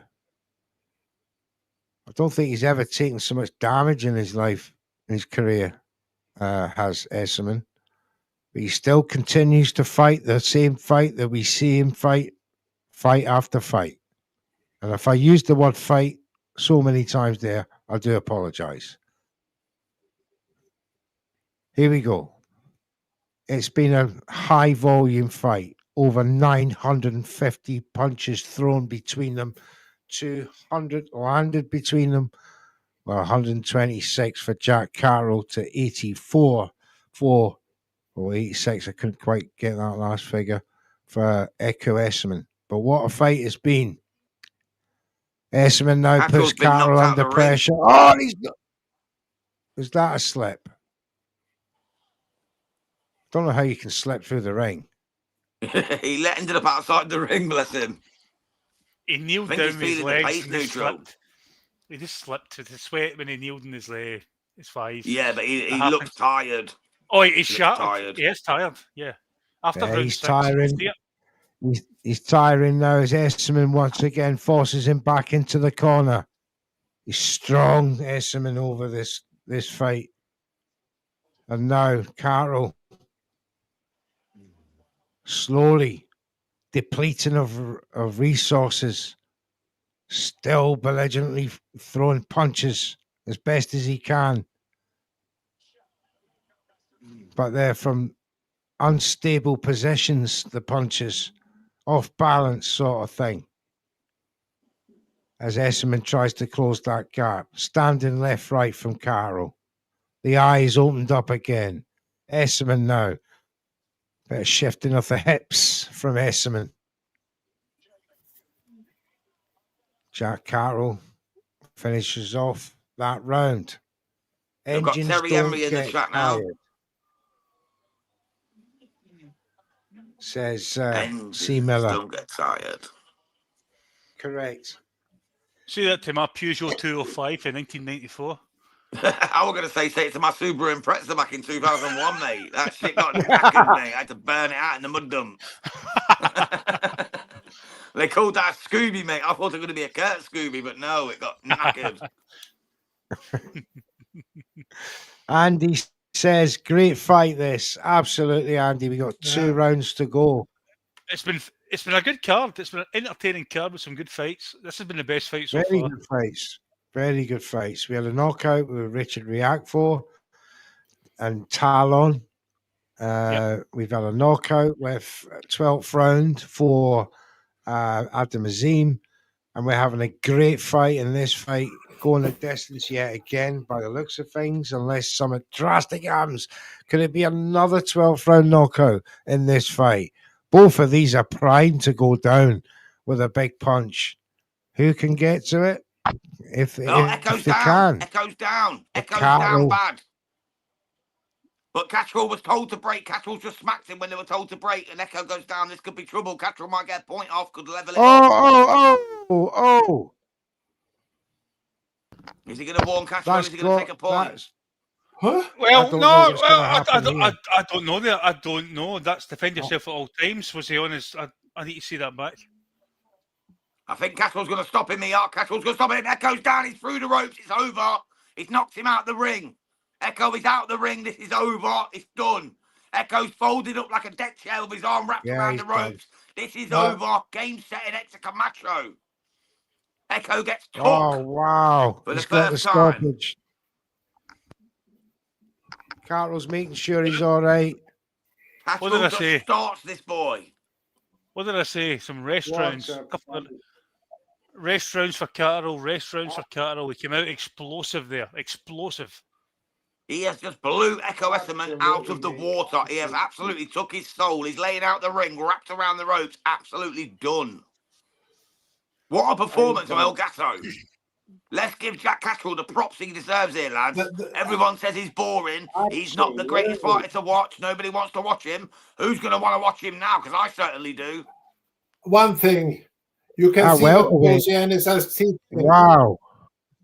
This is much What a fight. Bosianis' work, what he has put into Jack Catterall. That's it.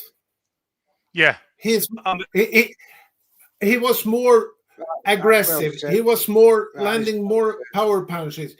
He was not sitting still. He was in the pocket and throwing and throwing and throwing. And that was what he won the fight with, for me. Yeah, but we've finally seen a great technical fighter being more aggressive and showing what he can do under a different coach. And I agree with Pat. He was fantastic. He had a couple of rounds in between there. He was resting a bit. He was a bit shaken. Esserman was great. And as I said, he needs to take some rest rounds. He came out of that round explosive. And, do you know what? It's fantastic. I'm expecting now a level more up. Yeah. When he goes into the camp with Bosianis for the next fight, he will level up one division more. This is only the beginning. That's it. For me, anyway.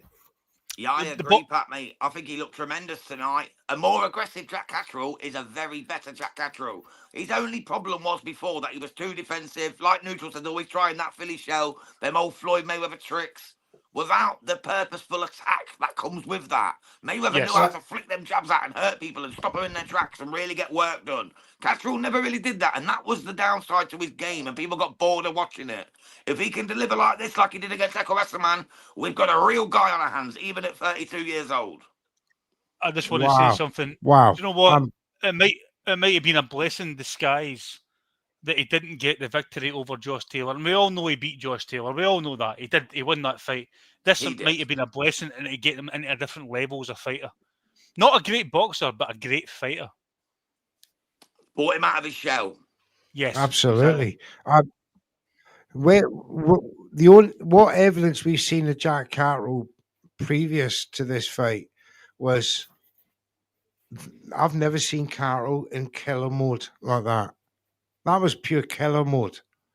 Yeah. And he went to his business from round one. Look how happy Bosianis is. And give that man his flowers for turning Jack Catterall into this boxer. Jack Catterall's just now got another career at welterweight through this fight. Yeah. And that WBO global belt will probably get him a shot at Brian Norman Jr. I'll tell you something, bro. Or the winner of. I don't think Brian Norman Jr. comes out of Devin Haney fight. I think he does, but I think he beats. I genuinely think he will. Actually beats Mario Barrios. I think he beats Barrios if he fights like that. I think he stops Barrios. I think he stops Barrios or Pacquiao, who's too long in the tooth at 147. Whoever wins out of Barrios Pacquiao, I think he stops either one of them. If he fights like that, of course. Do you know what? Let Brian Norman beat Haney. Let Catterall beat Haney. And let's just see Haney bugger off, because I'm not a fan. Yeah, I agree. I think that's a personal opinion, but that's the same with me. I don't think he's a welterweight. Full stop. I don't know what he is, to be honest, because he had two fights. What was it? 2 fights at 140 £140 and ran away from it to fight Ryan Garcia and Barbosa. Sorry, Ramirez. At 143 £143. He's not proven welterweight. Back in 5. You know, so okay, mate. Thanks, Pat. Thank you, mate. So whereas Brian Norman, he's a career welterweight with a 75% knockout ratio. And Devin Haney's not had a knockout in 6 years at lightweight. I mean, just in a personal point, I'm not a fan of Haney and his father's attitude. When he feels that power at welterweight.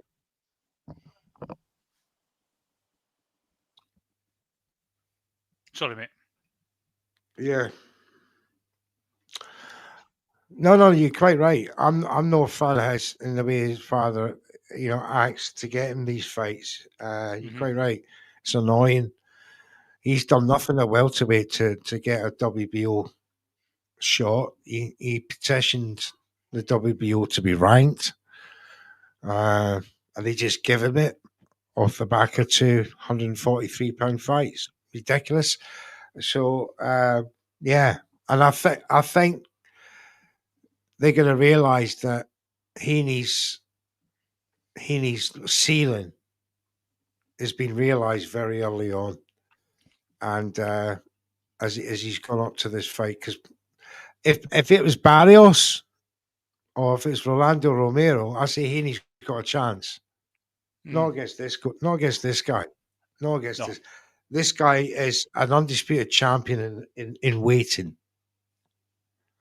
I totally agree. And that's just it. And there's going to be a demolition job next week. I think one of the things. I think one of the things personally, not taking away Harry from his boxing ability, which he has got a lot of, his attitude online and the social media presence, and his father as well. When you compare that to a fighter like Brian Norman Jr., which is more old school, which is more the things that I like in a fighter, it's night and day, and I prefer that in a person. And I also think he's just a better fighter. And I think Devin Haney has been, what's the word? Mollycoddled is one of the old-fashioned words. Into where he is. That's he's manufactured where he is. Exactly. What's similar between the two of them is the Mexican connection. Both of them, had multiple fights going, before they moved back to America to apply the trade. Whereas Haney was brought to the fore a lot earlier at 23 to championship level, where Brian Norman Jr. was signing with Top Rank and being faithful along the way, has been patient and worked his way to a belt rather than getting emailed it, Exactly. That's the wise thing. Yep. He's worked his way there. He's worked his way, and that's at welterweight, where they punch a lot harder than lightweights. Yep. And I just get the feeling that this is a bridge too far for me, right? A bridge too far. Do you know what? Sometimes a man needs a humbling, and I think Haney needs a humbling. Yeah, without a doubt. Right, what have we got for this? I've got me find down the draw in the prediction lead, but yeah, Extra Torres says, I might have to bet on the main event to win my damn money back. I know what you mean, pal. I think I've blown a tenner tonight on my two bets. I think I've won a fortune. I definitely needed Echo Esmond to win, but that's gone away and it ruined all my bets. Boots is the only guy that would beat Norman. Not in it. No. Wait a minute. Are you talking about 154? It depends a bit. 154. He's not there yet, mate. He's a few years behind Boots. Gone 1124. He says Eubank late stop is 9 or 10th. That's a good shout, mate. Definitely. But I got a feeling that Nigel Benn will fix this, because he's seen so relaxed, so composed. If you see it from the last fight when he come in, this is an other type of Nigel Benn that I have not seen in a long time. Conor Benn. Yeah, Conor Benn. I mean, Nigel. I am in that era where I was up in the middle of the night here in Sweden and saw both those tremendous fights. So was I. I know I look young, but trust me, I was there as well. Those fights were incredible. Yep. Totally incredible. And you had the let's upper talk class about the keys to victory. The keys to victory. Let's talk about the keys to victory for Conor Benn. Now, before you start, let's get the dynamics right here. Conor Benn is weighed in only 2.5 pounds this morning, lighter than Chris Eubank Jr. That's a whole £7 difference from fight one. Half a stone. He's heavier. It would seem that it'd be fair to say a bit more power with that weight has come. Compromised probably by his speed. In closing the gap. However, he's only young. He's only mid-20s. Oh, no, he's not. He's 29 now, isn't he? Yeah. So, yeah, he's in his prime. He's in his prime. So, he's going to have to pull off a Crawford-type fight to Eubank to win this fight. Would you agree?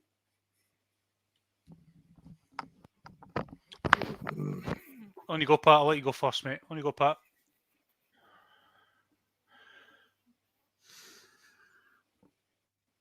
No, I don't think Pat heard this.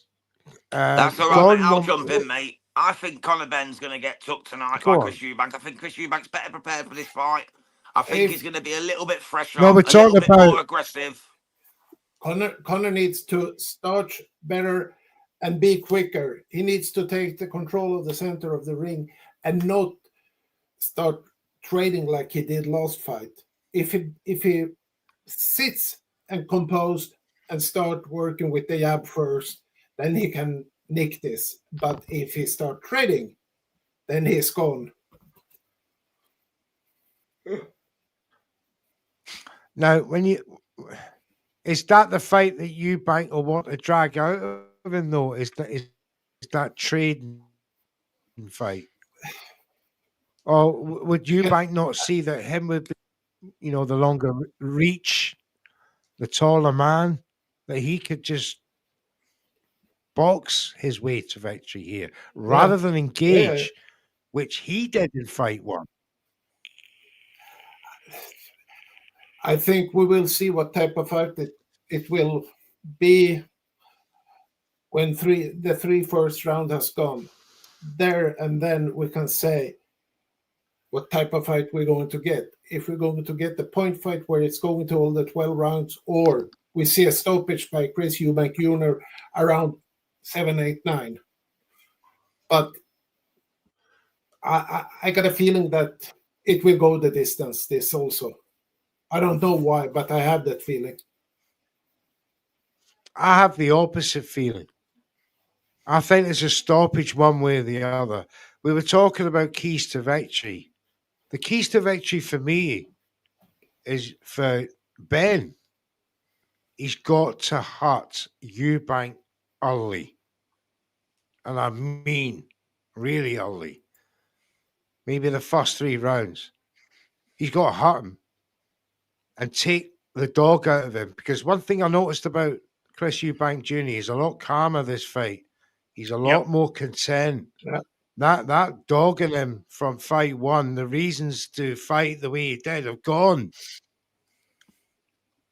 You know what I mean? If people are expecting that fight from Chris Eubank in fight one, they're sadly mistaken, because he said it by his own admission. I'm not going to fight like that. I think... Can I chime in? Sorry. On you go, pal. I don't think this is going to go anything like the first fight. Maybe the last 3 rounds, maybe the championship rounds if it goes that far. When you watch that first fight back, the amount of energy that Conor Benn wasted with haymakers. And I'm sorry if you ever box, when you miss a punch, it takes more out of you than landing one. And Conor was so eager, so full of hate. And I think Conor will be more methodical this time. But the thing is, I think Eubank's a more experienced, bigger, better boxer. I think it's a fight that could ebb and flow. It could ebb and flow, and we're going to see that human nature. Both guys don't like each other. We're going to see some hate. We're going to see a fight. We're going to see a boxing match. We're going to see something similar to what we had in the Carroll fight, I think. And do you know what? My money personally is on a Eubank points victory. In the league, it's on a Eubank UD. But I'm also tempted right now to get my phone and put on a round round 6 KO for Conor Benn because I'm a madman and I always like to bet against Right, my brain. I'm going to match that round. I'm going to do that right now. I'm going to put a fiver on round 6 knockout Conor Benn. How about Right, that? cool. Neutral, stick a fiver on for me, mate, because I can't leave the chat. Stick a fiver on for me for Eubank to stop Ben in round 10, and I'll give you the fiver back afterwards. Do you know what? Do it for me as well. That's I'll definitely half your winnings. That's half your winnings. That's a half your Hey, winnings I'm on thing, course, mate. I've got know. every fight tonight so far. Every person. I put the bet on the same as my prediction league scores. I've got every single one. I'm up to 11 now out of 12. I've got an accumulator. If Eubank wins this on points, doesn't need to be unanimous, just on points. I've got a wee bit of money so here. what you want?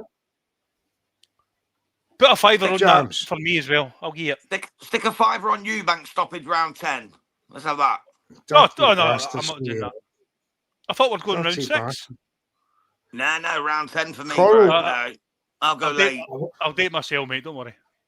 Yeah, I can't drop out at the minute, you see. I can't do it. But I've already got a bet on anyway. If Eubank wins at all, I've already won 264 quid for a £5 bet, so I'm good. Because I already have every one off the prediction league plus this one. What round do you want? Round 10 neutral, round 10. 21, right? Round 10 stoppage, 20-1. Okay, here we're ramping up now, boys. 21 for a round 10 stoppage? £5 bet for Chris Eubank to win by knockout in round 10, 20-1. And I'll take half of that, Jams. And sorry, you want Ben? I'm only joking, pal. Don't worry, neutral. I'll get the bet myself.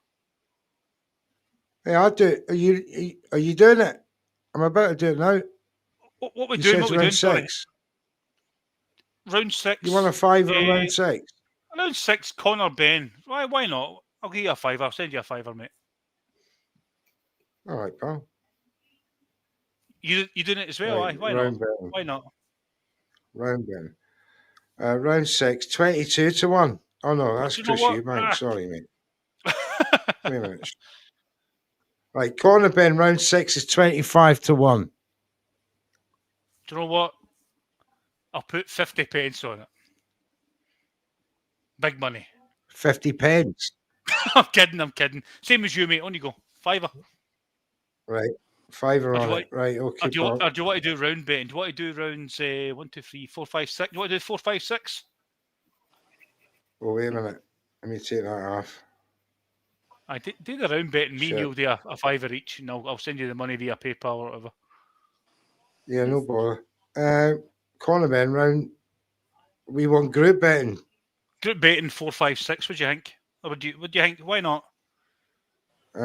Shit. Here we go. Just got to say, guys, on Red Corner Boxing, we don't condone gambling. We're not endorsing it. We're not asking anyone to do it. We're just having a bit of fun. So don't take all our opinions as gospel. We are not official betting suppliers. We are just having a bit of fun. So these are just some guys having a wee bit of laugh and having a wee bit of bet. Oh, what's going on here? You two can be a bit stank about it. That's all. You told us leave it, mate. What's this your call? Oh my goodness. See, the more interesting bit is where me and you are wanting Richard Torres Jr. to win because that's our boy. You know that.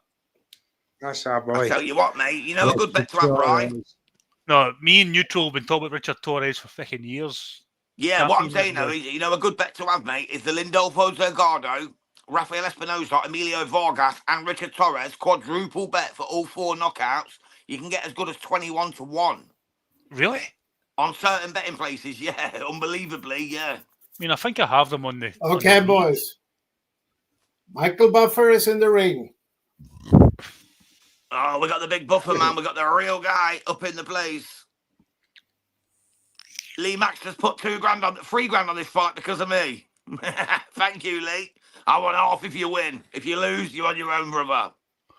Yeah, I can't find the group round betting, big man. So we'll have to go on the same. Don't worry about it, mate. Don't worry about it. I've got some bets on it anyway, so don't worry about it, buddy. You want that?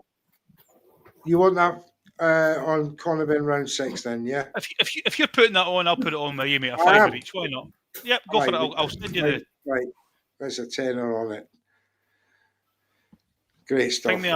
Ping me a message, your PayPal address, whatever, or bank transfer, and I'll give you a fiver then. Don't worry about it. All right. That'll only come into effect if it's a winner. No.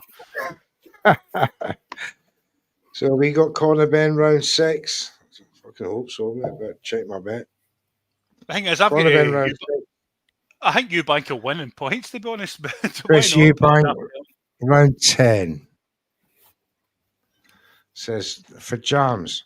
Yes, please, matey. I'll send it on PayPal straight after, mate. If I win, obviously you keep half, of course. Don't be so daft. You get it all. No, we'll go halves, matey. We'll go halves. That's what we do here. Oh, Yeah, Mike. Rachel is in the house. It's about that time. Let's go. Yeah, Ray, let's you know come where the link is if you through, want to jump in. Let's get ready to rumble. We got Michael Buffer doing his business. Read Dollar Trail. Get yourself over here right now. You have the link, sir. The action's about to start. It's 9:45. When bells toll at 10 o'clock, these two will be fighting for their rematch. And don't forget tomorrow night. Got a special tomorrow night. Well, I was thinking of Ray Dollar, True Dollar Bill. Is that on iBoxing Hub? I'll be doing a special again. Fight Night Chronicles. Chris Eubank Sr. and Nigel Benn's first meeting in 1990. We'll be taking through the 35-year build up. date. That was a legendary fight. Legendary fight. And join us tomorrow night. This month. Yeah, that was the rematch. To be fair. So join us there tomorrow night, 10 o'clock UK Bells time. And we're the legendary bells. Take you through. Because that was a cracker of a fight. Right, ready to rumble, says Extra Torres. It's about that time. We're about to kick off the ring walks of Conor Benn first, and then the People's Champion, as he's been called, Chris Eubank Jr. People's IBO champ in the house. I'm going to the IBO People's Champ. I want to listen to the IBO guys. Aye, that's the fact. Jams, take over. I want to listen to this ring walk. Yeah, no worries, mate. There's nothing really to say at the minute. We've just got Chris Eubank Jr. and Conor Benn ready to go to war. We've got Conor Benn coming out to a bit of Fuji's. That's not Fuji's. It's Phil Collins. It's Phil Collins, man. Well, I can't even hear it, mate. I can't hear it. I thought that's what he was coming out to. He said in a post the other day he was coming out to Fuji's Killing Me Softly. No, I can't hear it. I've got no sound on. See, never trust Conor Benn, mate. He says it's fucking eggs. Don't believe the cunt. That's why they've got the big drum. It's in the air tonight. Oh, it's the gorilla on the Cadbury advert. It's the gorilla on the Cadbury advert. I remember. I'm going offline for a second. Sorry, I want to hear this. I'll tell you what, I might have to do the same. Hold on.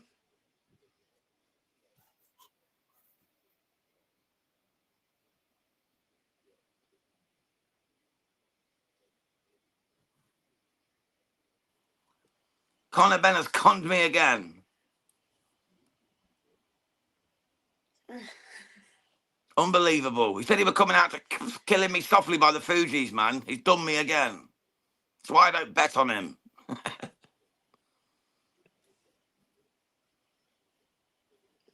It's a nice setup, though. He looks ready as well. Conor Benn looks focused, looks laser focused. He looks like he's ready for war. Can he do anything better than what he done in the first one? No, he's got marching band drummers. This is pretty daft. I quite like it. We're getting spammed up by Ashwad SE4A Full Fight Live card. Let's ban this guy and get him out of here. Thanks for that, mate. Yeah, I've been waiting for this moment for all my life. Come on, boys. Oh, Lord. Oh, Lord. It's a classic song, mate. But honestly, he posted the other day that he was going to come out to fucking Fuji's, man. He's just tricked me again. That's why I never bet on the guy. He's full of Oh shit, dear, mate. oh Same as his dear. egg test. Oh dear, oh dear, oh dear. Yeah, he So conned it's me. obviously Conned me. going to He conned me. with 10, 15 minutes away from the fight. Let's have Pat. You still there? Yes, still here, Okay, Pat. watching the walk-in. Is there anything you've seen so far about Conor Benn that's going to change your mind? Nope. A happy fighter is a dangerous fighter. He looks composed. He looks basically ready to go. This was something else If he than not- the last fight.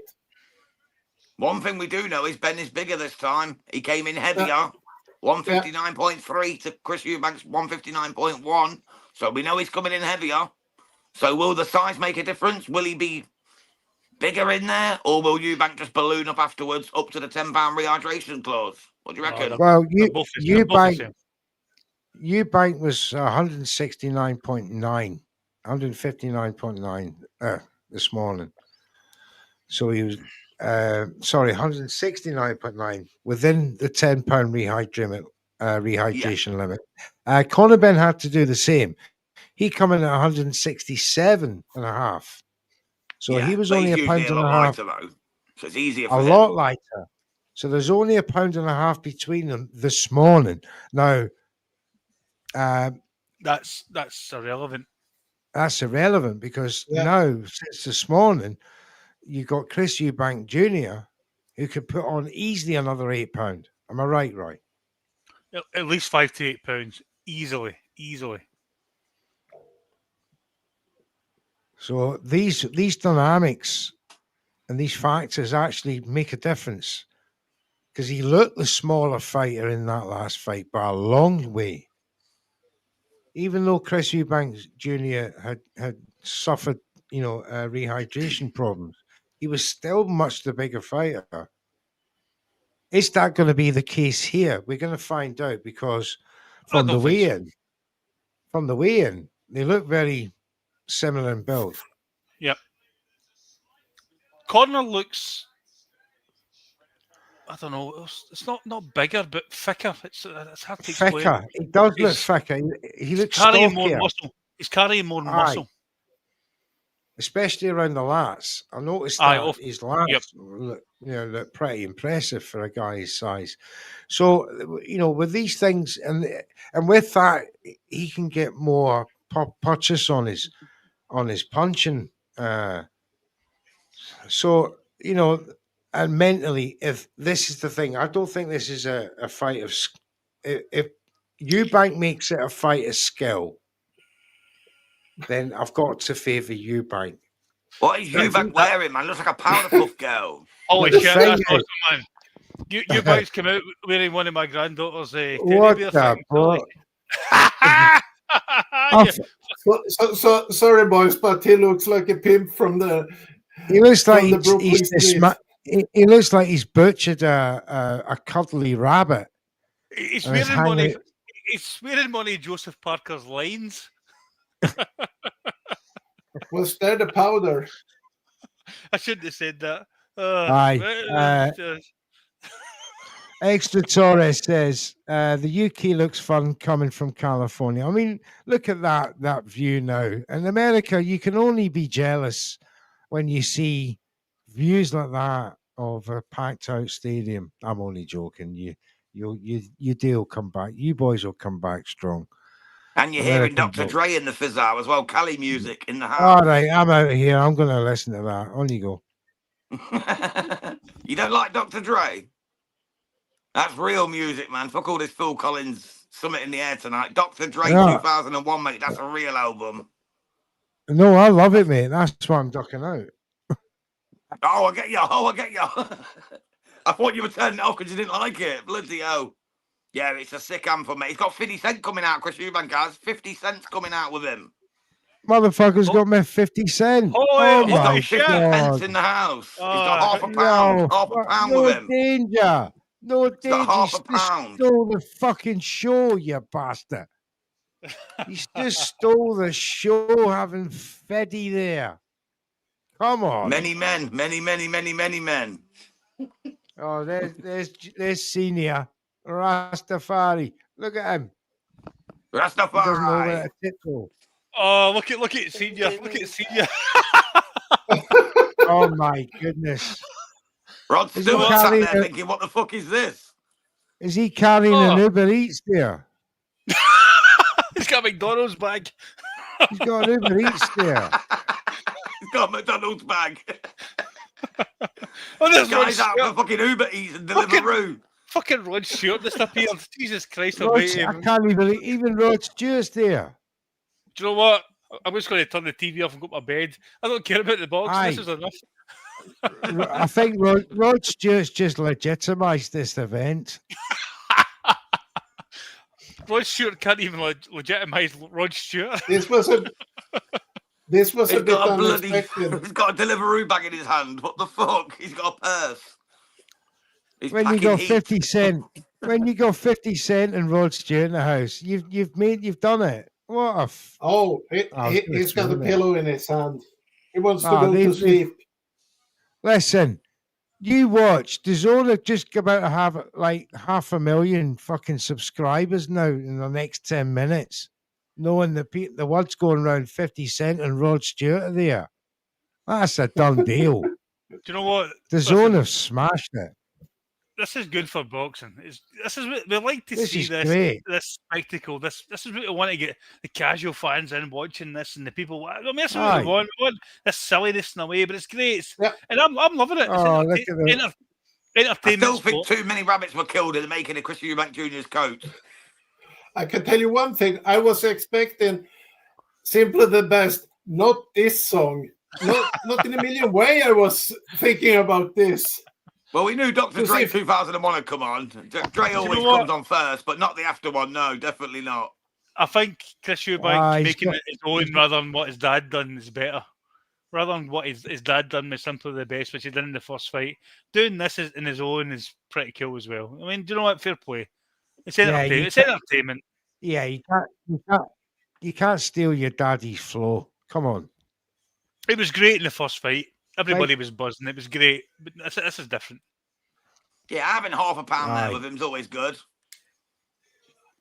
He's a big Take rap for off his half a that fur pound. coat now. I mean, he looks like he's just come out of Winterfell or something like that. I mean, it can't be that cold in London, surely. Tucky Al Sheikh in the ring there. I bet he's happy with Some the old other rabbit slaughter. That celebrities. I took don't place know to who make the the guy in the coat. gold. Well, it's getting pretty cold up here in Scotland. I would actually wear that jacket a night out. Fuck it, I would do it. Why not? Yeah. Oh my God. Right, guys, we're just fixing You to get will to the last fight. 5 Don't minutes, worry, and we're not just we'll waffling for no reason. We have got the fight coming soon, I promise Yeah. you. Chris Eubank Jr., Conor Benn 2 is coming up. We just got the Buffer man in the ring, Mr. Michael Buffer, absolute legend of the game, bringing the announcements into the ring for this Ring Magazine Unfinished Business. Chris Eubank Jr., Conor Benn 2 card. Wait a minute. Look at Ben Shalom. He's standing right next to 50 Cent, and he's completely ignoring him. If that was Yeah, me, well, you know who the real G is. I'd be having 50 my Cent arm got shot around him. 11 times. Ben Shalom's been I'd shot have by my- all the promoters. I'd be taking selfies Shalom with doesn't know Fetty what and he's that. doing. Ben Shalom's like, who's Why this don't guy we- standing next to me? Ben He Shizzy doesn't Lum. know who. Ben Shalom says, "Ke, who are you?" Ben Shizlam in the house. Yeah, this is great. I mean, I'm more This is shocked that great I'm more stuff. shocked that 50 Cent's the same height as Ben Shalom. And Torres, he said, "Cheers, big guy." Yeah, cheers, big man. Cheers. Yeah. But Yes, Torres. I thought 50 Cent was quite a big guy. He looks quite small. Aye, think he's the about old age, 5'10", 5'11". he's- We got the commissioner There he in the is. house. We got the commissioner. Big up, Ray $2 Trilogy. bell. How are you, sir? What's going on? I was sitting there just enjoying the interest. What's Oh, going on? I was in there just enjoying it, Yeah, man. man. Yeah, this was big. This was major, man. I was like, oh man, Chris brought out Finny. What does America think, Ray? Brought out Finny. Oh man, this is crazy. You see that shit? Fucking This entrance has put London back on the map. Oh man, yeah, man, that was crazy. I was like that, right? I'm muting this. I'm gonna listen to him. I thought Neutral was turning off because he didn't like it. When Dr. Dre came on, but he was actually going in because he banged with that tune. Love that. I'm a rap man, so I was going to ask you. You know, what does America think of this event? Do you think? I'm gonna answer this like Can you Chris. hear me, Yeah, I can hear you. Can you hear me? I'm gonna answer this like Chris Eubank. I'm gonna answer this like Chris Eubank Sr.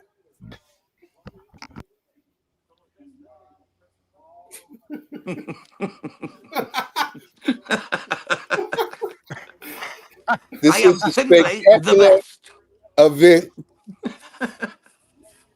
Everybody must watch. Tremendous fighters. Bravery and rivalry. This is going to be an exciting match. Just sit back and watch. Love it. Love it. Neutral, do your impression. Neutral, do it. Neutral, do it. I've heard you. Do your impression, Neutral. Wait. Yes. It's the boxers. Which one? And the boxers are going to be very eloquent. Enthusiastic. Yes. When two boxers meet in a ring, we must consider the caveats of a boxing match with Chris Eubank Sr.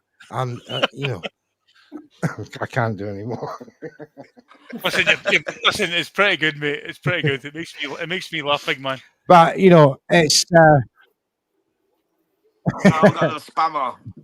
Let's get rid of this clown. Hold on. It's stupendous. It's really good. When there they are.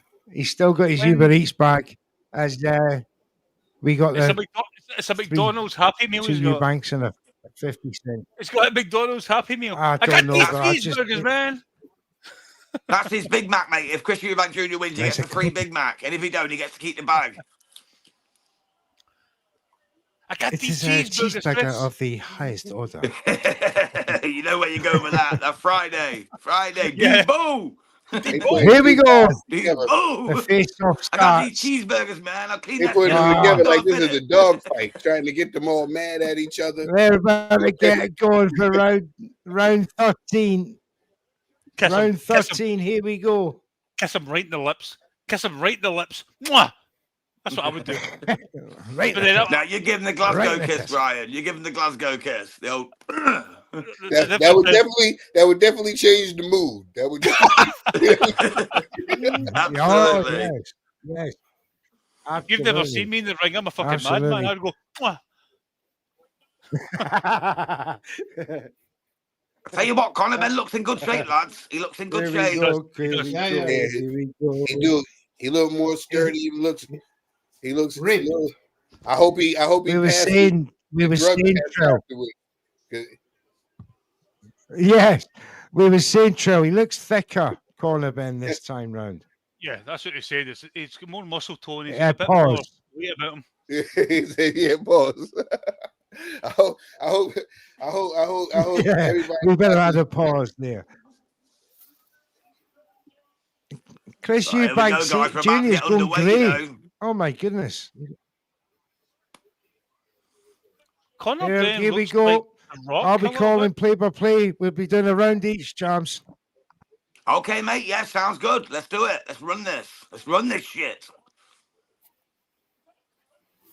Okay, here we go. It's round 1. We're about to go. We got the guests set. We got the drinks, the snacks. It's all go.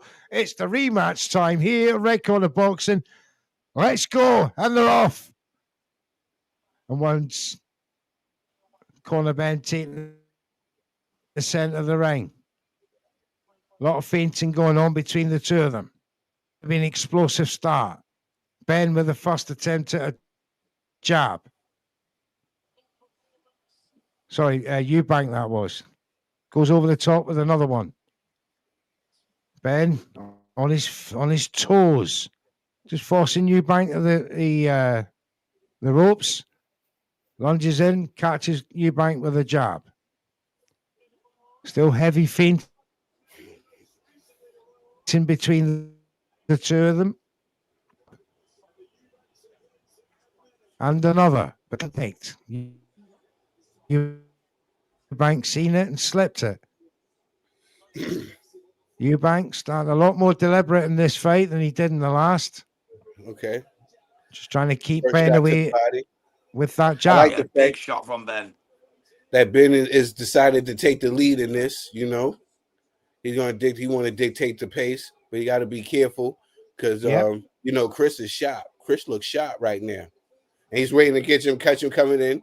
A nice right hand over the top, catches Chris. Chris holds him. I think that caught him a little bit. Yep. Ooh. Yep. Yeah, big overhand right from big Ben. shot from Chris. It was very wild. Right But nice right hand from Chris. Yeah, it was a double jab overhand right. Beautiful shot. What did I say? Ben takes it well. What did I say? A minute. Nice jab. Nice jab from Chris. Eubank double up with a jab. Chris is he's keeping that distance. He's not letting the young man. Whoa. Ben needs to control the aggression and not miss those overhand rights because that saps your energy. He's going to destroy him. It destroyed him in the first fight. Don't do it again. He's been more methodical. Pick those shots. He's caught him twice now. He's got me. Just a little bit calmer, but he's looking okay. But Ben Eubank is also counting him as well with that single straight. Yeah, I like what you said. I like what you said there. Between the two of them there. Right, because of the first fight, he was fighting with too much passion and no skill. Yeah. There was too much energy spent missing haymakers all night long. Well, for the first 6 rounds especially. Yeah. You can see Ben is more composed. He's got to this be time. more accurate. He's picking his shots better. He is missing some of them, but he's catching them on the arms, on the shoulders. He's catching them with them.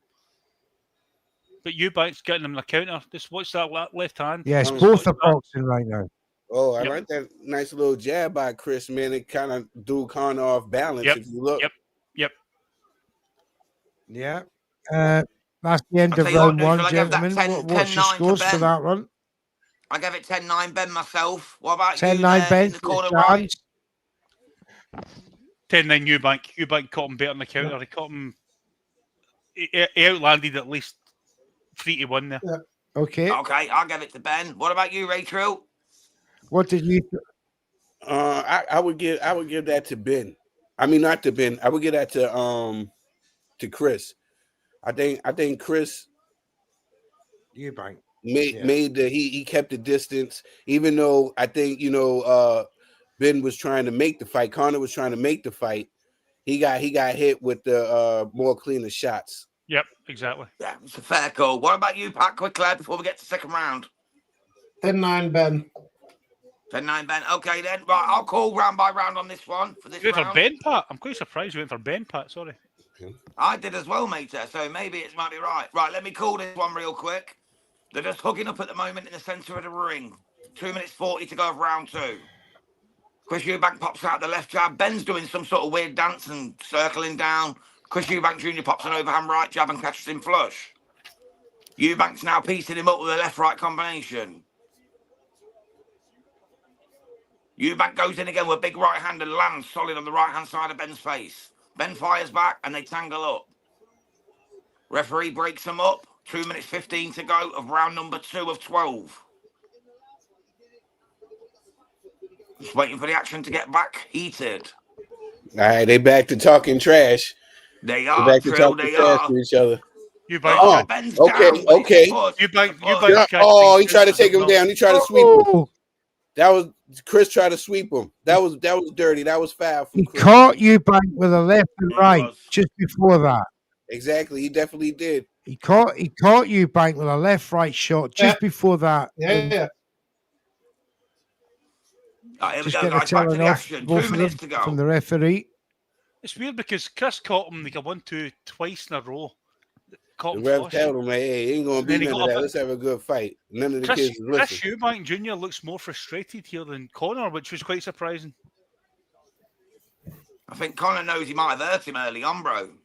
No, but Chris is boxing better. They caught him twice at the 1-2 before that. Then Conor Benn just landed a lovely there, right-left Oh, combination good to the body body shot. there. Beautiful work from Conor Benn. Conor Benn's pushing Eubank back into the corner. Another body shot. Eubank now stood in the corner looking for him nice to body shot. Another lackadaisical. body shot. A nice shot to the body. It was nice work from Conor Benn. Guys, you're Eubank's missing now them. pushing out. He's flicking the jab out. Ben fires a couple of left jabs back. Pops Chris Eubank Jr. heads back and then goes with the right hand. Nice jab again. Another jab. Oh, he Another caught him jab. again. Another one too. This is good work from Conor Benn. Yes, it good is. work. I don't know if it looks like Eubank is Big holding round for something back, Ben. trying to wait for a perfect time to counter or something, trying to make it seem, trying to see if Conor will walk into something. Yeah. But he's getting hit with some shots, and he's definitely losing this round.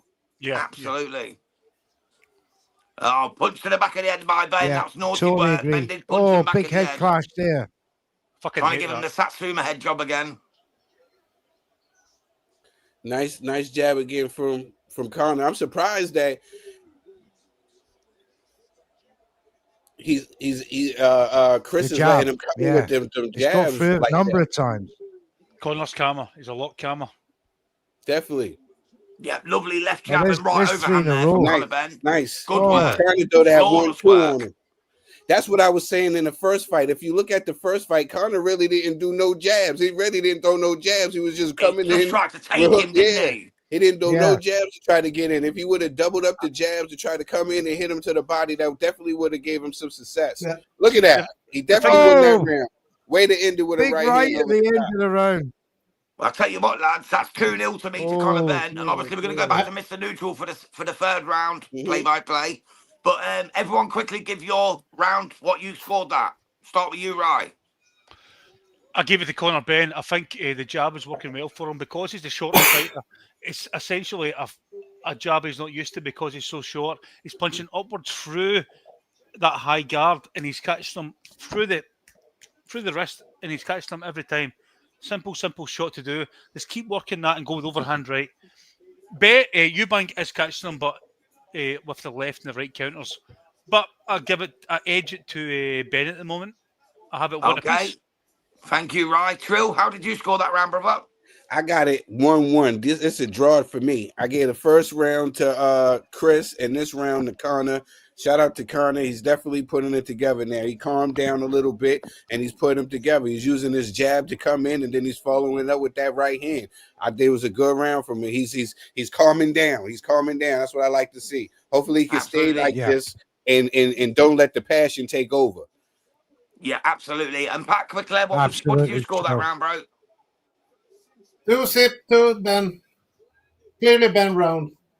Yeah, perfect. Okay, Look Neutral, at back that. to you Look to at the play-by-play, punch brother. stats.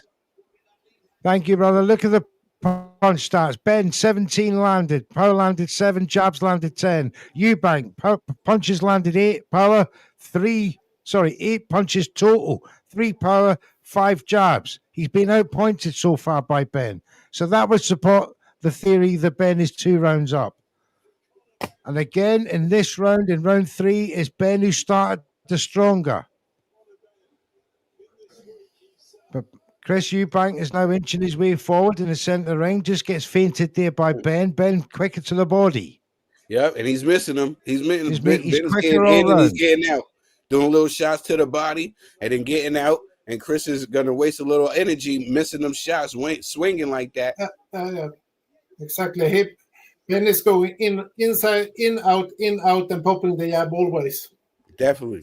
Yeah. Oh, takes an uppercut on the clench there in the And he's corner. still holding. Referee He's still holding his separation. arm. 1 minute and 25 seconds to go. Ben in control of this round. He hit him in the back of the so head. far. That was a good shot. That Referee usually would have messed up anybody referee saw else's him. equilibrium. Oh, Ben nearly tried to twisted get his one back. ankle, throwing that, He tried to get one that back. right left. He tried to get it. Here we go. So Conor Benn with a minute left is in control of round 3 at the moment. Chris Eubank Jr. He's not found his range yet in the last 2 rounds. And he's certainly not found his range properly in round 3. I think he's allowing Conor to attack him and catch him again. He's trying to wait for him to come in so he can try to catch Conor. Ben, but Conor's doing an amazing job going to the body. He's trying to counter him. Because you can see Chris dragging that right leg. There's them body shots are starting to hurt. Absolutely. Absolutely. Exactly what I'm saying. So another nice exchange between the two of them. Yeah, Conor got to be smart because that's what Chris is looking for. He's just looking for a counter. Eubank goes down a bit soft there. Power from back.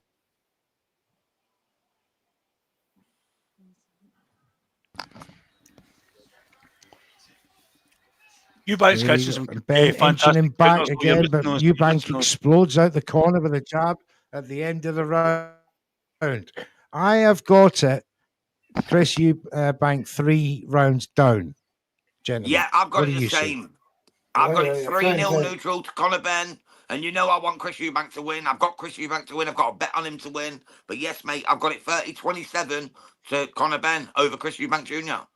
Big Rye, what are you saying? 2-1. Ray Trilogy? Me and Big Rye, we on the same page, man. I got it 2-1.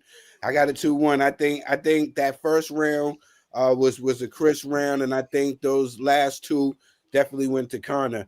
Yeah, I'm looking at Eubank's body language. It seems like the only thing that he's looking for is the counter, to catch Ben coming in to try to catch him. But definitely those body shots is definitely taking his toll. I can see the way he's limping and leaning the back. He's not on his feet and moving around like he usually would, or he was in the first fight. Okay, and Patrick, just before I do round by round for this round, what are you saying on this one, mate? Ben round, clearly Ben round. He's putting the up much better. He's more precisely. Okay, mate. Thank you. Right, I'll cover this round. DT has got Eubank up in the chat. Oh, they're getting messy again. Yeah, they're getting messy again. They are. This should be a good round. Eubank needs to do something in this round, neutral. He needs to do something. He needs to step up now and put Ben under pressure. He definitely does, because call it, brother. Chris, he needs to try to get into Conor's head, and right to the body he goes. But this is a calm attack by the destroyer, Big the young right hand destroyer. from Eubank. Yeah, Conor Benn's got it the same as me, mate. He's got it 3-0. Carl Frampton has got the Jackal.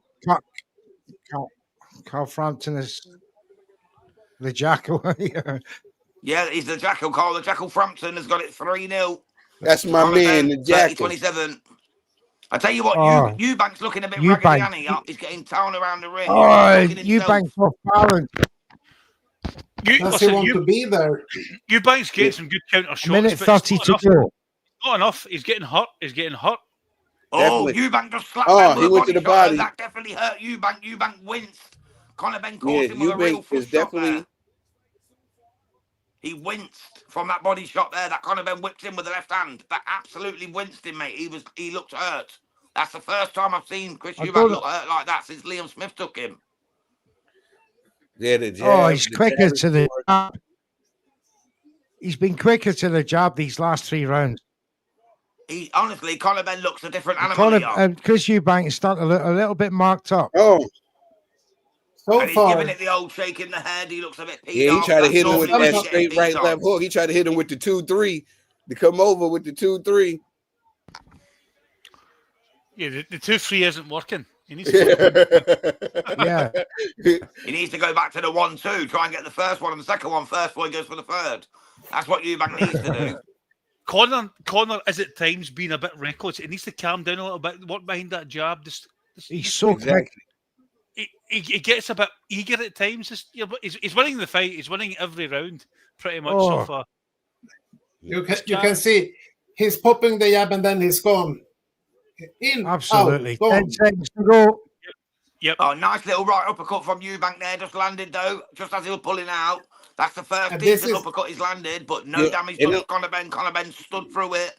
And for me, I'm sorry, yeah. guys, that's another Conor Benn round. That's 40-36. Yes, Conor Benn. Yep. yeah, All it's the way. definitely a Conor Benn round. Is it me, or does it look like when Chris is punching, he's pushing his shots? It's like he doesn't have nothing on it. He's pushing it instead There's of no snap. There's no Yeah. snap. Arm shots, whatsoever. Trill. Arm shots, flailing arm shots. Are There's people no power, still? no Do you think? snap, no purpose.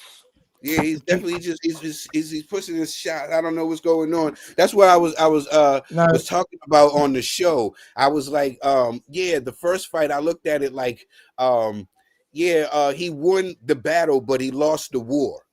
What I Yeah, mean I've is seen that. he got the victory, but he was the one that ended up in He the lost hospital. He was the one that the looked the war. worst for wear. Yeah. So I was wondering, would that be and it wasn't that much. You got to think that much time to recover. The fight was just like 6-7 months ago, and after a fight like that, was that enough time to recover?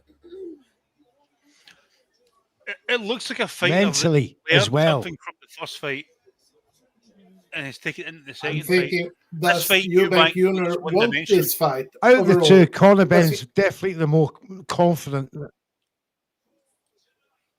It looks like the younger You can man that's actually downloaded the information. Here we that he go. had to.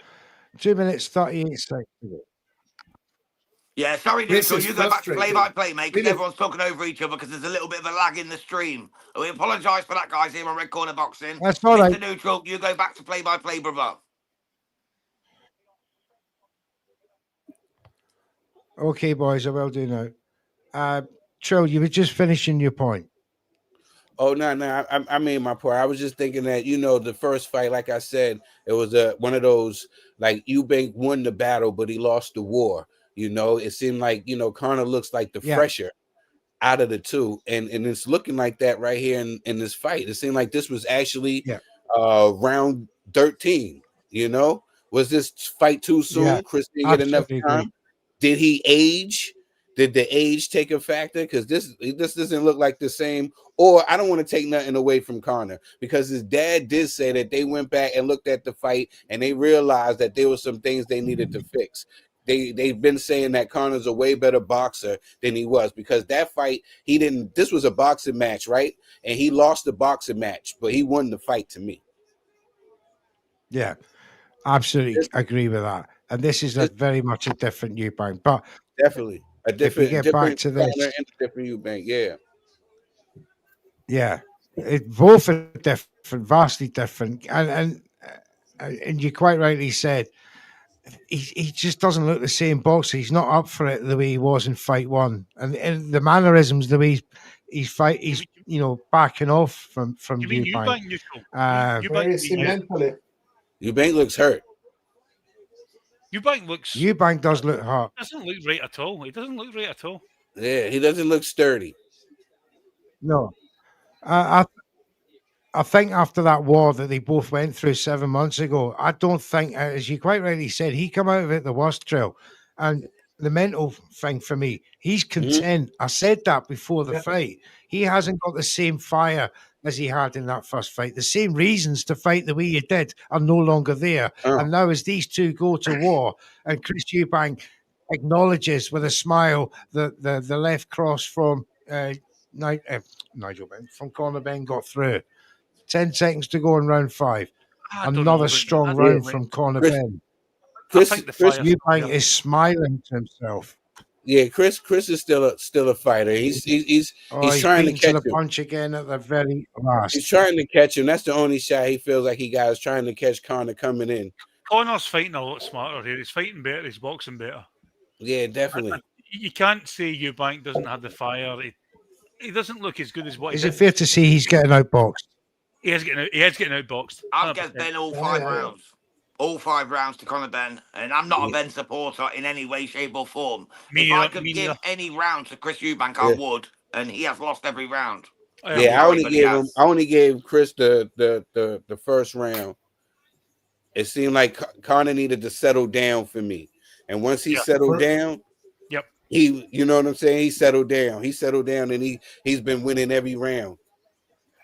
It's a straight shootout for me anyway. Yeah. Every round Right, neutral. to Am I taking Conor play-by-play Benn. on this round? Well, we need this round 6, Big Ray. This The knockout difference from is, Conor Benn. If it's going to come, we yeah, want it to come yeah. now. Eubank just doesn't look sharp. He doesn't look Not at anything all.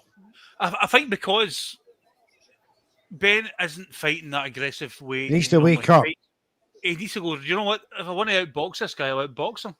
Get him in the counter, get him behind the jab. But he's not doing it. He just looks on his foot. Look at his feet. I'm looking at his feet and it's so sluggish. Eubank just landed a He got a huge nice shot. there. He tried to catch him. That's what he's trying to do. He's trying to counter him. That's the only shot he got is That's to it. counter him. Yeah, go for the counter. Get on your Yeah, feet. definitely. Get in the balls of your feet and counter. But isn't that a bit of a defeatist attitude? I mean, at this point, he's losing the 6 rounds. I It's don't want him to rely on one shot. No. Nah, but if this is all you got, right? Like if you're getting beat down, the guy is faster than you, and that's the only thing you got is your timing. Like, you know, other fighters like Danny Garcia, great guys who ever had great timing. Look, it's the time he's trying to catch him hopping in, he's trying to catch him jumping in. You remember that time when Manny Pacquiao kept jumping in against Marquez, and Marquez was able to hit him with that shot that dropped Manny Pacquiao. If I'm a corner man of Eubank, I'm saying, listen, fight at range corner. I think Yeah, you can see the legs are not good on Eubank. They're a bit shaky in my mind. Are the legs He doesn't strong enough? stand This is firm. my thing. I don't think they are. He's been shaking off balance all night. We got 1 minute and 14 seconds to go. I mean, Hopefully this is the round. He's shown he's some gonna good stop flurries. him. I mean, you know what? He's shown some good flurries. He's not out of the fight. He's doing okay. His whole body language saying something. Yeah, it's a He body doesn't want to language. be there. Yep. He doesn't want to be there. Well, he's just found out he's having twin boys, doesn't he? So maybe he's got bigger fingers on his mind than boxing at the moment, but then he shouldn't probably have got in the ring. Something I said, I don't want to be a conspiracy theorist because I'm not in that bullshit. I said in the Slip league. there. Yeah, his legs is not there. I said in the league chat, this will be a Conor Benn win because I want to see a trilogy even up because the money involved in that is insane. I said a draw. I said a draw because of that. I didn't pick a draw for the result, but I said it might be a draw to get that third fight. Somebody said in the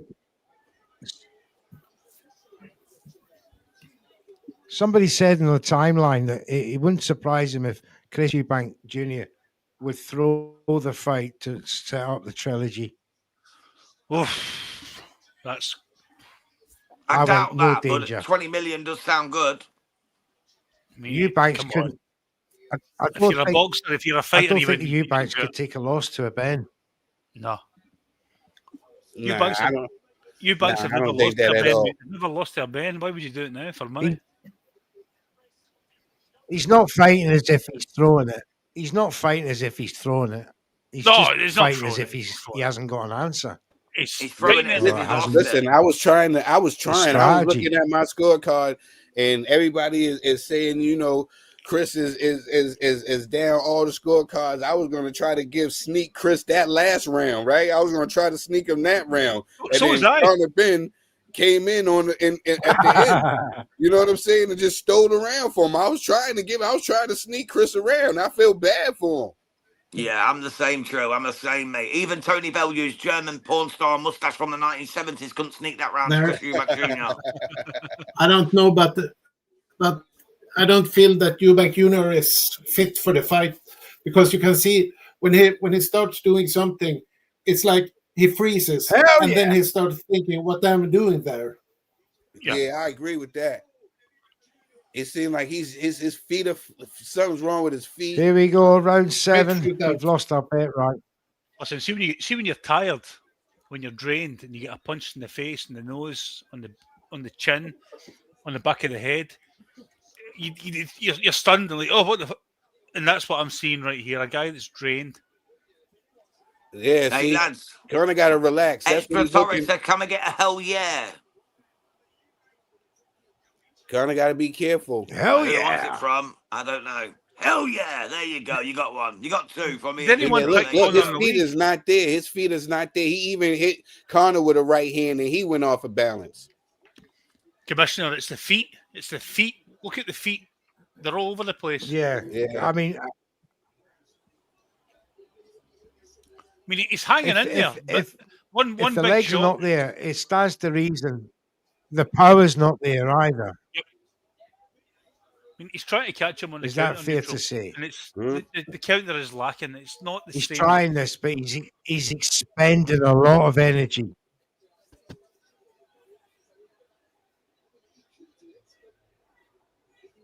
Here we go. 1:45 to go in round 7.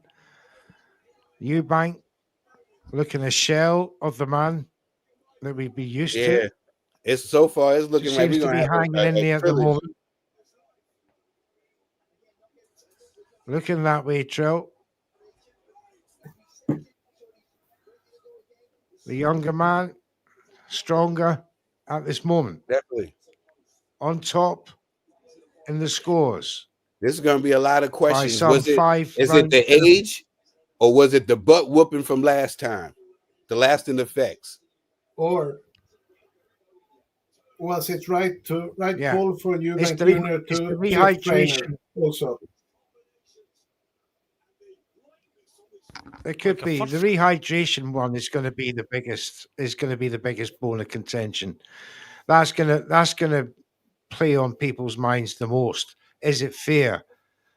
But the thing is, though, if this was an IBF belt, we wouldn't be having this conversation. Exactly. Nah, I So, believe that 10 pounds I'm not is one fair. to. 10 pounds is fair. Yeah, it's not unreasonable in the sense that 10 pounds is still quite a lot of weight. If you're boiling down to make weight and you have to put on more than 10 pounds. Oh, big leg, nice right red to shot. the head. But Chris, it woke Chris up. And- Chris is a and dog. Eubank It woke him up. acknowledges it. It woke him up. He's like, forget it. Oh, Let's he's go. been caught again, end of the round. Has that woken Okay, him up? Chris. I hope Chris got to settle down though. Don't let the passion. That's what's because he's a passion. Chris fighter. needs a Don't let knockout, him drown or he now mess officially around needs probably a knockdown. He needs a Right. knockdown to get back into the points.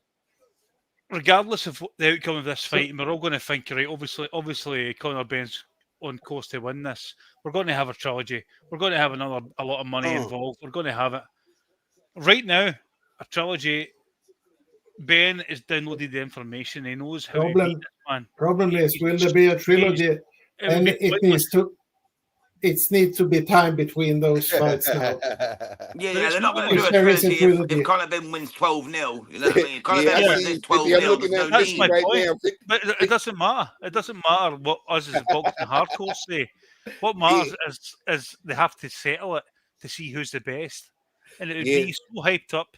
It'd be like, That's it. right now, Conor Benn has changed his attitude. And Eubank looks shit. He's not the fighter he was in the first fight. So he would say to himself, I got to change and go back to what I know. We're going to have Yeah, but something also else. remember, right, that Matchroom and DAZN pulled out of this fight and wasn't even going to carry it because they didn't want to see it. And then Turkey Al Sheikh and Ring Magazine stepped in and put Jams. the show on and then got it on DAZN. Eddie Jams. Hearn had no interest in this fight. Neither did Ben Shalom. It There's was going to be forced a by trilogy. Turkey Al Sheikh. So There's the going to be a third trilogy. fight's going to be next to impossible to make on any kind of broadcaster in the UK. Because going to no be a one's going to trilogy. watch this again if Conor Benn wins 12-0. Ben almost walked into Think of the something. hype. Think of the hype and the build-up they can do for a third fight to even the score between the Benns. Think about it. The promotion, what they can do. I get it. I just can't see. Look how hard it was to get this one going. You know, nobody wanted to see this. It's very. They were giving tickets out to taxi drivers and handing them out around town. You could buy them for £18 yesterday. I don't on like social what I'm media. seeing from Chris. He's not even trying to he's flinching. Every time he goes to throw a shot, he looked like Frank Martin when he was in there with Tank. Like every time he go to throw a punch, he's flinching and everything. Yeah, he's fully checked out, Trill. He's fully checked out. He's done. He's Yeah, landed 3 body shots through round 7. Three before body the round, shots. Jams, did you see before the round they brought the camera to 50 Cent? 50 Cent had that look on his face like I walked out the wrong guy. I was just going to say that, mate. I walked out the wrong guy. You know what I mean? Absolutely. Absolutely. Come on, Leash. You know what I mean? Come on, Leash. That's a shout, that, Joe. Yeah, Chris Eubank is second. No, he's not. I thought we were taking a point off him then. He was leading him round by the arm. This literally is 7-zip for me. 7-zip, Conor Benn. I can't He give stumbles Eubank on a his thing. legs when he walks. Terrible. Eubank just doesn't look interested at all.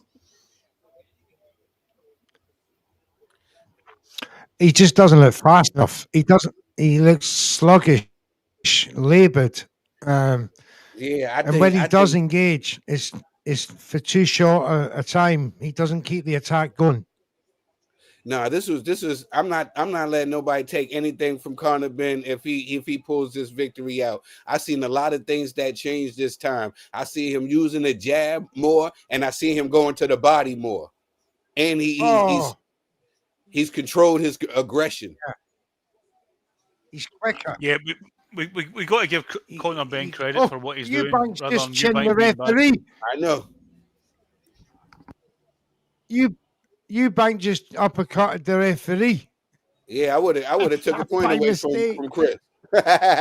He Joe told is him to good break. for the David Hay excuse It's against fucking best shot of the Eubank's night. big toe hurts. Oh, Yeah. Eubank's got 30 seconds to go. He's going mad. Do you know what? The I ref think took he's that lost well. has he lost his temper? No. Eubank looks The awful ref in took there. that He looks extremely awful. well. Nah, It's 8-0 to Conor Benn. he looks. He can't even knock the ref out.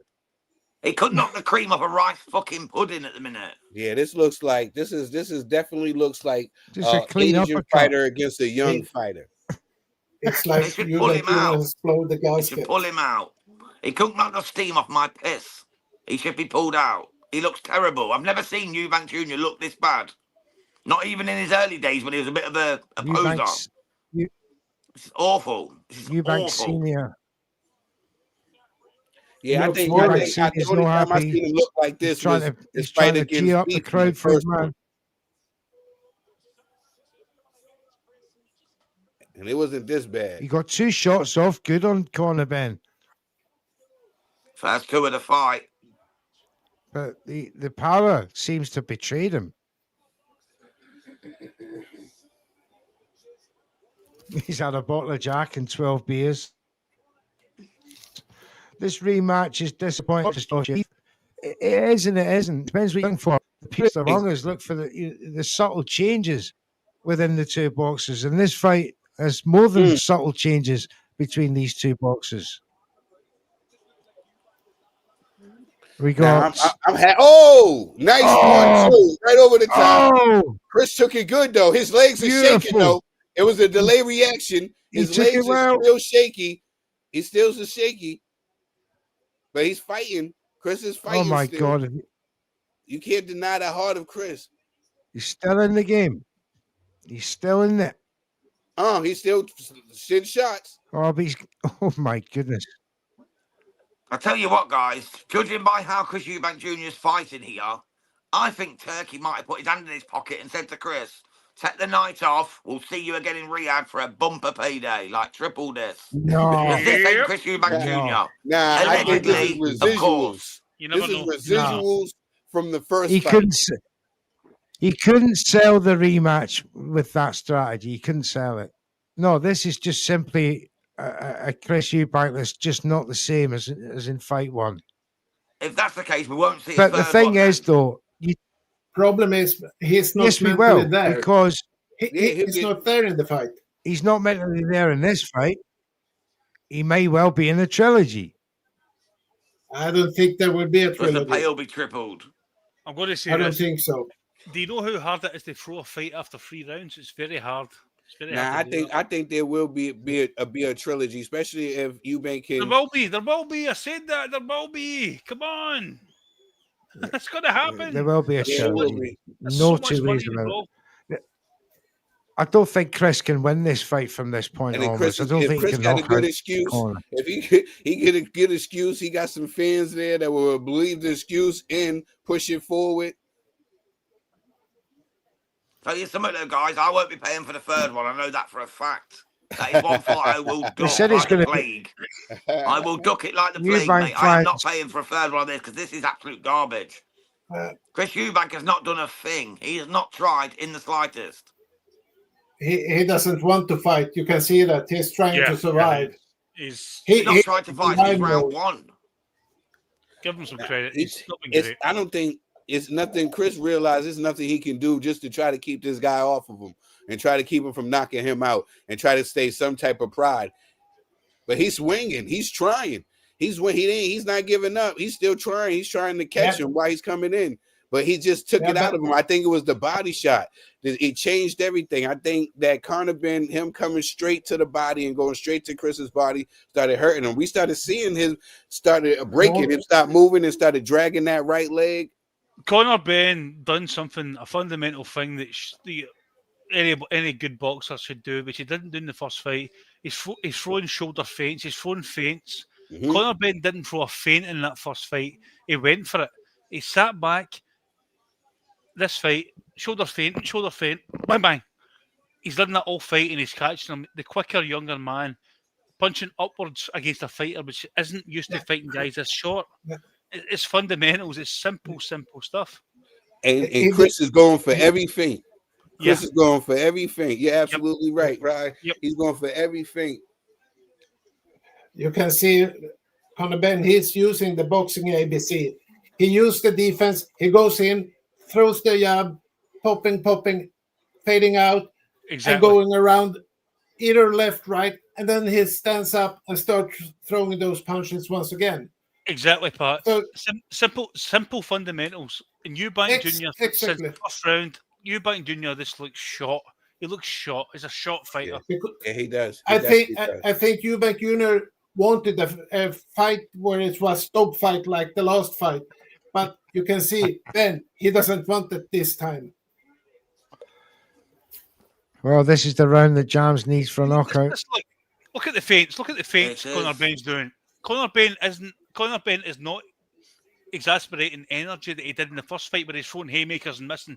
He's more methodical. This simple up down feints, just simple, and it's worked all fight. And he's landing. Yeah. Look at He's that. doing well. Jabs thrown by Eubank, 177, and only 925 have landed. That's insane. That's how much Conor Benn's made his mess. That's disgraceful. Shows a lack of interest to me. Shows a lack of intent. A lack of intent by Chris Eubank Jr. to me. Yeah, How do you go from piecing absolutely. up 68% to going down to that? Come on now. Against the same opponent. It looks to me like a lack of interest, like he's just Oh, going number one, for too. Conor Benn win, Number one, so we too. get the big trilogy. right hand from Ben. Yeah, shout out to the chin on Chris. I'm surprised that he's Yeah. standing. Shout out to the chin of Chris, man. He's showing some heart in this fight as well. He's always had a good chin. Oh, Always had a good Yeah, absolutely. other than Liam Smith, one of definitely. Yeah, shout out to the Smith brothers. He's throwing that Oh, right. legends of the game, mate. Legends of the game, He's Smith. throwing that right against the ropes here, but absolutely no. There's nothing in that. It's a very odd performance if you've watched this guy for 10, 15 years. You know, it's very odd. Which I have. I've watched every fight he's been in, mate. And this is very odd to me, right? Very odd to me. It's odd as fuck. Listen, I want to quote the Golden Boy, Oscar De La Hoya, after his loss to Felix Trinidad, and he was walking in the hallway. He said, "I gave him a boxing lesson." That is what Conor Benn is doing right now. Absolutely. This must be embarrassing. This is a bit embarrassing when you see how Eubank Jr. is doing in the ring. It's like he doesn't want to even be there. He's forced basically. The heart has gone, Pat. The heart has gone. It's gone. Yeah, well, he got another Surviving mode. payday in him. Yeah, 12 I million, can't mate. believe- I won't go complaining about getting schooled by Ben for 12 miller. As long as he ain't He's throwing been the out- eggs at me afterwards, I'm all good. he's been slower to the punch all night, Chris Eubank Jr. Oh, now I only gave him one round. That's the only one round I can see to give him. The rest has just been a Ben show. This has been the Ben show. It was just some things he needed to fix. The first fight was just all passion and immaturity, you know. And this time he put a little hustle behind that muscle, you know, and he used the skills to pay the bills in this fight. I'm not mad at the young man. I'm happy for him. His dad looks happy. Nigel looks happy in the crowd there, Trill. Nigel's giving the thumbs up. He's definitely happy with Conor Benn's performance. It's been if this is literally legit, Conor Benn looks fantastic. Still got to be careful, though. Just watch the egg intake. Here we go. I see, Jim. Just hope it's not too yolk, Trill. You know what I mean? Yeah. I was sitting there. I was saying that too when he took off his jacket. I was like, I hope he passes the test after the fight. He's caught Eubank again.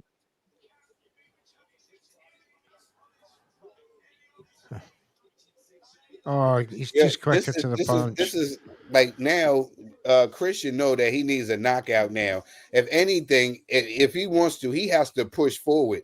You know, he still got to push forward. He can't just keep scooting back and trying to throw a shot like that.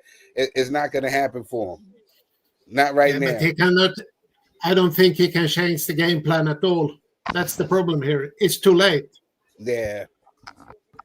Do you think maybe the weight drain is caught up? Yeah. Well, I can guarantee it tomorrow. Many tonight and tomorrow will say the rehydration done this to him. Yeah. Of course it is neutral, of course. But do you think over the course of these two fights, that your body taking that's going to be the thing? Because he doesn't look the same guy. I think the fight the time between first and the second fight, this fight was too close. If it's going to go in a year or something like that, then might be something different. But I don't think so. I don't know. I mean, personal experience. But the thing is, though, it's a great point. But that point would only, for me, be coming to fruition in the trilogy, because if Eubank, he loses this one and he comes into the trilogy and he's a lot better than this time round, then you've got to ask yourself, what could he improve from this fight and going into a trilogy? That's the question I'm asking myself. The only thing is energy. He looks, because Conor Benn's improving. Yeah. Oh, the only thing, Eubank looks tired since. No, I've been said it. This is after that first fight. This is too soon to be having this fight. He took it. That was a one of those fights that you can't come back that fast from after one of that fight, and you can see it, the residuals of that fight. Yeah, he's much of his resilience is down. It's up here. It's mentally. Although he's taking punches. Yeah, he's taking a lot of punches, but they're not as near as severe as the punches in fight one. Ben has fought a totally different fight. He's fought a boxer's fight in this fight. Look, he's not been reckless. That's the argument. Oh, that's he's the just argument. To the ground. That's the argument. Been reckless at all. Eubank took bigger, harder punches in the first fight. Conor almost do him out of the ring with one little hip He looks slow. He's fucked here. His energy. There's a big difference between getting hurt. The guy is absolutely shattered. We didn't think this fight should have happened. A lot of the hard. Andy says the way this fight was silly. And we're seeing it. We're seeing it right now. This is something else from the first fight. And no, that doesn't mean to discredit what Conor Benn's done. He's been fantastic. But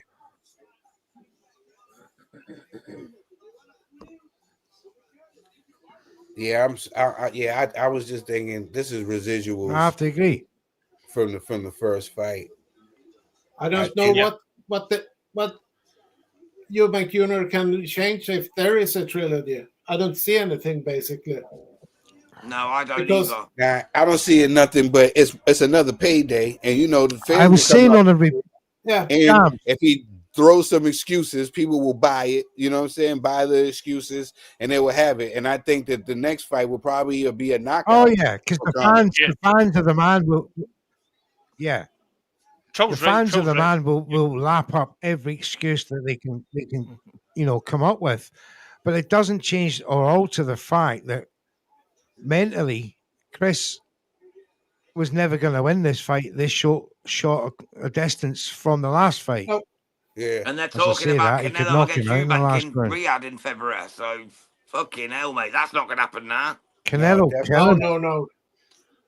Definitely not. Canelo doesn't want Turkey that will fight, not Leon. invest in that fight after Oh, this. I already know. See, know. the I'm problem talking with about what these two, people were they've only saying in got the each chat. other. Is it fair to say that these two have only got each other? For Eubank's career, yeah, this is it. One more big money fight. He'll get 20 million quid, 10 million quid for one more fight, and he'll call it a day. He's not going to fight Canelo. He's not going to fight. I mean, this is it. This is it. This is your career. End it on a high. Beating your arch rival. That's it. If I would be like Eubank now, I would. Yeah, this is it. Take the money and leave. Yeah. Yes, done much. He's much better off taking a big money Ben fight than taking a big money Canelo fight and getting stretched. Yeah, of course. It's common sense. Ben's probably That's more better from Eubank, but it's not enough. Looking at this, then again, I think Ben's more likely to put him on a stretcher. Then again, at a decent weight where he's fit, where he feels great about himself, rather than being rained after doing this 3 times, why not take Canelo on and maybe get a bit of glory? Win or lose, why not? I don't know, maybe that's me talking as a fighter. Why not take if he can get it at Wembley or something for a big payday? Aye. That's me as a fighter talking. Oh, Eubank's done! Now this is going to be... Oh! Oh, he's out! Stopped! Oh! Oh, the ref counted. Oh my God, what a shot from Conor Benn. Oh my! He said he can hurt him. He said he can hurt him. He said he did. Is this going to be it? Eubank's on his toes. He don't want that. He don't want to get knocked out by Conor. He don't want that. Conor said he was going to do it. He don't want to do it. He don't want to get knocked out by him. Not him. Anybody but him. Down 20 seconds. He face planted the floor. Oh, he's down again. His pride won't let him stay down. His pride will not let him stay down. He is up and he will finish this fight. It's good job. Conor did it. He wanted to put him on his butt and he did it. Shout out to Conor. You got to give him his props. This is a different fight. Put your hands up, kid. You did it. This was your moment. You can't do nothing but respect him. He did it. Wow, he did it. He did it. Now we're gonna have a third fight. They're gonna have a third fight. Of course, I don't think so. Of course, they will. They have a third fight. He need to get some get back. That's what it's going to be. I don't think so. I don't think there will be 160 again. Never. He can't make 160 again. That's him done at 160. He has to go up and wait. And Conor Benn is not going in 160 pound anytime soon. He ain't going no higher. But if I'm talking about if it's that's the money, incredible. This is a master class from Conor Benn. It's shout out to the young man. Boxing ABC. He deserved this. He definitely deserved it. He went back and he did his homework. And he came back because that first fight, all it was just passion, anger, and aggression. He went back he calmed himself down, and he went back and he used skills. Everybody would say he was a much better boxer than that. And he showed it this time. He used his jab this time, and he went to the body this time instead of headhunting and going wild like he did in the first fight. Congratulations to this young man. He made a lot of doubters believers, and he definitely can. I don't care what he does. If they do it again, they can get some more bread if the people will allow it. The people are going to try to milk it. Somebody's going to, one of these promoters is going to try to milk it. I know it's not in his best interest, but one of these promoters will try to milk it. You know what I'm saying? But look, the respect from these guys, this is what I love to see. They definitely did it. Yeah, they're showing it. Absolutely. Very well said, Trill. Very well said. That's it. There will be no trilogy, basically. Look at that. Eddie is happy. He's holding him there. It's good. He's about to adopt Conor Benn. Exactly. Those Those are one of those He loves Jerry that Maguire he loves moments that right guy there. right now. That was one of those Jerry Maguire moments. Yes. Fighters are looking at their promoter right now, like, why you don't hug me like that in the ring? You know what I'm saying? Yeah. You'll have every boxer in matchroom stable like, where's my dog? You know what I'm saying? Absolutely. Now that was phenomenal from Conor Benn. I've got him winning now 120 Another to round. 107. So I've got that massive landslide. Another round that was over. Another round that was over. We don't even need to take no time. We all know who won this fight. Stevie wanted to know who won this fight. For me, it's a shootout. If they give 1 or 2 rounds to Eubank, then I don't get it, because Conor Benn did dominate from the get-go to the end. Yeah. Yeah, I can't see a round for Eubank I'm with myself, you. but I'm a Eubank fan. I can't see a round for Eubank. I think he went down under the jab.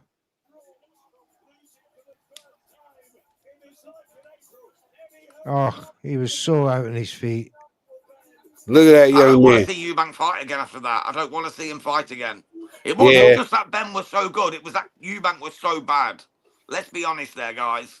Eubank offered nothing. I'm not taking nothing away from you. That shot right behind that shot right behind the ear messed up the equilibrium of Chris. Yeah, but absolutely. The heart of him just made him jump right back up. The heart, the pride.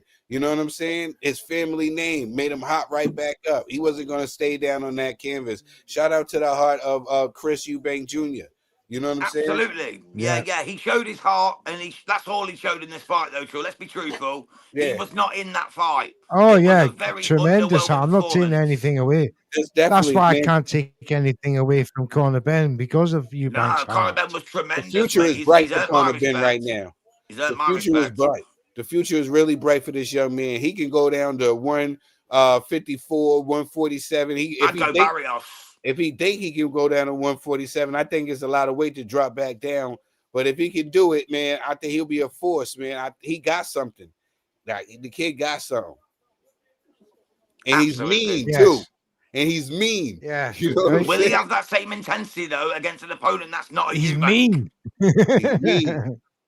Yeah, he comes out. Yeah, he's the young man is mean. Shout out to him. He's mean in there, but he's definitely a gentleman. I think that he was giving him a bad rap. Gave him a bad rap, you know. Yeah. 119, 107. Right, 108, 118 on all 3 scorecards to Conor Benn. 118, 108 on all 3 cards. Wow. That's wider than I thought, mate. I had it 120, 107, to be fair. So I think they've been a bit generous to Chris there myself. But there you go. Conor Benn absolutely dismantles Chris Eubank Jr. in the rematch. It was a masterclass. I never thought it would be a fight like this. Honestly, it was so one-sided. Literally, after the first 3 rounds, I knew who'd won. You know what I mean? I don't think any hardcore boxing fan expected that, to be honest.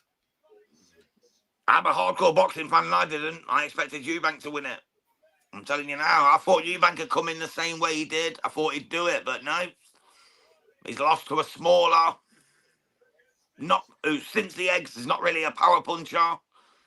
Eubank looked disinterested. He looked trash. He looked shot to pieces. He wasn't. I don't think he wanted to be in the fight even. I don't think he Brett, did. the boxing man, was the twins, and he pulled out of the fight. Brett, the boxing man, was the only one who said UD, Ben. There you go. The boxing man's claimed some points this week. Finally. I don't feel as bad now. I won't lose many points in the league. I got every fight tonight as well, apart from that bloody one. That one screwed me to the wall. Me too, I wish I would have went for Ben, man, but I thought that they were forced to third all fight screwed with the draw. But he didn't give them a chance. He took that fight. Yeah, I was convinced there'd be a draw. No. Does anyone know how Jasmine Zapatosnik I can't believe it. How got the score for that? Eubank 9 o'clock in France. was in that fight. She won, Jams, I think. Oh, beautiful. Was it Not you, yet, D? mate. We'll get them in a bit, but a great program. We have been live for 5 hours and 13 minutes, and we have come to the end of our transmission here. Conor Benn has won by the widest of UD margins, 120-108 across the board. No one had expected that. Certainly not me, certainly not our panel, certainly not most of the fans. Brett the It was boxing man, actually did he? 118-108, bro. 118-108 Fair on play all to three. him and all the It's wide. yeah, 118-108. Yeah. So they get 3 Fantastic split rounds to Eubank. performance. Right on in Yeah. the best come. I have been thoroughly entertained for 5 hours. I hope you guys have at home. Please give us a like and subscribe if it's the first time you have been listening to us and seeing us. It's free, it's painless. You might even like it. Get that thumbs up. Absolutely. To all my guests here, thank you very much for joining us. To Pat, See you. back to you, Jams. I'm Mr. Neutral. I'm out of here, man. Okay. Me Well, too. it's been it. Sorry, bro. I thought you were done. My bad. I've got a little bit of sound lag as usual. But thank you so much, Mr. Neutral, my compadre, as always, the co-host and co-founder of Red Corner Boxing. Thank you so much to Ray Trilogy. Check out his music. He's got the new album, Trill Fiki. He's got the new song, Savage. Go on to Ray Trilogy, R-A-E, Trilogy. You know how to spell that, guys. You're not too dumb, are we, from boxing? So check out Ray Trilogy on YouTube. Absolute legend. DJ Pat, you can find him on X. DJ Pat on Boxing. Rise Boxing Ramblings on X. You know me and Mr. Neutral. We love you guys. We hope to see you all back here again very soon. And check this tune out from Ray Trilogy in our outro. God bless. See y'all soon. I'm moving. I'm going. I can't stop. I got motion. I'm moving. I'm going. Can't lose focus. I got motion. I'm moving. I'm going. Red Corner Boxing. We're in the game.